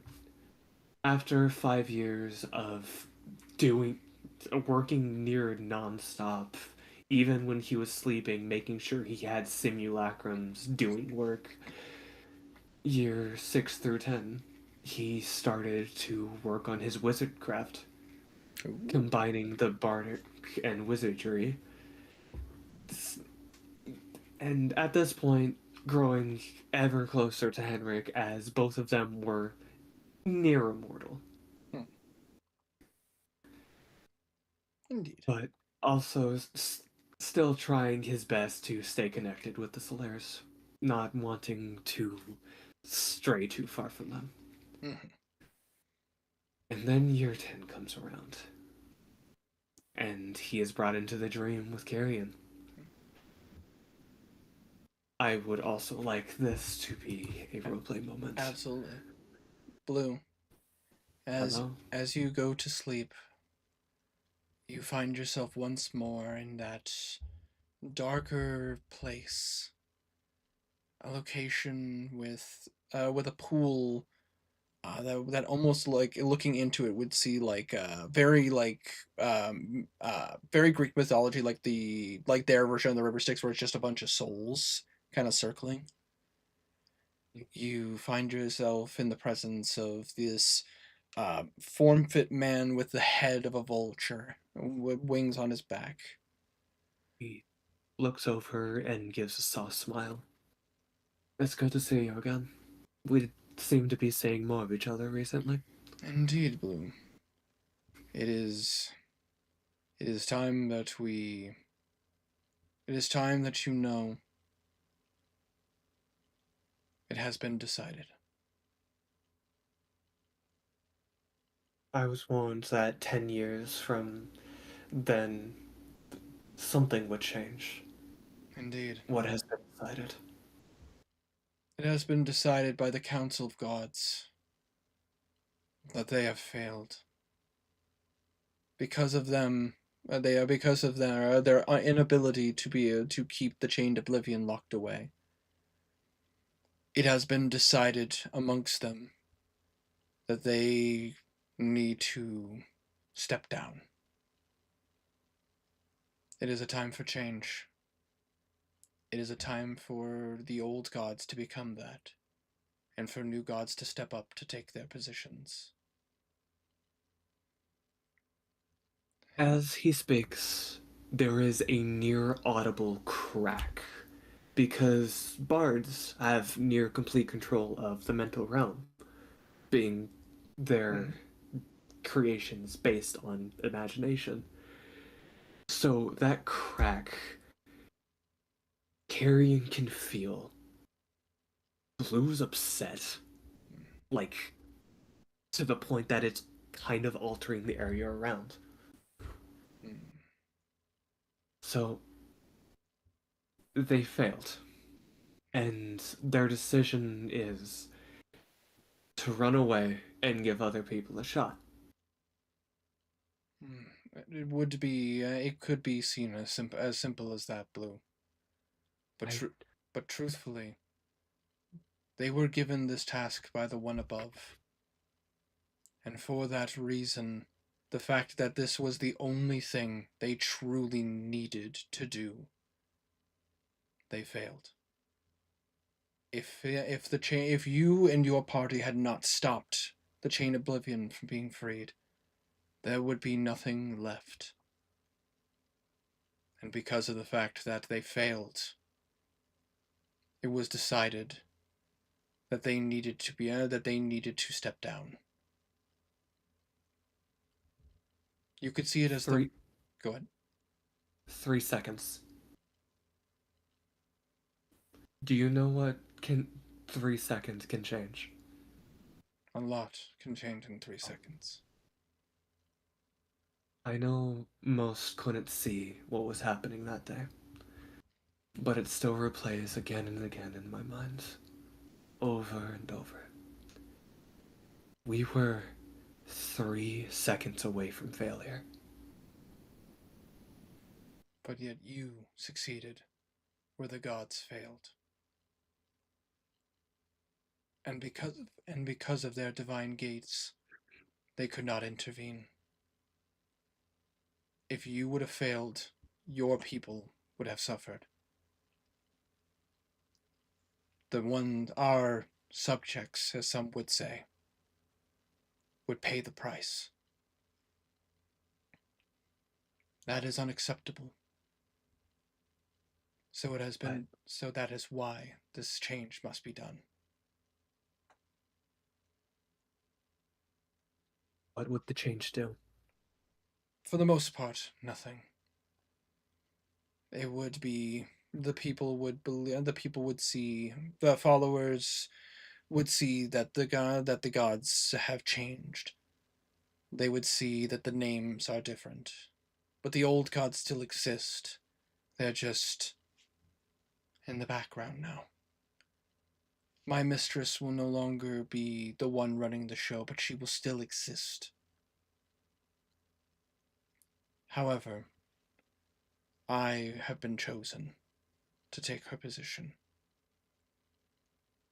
As I Quite a promotion. Indeed. I am humbled by the decision. It is a lot of responsibility and a lot to live up to. As I have been given the title of Carrion, Master of Ravens. But we have a lot of work to do. We do. And a lot to prove, given the circumstances. There will probably be many who disagree with our decision, and many who question the gods' decisions to change in the first place, but it is not our place to decide. I question it. It's human nature to question things. Of course. But I do not blame you. I do not blame your mistress. Our mistress.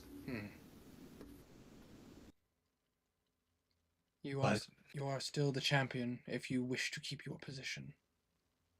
I do wish to keep my position. Even though my lifespan has been extended. Yes. As you can tell. But you did not. But you have not done it in a means that would disrupt the flow of nature. No, I haven't, and I fully intend to use the extension in order to make sure that our word keeps going around, and make sure that we're ready for the next time that the gods can't help us. Indeed. The divine gate is not going anywhere, and it has been agreed upon by the gods not to intervene directly intervene in the mortals' affairs. But we will still continue to be a part of your lives, and we will aid wherever we can. Should these terms be acceptable? They are acceptable. And I do still...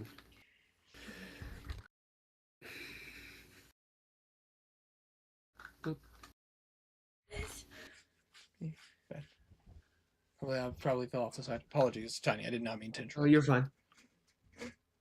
I was waiting for when you were ready again. Please continue. Right. They are acceptable. A lot of people, as you said, will push back, will... It doesn't feel right.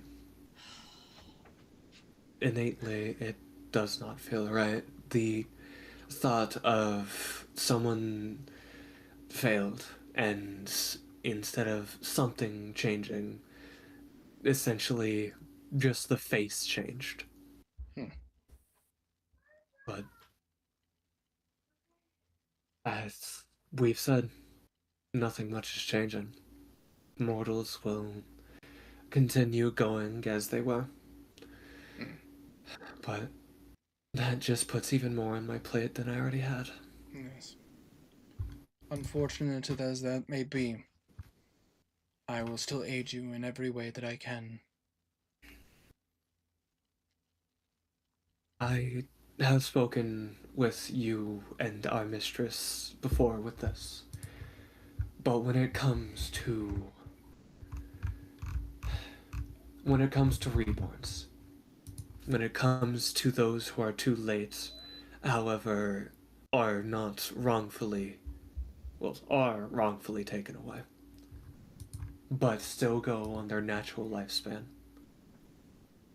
that is not an abomination. No.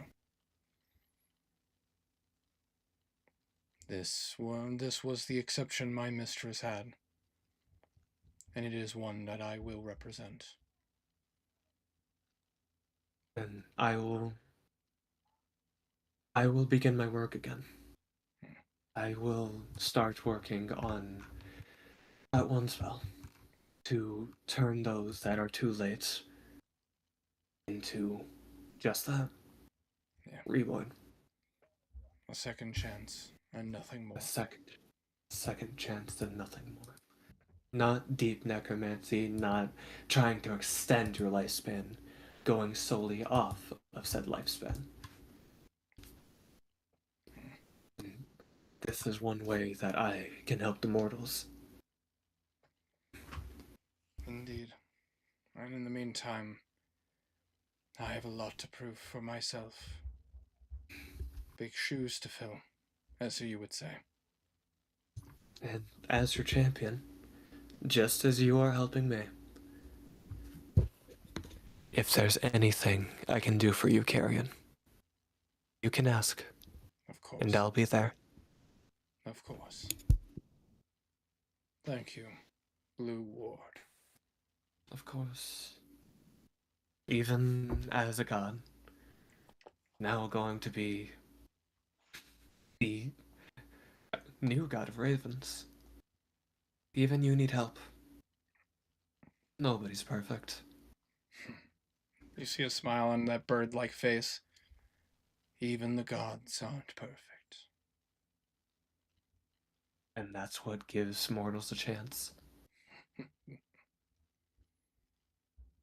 I only wish to inform you.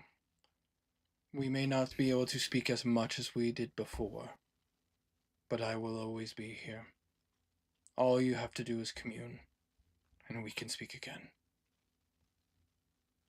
You will continue to hear my music. Do not worry.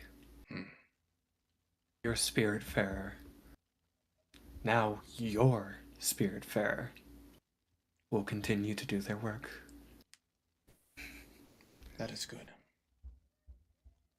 Until the next we meet, Blue. Until then, Carrion. You just watch this like you wake from your dream. Nothing changed. You're still in your bed just fine. But you do find a single feather. I say one half being raven, and the other half having the feathers of a carrion, a vulture. He would essentially have this feather be enchanted into a magic item known as the Emerald Pen. I know the exact item you're referring to. As this will help with his wizardry. Because he has a lot more work. As at the next portion,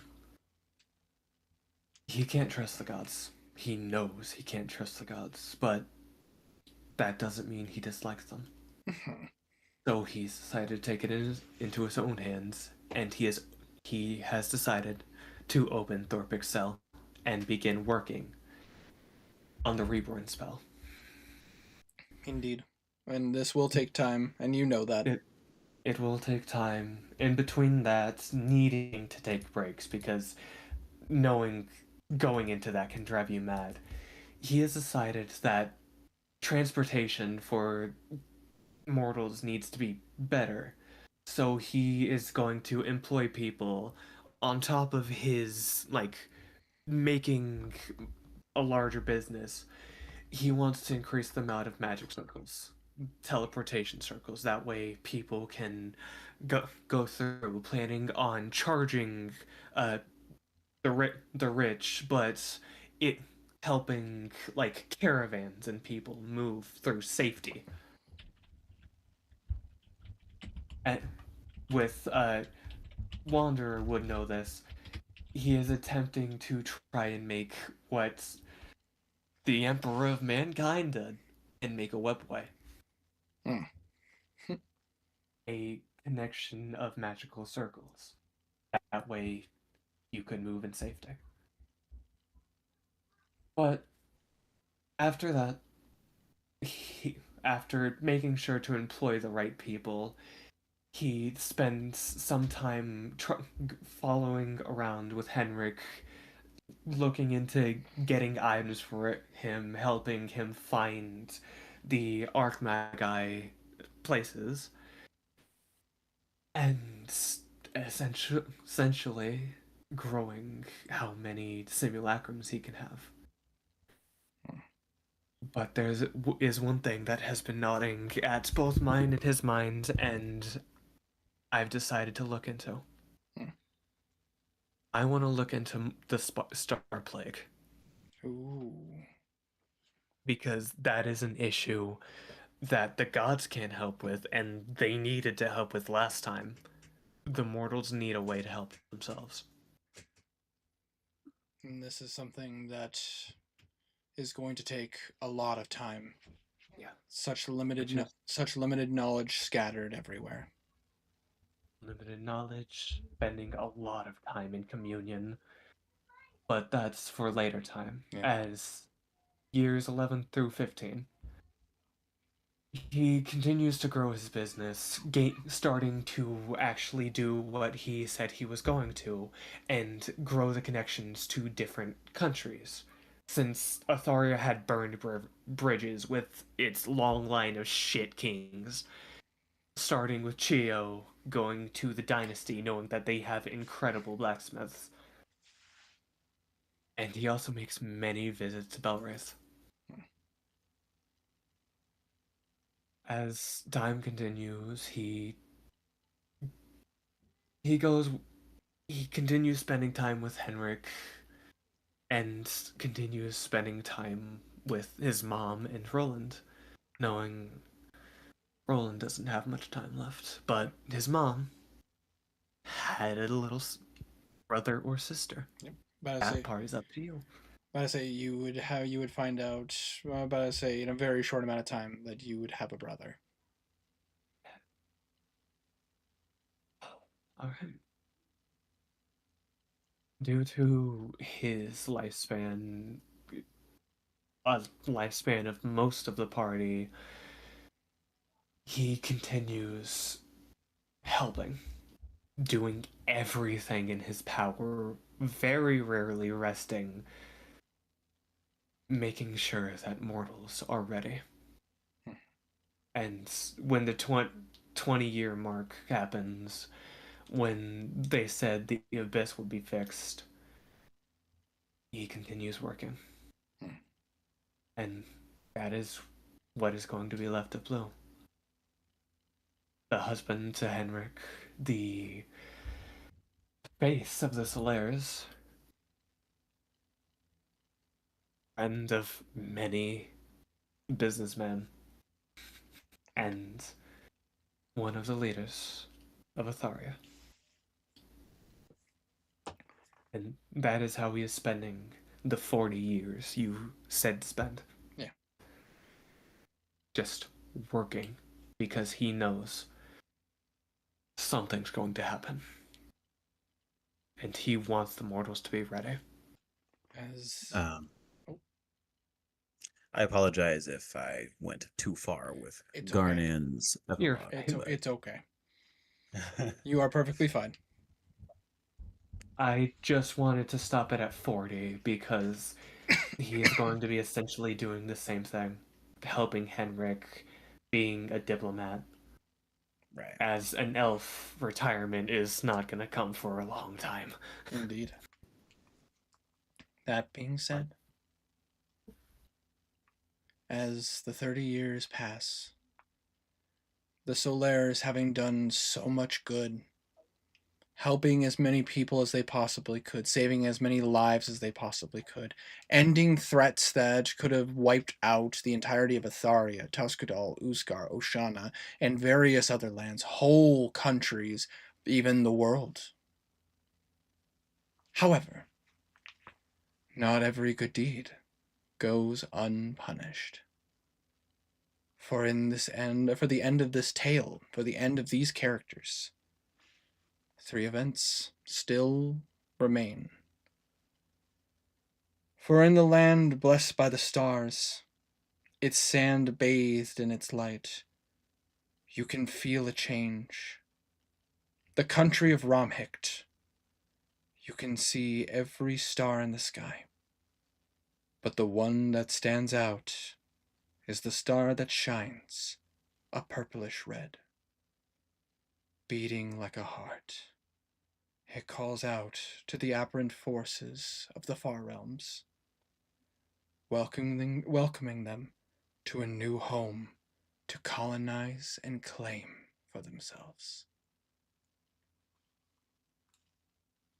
The second event. Hidden in a forest between the planes of existence, 3 women, 3 sisters, in fact, cackling and laughing as they hold an ancient tome covered in constellations, learning and plotting as they wait for the right time to take what they please and take revenge for the death of their mother. And lastly, on an enclosed ship that looks like a living creature, an older scientist confronts a series of creatures with squid-like faces. A smile on his face, Omar looks to these individuals, holding a key that looks plain and unimportant. I didn't get exactly what I wanted, but I did get us a new research project.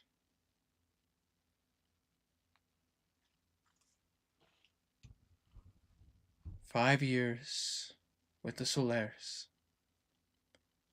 30 years after the end of our adventure.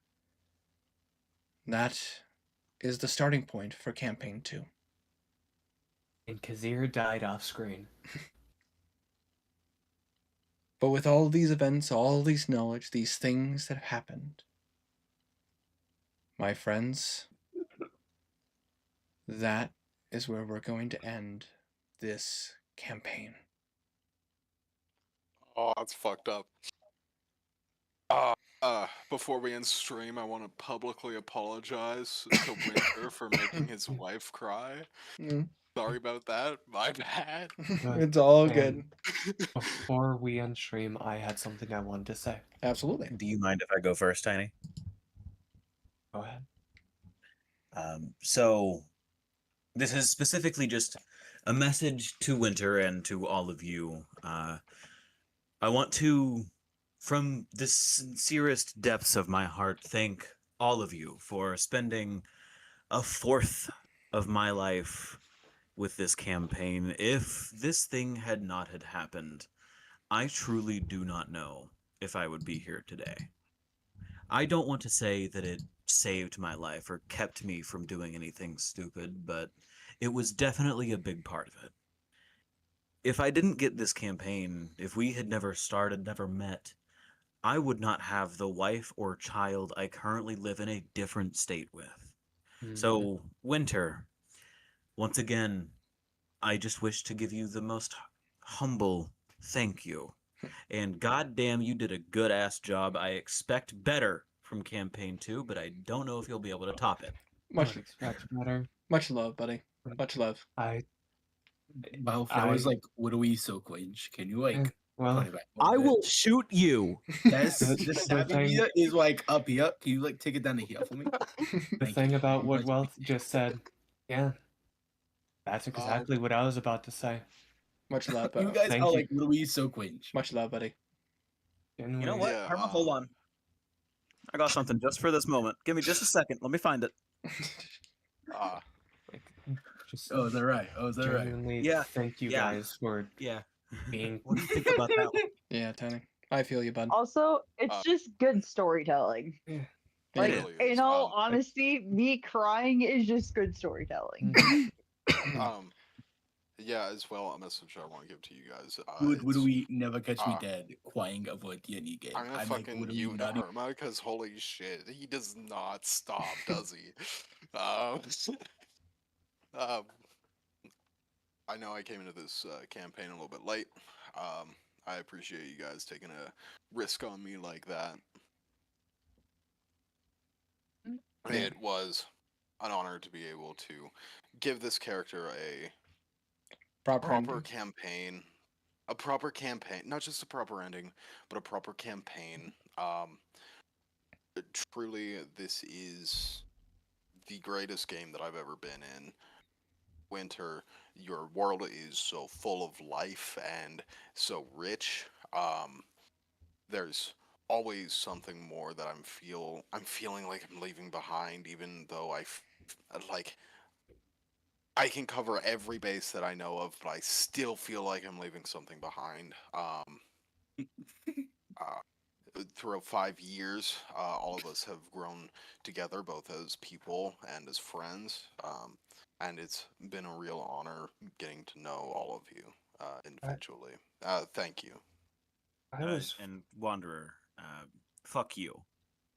I was 14 when this campaign started. Yep. At I was that 13.